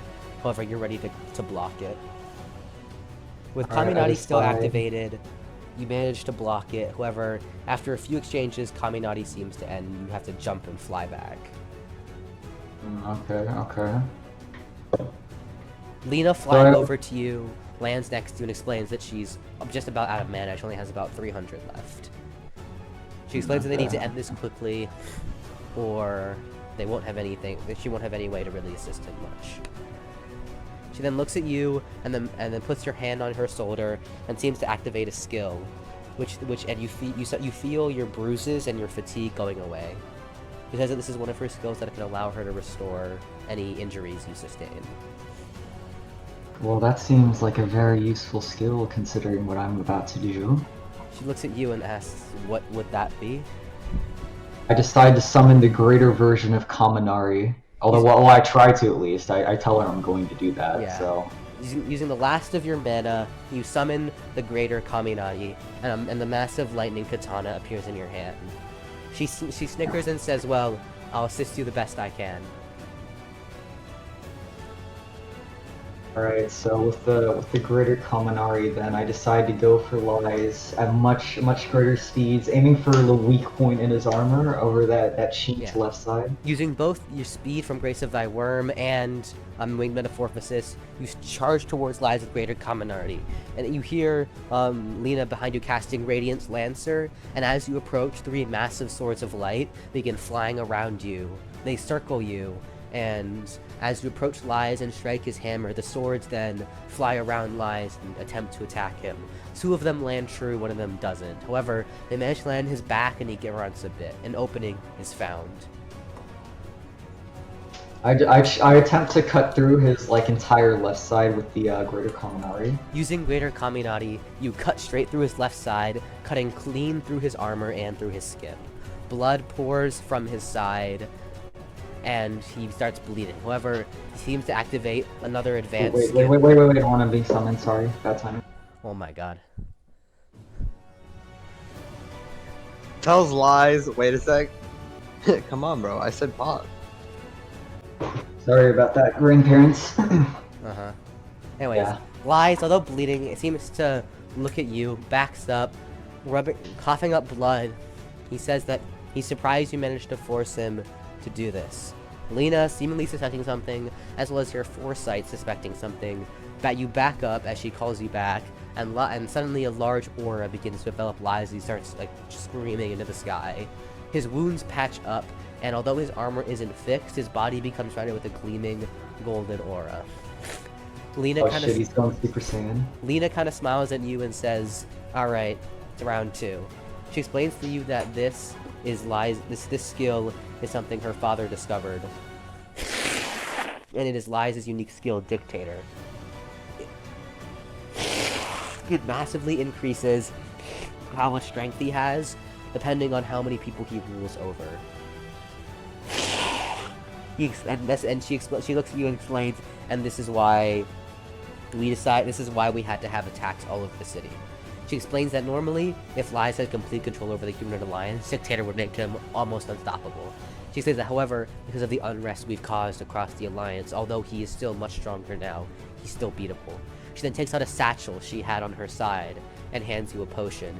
She explains that this is a full restoration. She says it's a superior tier restoration potion she managed to purchase off the black market.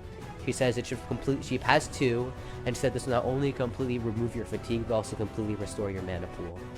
She looks you in the eyes and said this is a bitch to acquire, so don't waste it. Nodding seriously at her, I chug it down with her. You both chug down the potion, and both your 900 mana pool and her 3000 mana pool recovers. She says this fight's going to be even more difficult now, but we should be able to win. She said the longer this fight goes on, the better it will be for us, because it means the more that his influence over the Alliance will fall. We just need to hold out. A nod in response to her statement. She looks at you and says, well then, let's bring this Dictator down. Well, if it is in order, then I suppose. You begin approaching Lies again with greater Kaminari as she casts Drop of the Sun.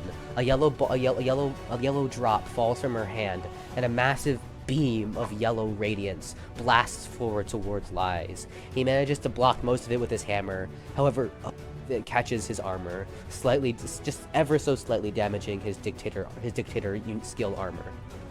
What this does, however, is it forces Lies into a defensive position as you charge towards him. Alright, in that case, I decide to activate Double-Edged Sword, using the 2 swords as well as the Greater Kaminari to just like slash down at the weak opening Lena created. You attack Lies with your both Double-Edged Sword and Kaminari, and you manage to use the Double-Edged Swords to hold his hammer back as you slash into his right side with your sword. You break through.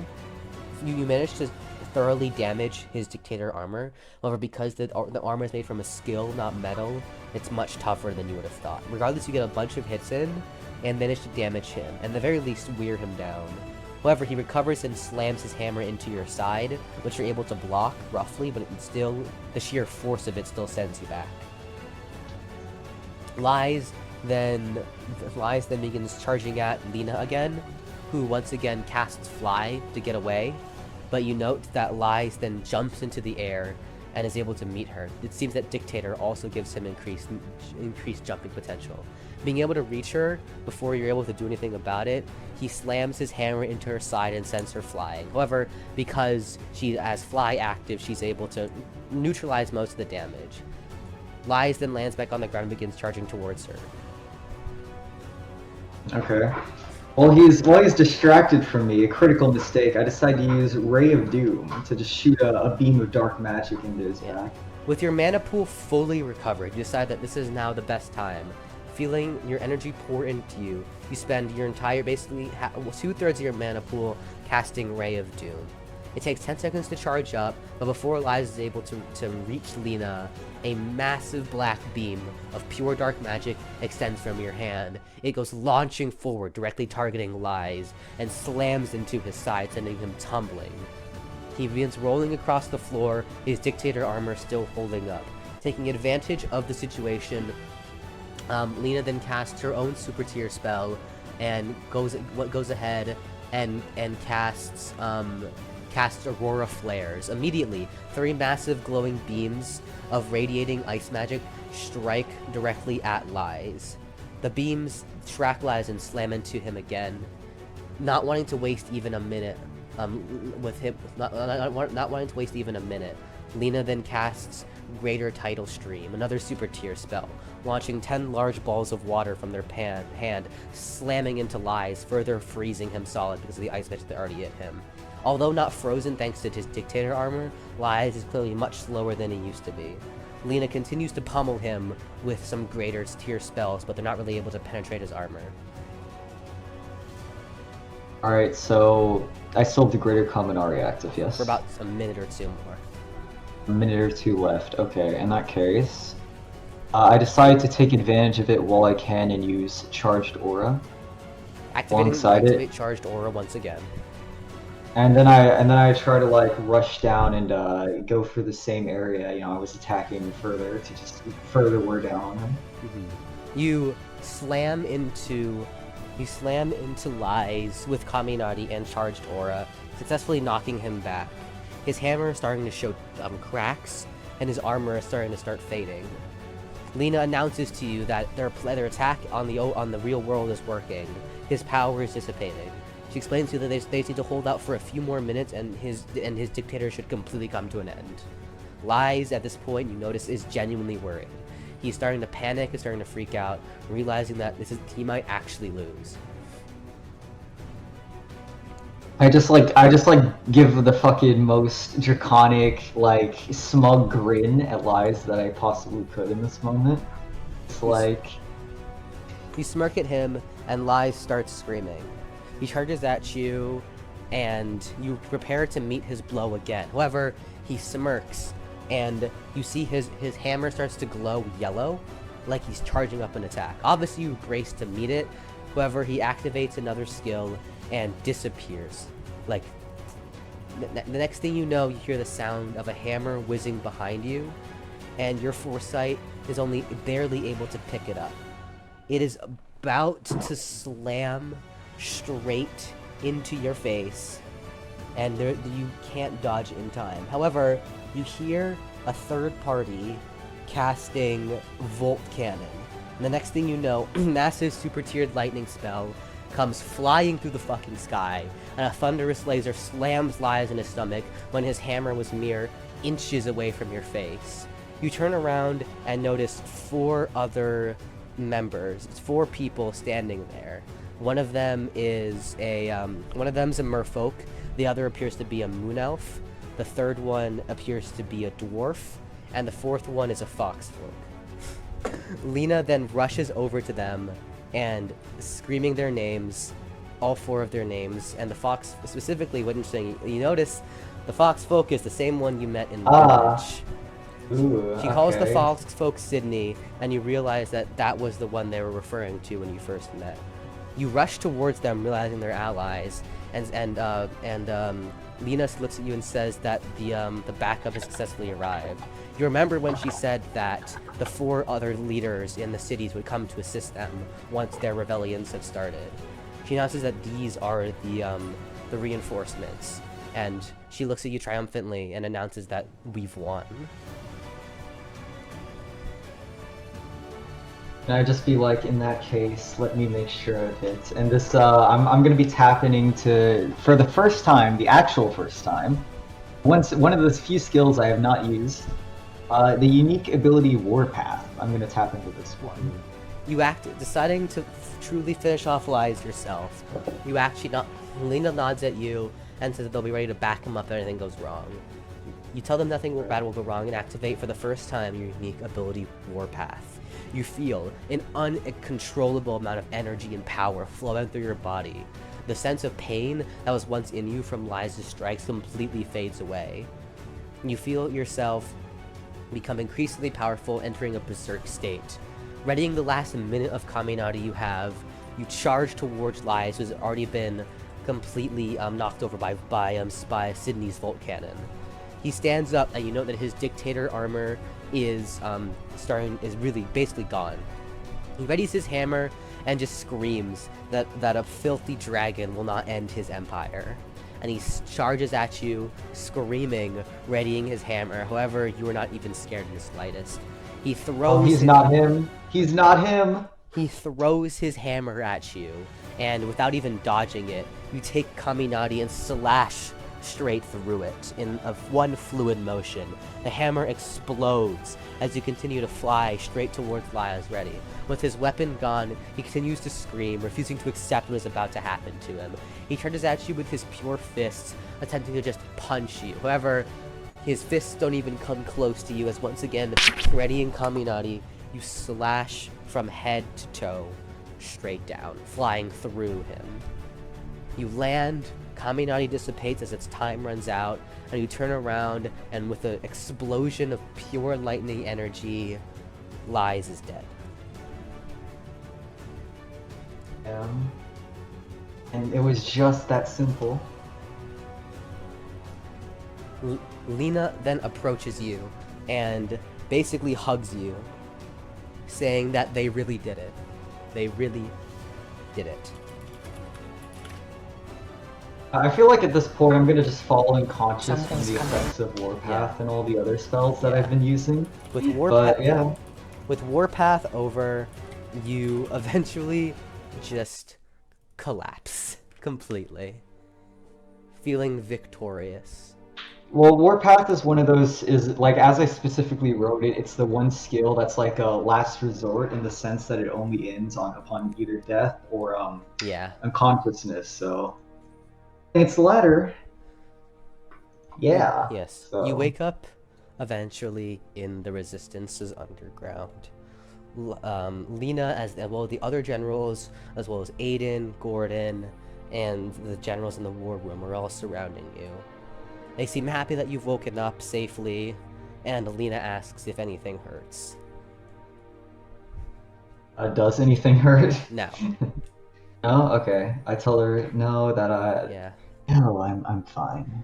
She looks at you and smiles, saying, thanks to you, Lies has been defeated. She explains that all across the Humanoid Alliance, people are cheering. The Resistance is spreading information how to get rid of the bracelets as they speak. And for the first time, Lena explains, across the nation, people are smiling. The military has been completely disbanded, and the Resistances are all arresting them for their crimes.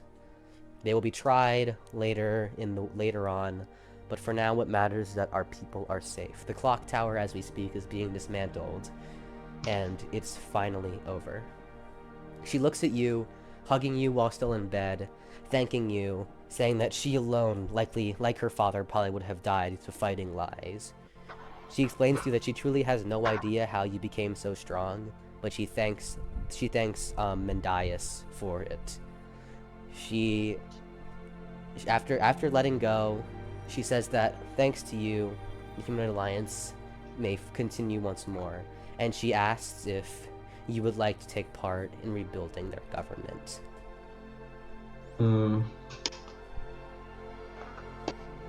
Let's see. This is a tough decision to make here. You know what? Sure. You nod and agree, and she says that it's great, and then she sends her hand to shake, and you shake her hand, and she says that she's grateful for your assistance once more. She explains that she says she'll explain the details later. It says that with the complete collapse of Liza's government, all of his officials have been arrested. She explains that the Humanoid Alliance is currently in a state of, recuperation.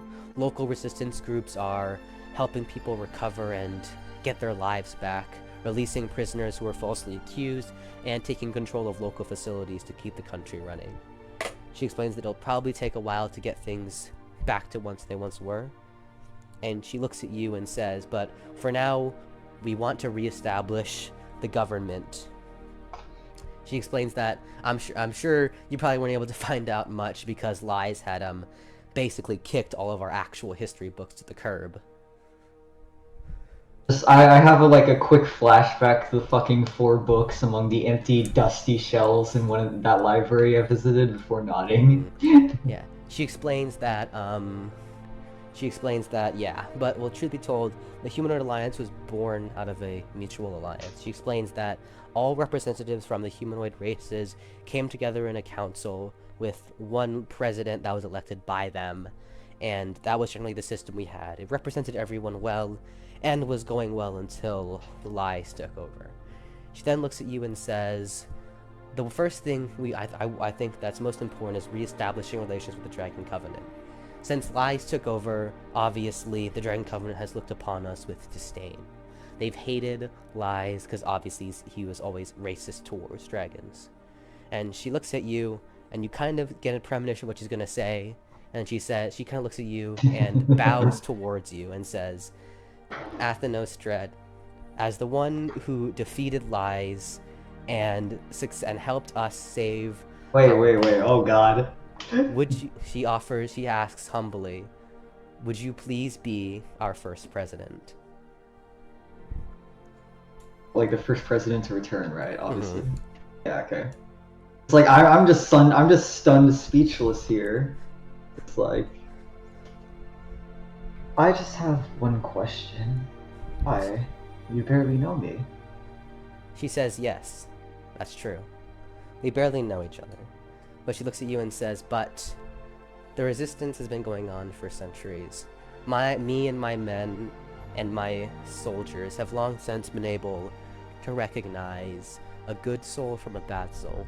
She says, and you, someone of complete unknown origin, someone who has every reason to hate the Humanoid Alliance, to hate everything it stands for, came here, and without even questioning it, heard the stories of Liza's government. You know, she looks at you and kind of stares off and says, you know, when I was a kid, when I was born here, my brother, who is gone now, was attacked by some stray wolves. She explains that when he came back attacked, I begged for help. But no one, out of fear of Liza's government, wanted to help me, because they knew the risks. And then she looks at you and says, but you, a complete outsider, hearing of the rumors of Liza's government, you weren't even in the country. You could have left. You could have gone anywhere else but here, willingly decided to make the journey to the capital, eventually finding the resistance, and you had the resolve on your own, from what I've heard, to fight lies alone. Before you met us, you were going to take him on alone, and that, to us, as well as someone who had literally no reason to, and likely would have died trying, willing to put their life away to help a nation he didn't even know. That, to all of us, as she motions the generals, leaders, and other members of the room, is more than enough proof to us that you are qualified to lead our new country. All right, I'm gonna try and give my own little speech here for a second. So just let me think of something to start off with. Well, I'm honored. Truth be told, I have not known my purpose in life for quite a long time now, and only very recently have I been given what I felt was a new chance to do right.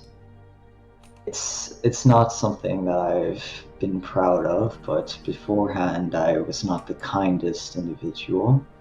I had a less than desirable job, and it wore down on me, and I ultimately suffered for it and paid the price. Now I'm not quite sure what I want to do or how I want to go about it, but I do not want to be that kind of man again, if possible. So I won't. And Aiden, Odin, Sydney, Gavin, Erkin, Endo, I accept.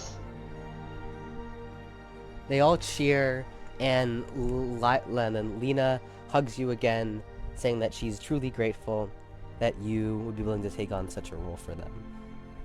Also, real quickly, I'd like to point out that Jamal is saying that, oh, part of Revolution for 3 hours, who become president is Elias too. Notice how much Jamal oddly wants Elias too. Notice how interestingly, Yeah, how no, despite funny how that Elias works. being overthrown, he's still very much interested in having him again. You know, it's almost like Jamal has a weird fascination, obsession over this hyper-fascist, I don't know what you're talking about. extremist Lies. Jamal, Yeah, we're also- gonna fuck you. Stop dreaming.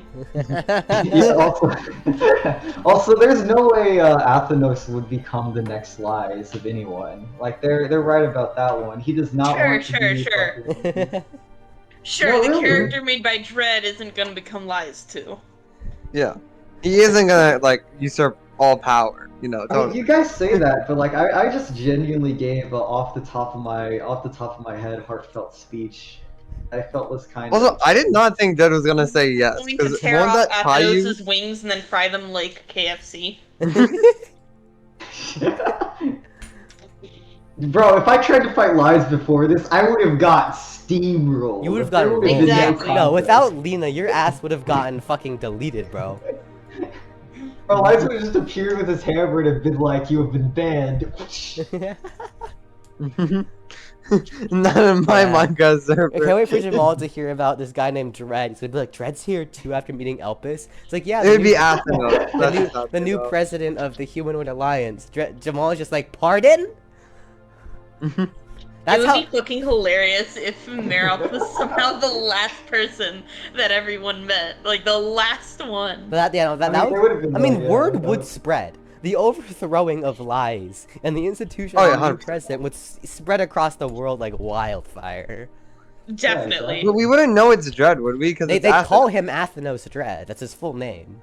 Oh. Yeah, his Okay, first then name's yeah, we Athenos. If they used his first name only, then. Yeah, it's an awkward meeting between me and Albus then. It's like, hey, you hear the news? Hey, you're the news about But after that's Dread, you know, becoming the next. That makes it president of the interesting if they're Humanoid both them Alliance. and Elpis are like, well, I guess we know where we're going. Yeah. Yeah, that would be quite interesting. I kind of like how I've turned this, like how I've tried to spin this from the character side of A things. meeting with the president. It's just No, watch there's- Jed be like a there's- George Washington figure. He like does like fine for like a few months, like for a few weeks or something, and he's like, "This nation, I need to go see more of the world. This nation, we set up its like foundations. Now I must leave or something." Because Yeah, no, I doubt absolutely, you're gonna that's stay in the happening, nation yeah. the whole game. Yeah. No, Obviously, he's I'm not absolutely being doing that. president. Yeah. No, Probably- but like Connor, you see what I'm trying to do here, right? There's layers to this. It's like an ogre, like an onion. Exactly, it's like an onion, man. We've got layers to the Life is like an motivations. onion. Anyways, Well, I yeah, can't now, wait for now Jamal. it's a question of which fight is better. Meroth kicking the shit out of a Leviathan, or Athenos kicking the shit out of Lies. Who is just Torbjorn remix? They More or both less. took the L. Yeah, they both. I mean, I'd say they're both pretty good. yeah. Meanwhile, Jamal hasn't even watched it yet. Jamal, watch the fucking Meroth fight. Okay, I would argue. My I would phone are argue broken. that I would have listened to it on like the buses. Anyways, yeah, Okay, I will do Dread that. casually becoming president. Jamal, what the fuck is that? Meanwhile, Jamal, history. I mean, pretty cool though, you know. La Historia. No, Jamal, listen. You'll be able to read about and just like suffer on my presidency in class. How does that make you feel? You'll be able to learn It's about like me. in I'm gonna history. come here and it's like tell me everything. Yeah. By Dread's the way, gonna. Connor, I The want thing to is, like. Dread's I gonna. want What's to funny is that struggle Dread's as gonna become. much. I want to Dread's- struggle as much as possible in the first days of the presidency, Connor, to make it interesting. Because Athenos has no idea what the fuck he's Yeah. doing. No, Dread. No. Athos is gonna become like overnight, like the mysterious revolutionary hero who appeared in the Humanoid Alliance's time of need, and they might start praising him as like an envoy from like the some shit. I don't know. Oh God, there are gonna be cults on me. Uh-oh. Uh-oh. Well, then they'll be like he's an envoy from Fiona. He is the Messiah. He is the Messiah, literally.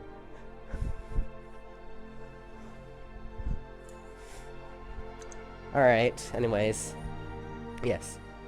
After giving your speech, everyone cheers, and Lena thanks you once again. And yes.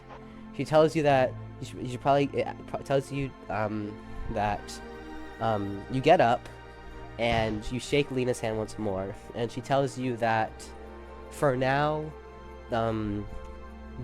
she has ordered some of her men to renovate Liza's building, and so that way they don't have to live underground anymore.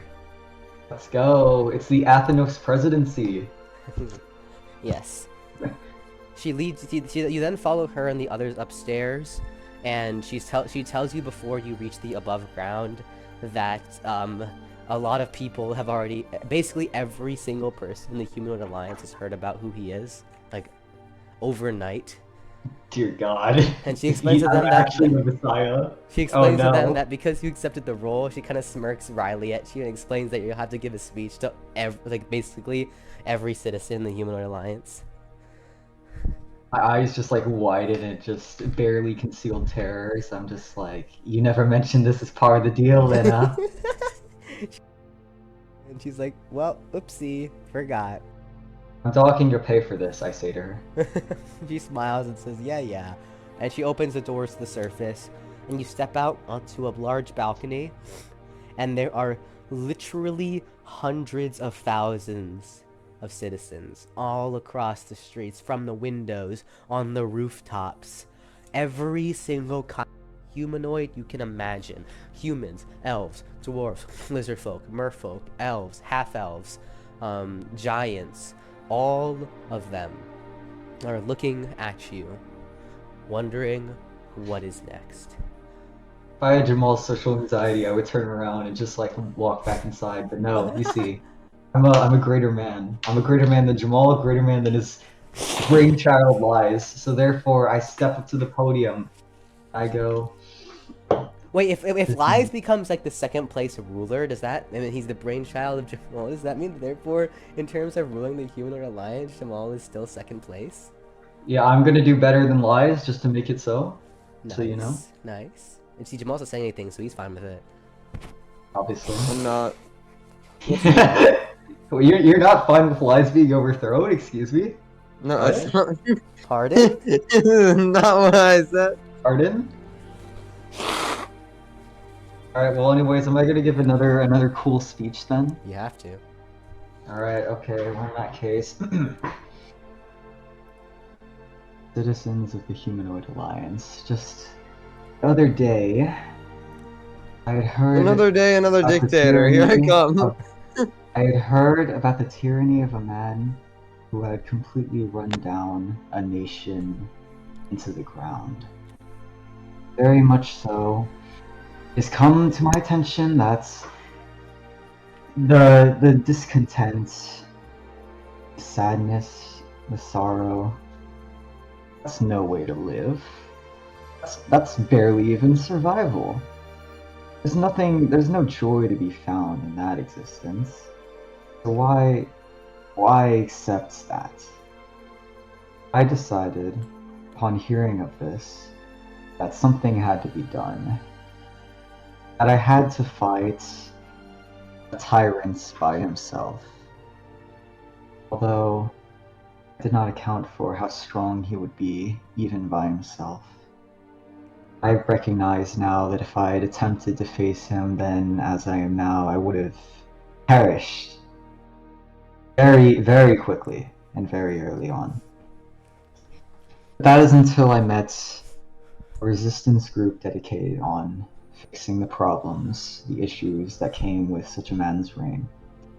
They introduced me to the problems that needed to be solved. They brought me in willingly, with barely even knowledge of who I was or what I wanted at the time. They welcomed me inside, and they opened their doors to me, and thus, even now, I'm very thankful for their assistance. I recognize now that if I had tried to go in alone, I would not have prevailed, fortunately. It is very it's come to my attention then that something I've realized is that it is always better to have strong allies by your side. The ability to just put your trust into a random individual. Be kind for even one act. No need for another purpose behind it. No need for any self-gain. That's what's truly important. I've come to learn that now. And that is what it should be, really, the Humanoid Alliance at its core. From what little I've understood, I've come to glean that there is this one truth. Together, we are strong. Are stronger than any individual.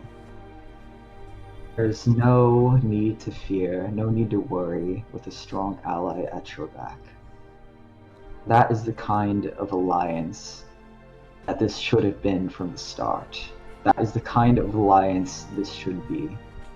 And that is the kind of alliance I need your help and support to build. That is the core values that I seek to emanate, and I hope you will all join me in this endeavor. And I hope that you can, just for one moment, even though I ask much, trust in me. Trust in yourself, trust in your friends, your neighbors, your family. This is how it should be. This is the new Humanoid Alliance! I just screamed the last bit at the crowd, just ending the speech. The crowd, hundreds of thousands large, cheering your name, cheering for the resistance, cheering for the downfall of Liza's dictatorship. You look around, and for the first time in your life, whether it's the old world or the new one, people are happy to see you. People are happy that you are around. People are happy what you've done for them. People are happy to say your name. People aren't detested when they see you. People aren't scared when they see you. People don't believe they're going to die anymore when they see you. All these people, these souls, poor, fragile souls of the Humanoid Alliance, these citizens who have lived under persecution for as long as they can remember, see you as hope, as the promise for a new beginning into a greater world. And for the first time, you smile in a long time. You look behind you, and Helena and the others are giving you a thumbs up, applauding you, and you look back at the crowd, and you see men, women, and children, old and young. Their smiles, so unlike what you experienced when you first arrived here, so unlike what you saw. The atmosphere like it did a 180, nothing you had ever seen before. Their eyes, once blank and filled with sorrow, now filled with hope. Hope that they desperately needed, and hope that you promised to give them. They are happy, and you made them happy. You helped them become happy. You raise your arm into the sky, and for the first time, for the new dawn of the Humanoid Alliance. And even though this is just the capital city, you know that beyond these walls, in the cities, in the towns, and the villages, the people will be better, and they will be happy.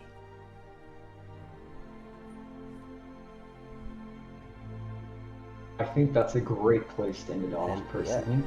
Yeah, to end the session. There we go. Bro, Jamal's so mad that Dread can do a non-edgy character. He's screaming into his mic right now, how dare he know how to do multi-dimensional characters and not just be some edgelord who hates the world. That's Jamal right now, let's be real. Wait until he listens to Maroth experiencing the ultimate hedonism of the simplest pleasure of life, which is to go catch your own food and just eat it right away. Jamal is like, why can't he like be all edgy and wear black and hate the world because it was mean to him? What? He's tuning it out. Selective Bro, he hearing. tuned it out. He tuned it out. His selective hearing heard non-edgy lore and actively tuned it out. Holy shit. I created that speech from the bottom of my heart, completely improvised. There is no preparation. I'm proud of that. That was And, you know, good, the yeah. character But Jamal, development- no, Jamal, did you actually drown out everything that was just said? Holy, you have a problem. You I didn't- legitimately heard You were non-edgy complaining that I content. was being so also edgy and with my lore and stuff. No, instead not of at being all. That's like, not at all what I said. So no, I mean, you that weren't was- listening. that was part of it. No, it wasn't. And how like I hate the world and stuff like No, that. that's not what I was saying at all. No. See, you take- Jamal, see, you like, didn't And I have to Victorian hear man. You didn't lore even that's the opposite. You didn't even know what I said, and because you drowned it out. Bro's trying to defend him, doesn't have selective hearing, but he does. I was saying that you were angry at Dread because he can do multi-dimensional lore, and you were like screaming into your mic, why can't he be all edgy and like become a dictator? He's supposed to hate the world and be all edgy. Okay, well, here's the first thing, right? Even if I tried to become a dictator, it would not work. Like all these people. You would immediately get overthrown. Yeah, I would immediately get killed. I would get decked also, but this time by multiple people. Second, Athenos does not want to become a dictator. That's not his character at all. He saw when he died in his assassin work, that isn't a way to live.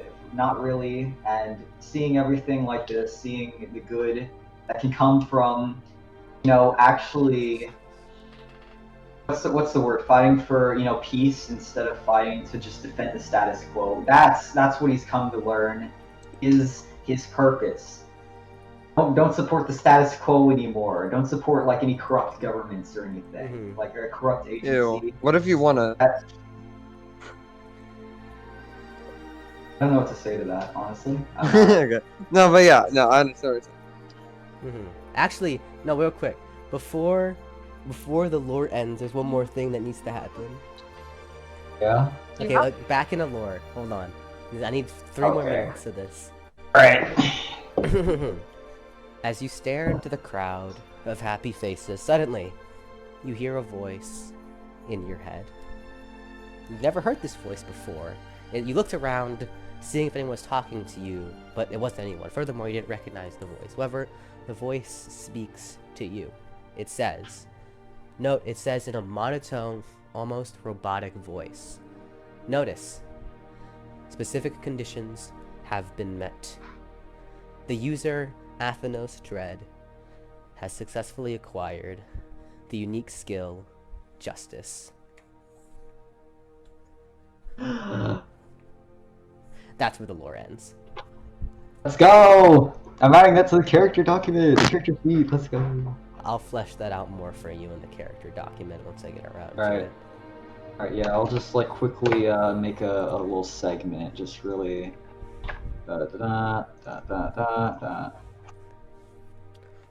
unique skill, justice, and then I'll like make a bullet point here. There we go. Alright. And that's lore. Let's end the video.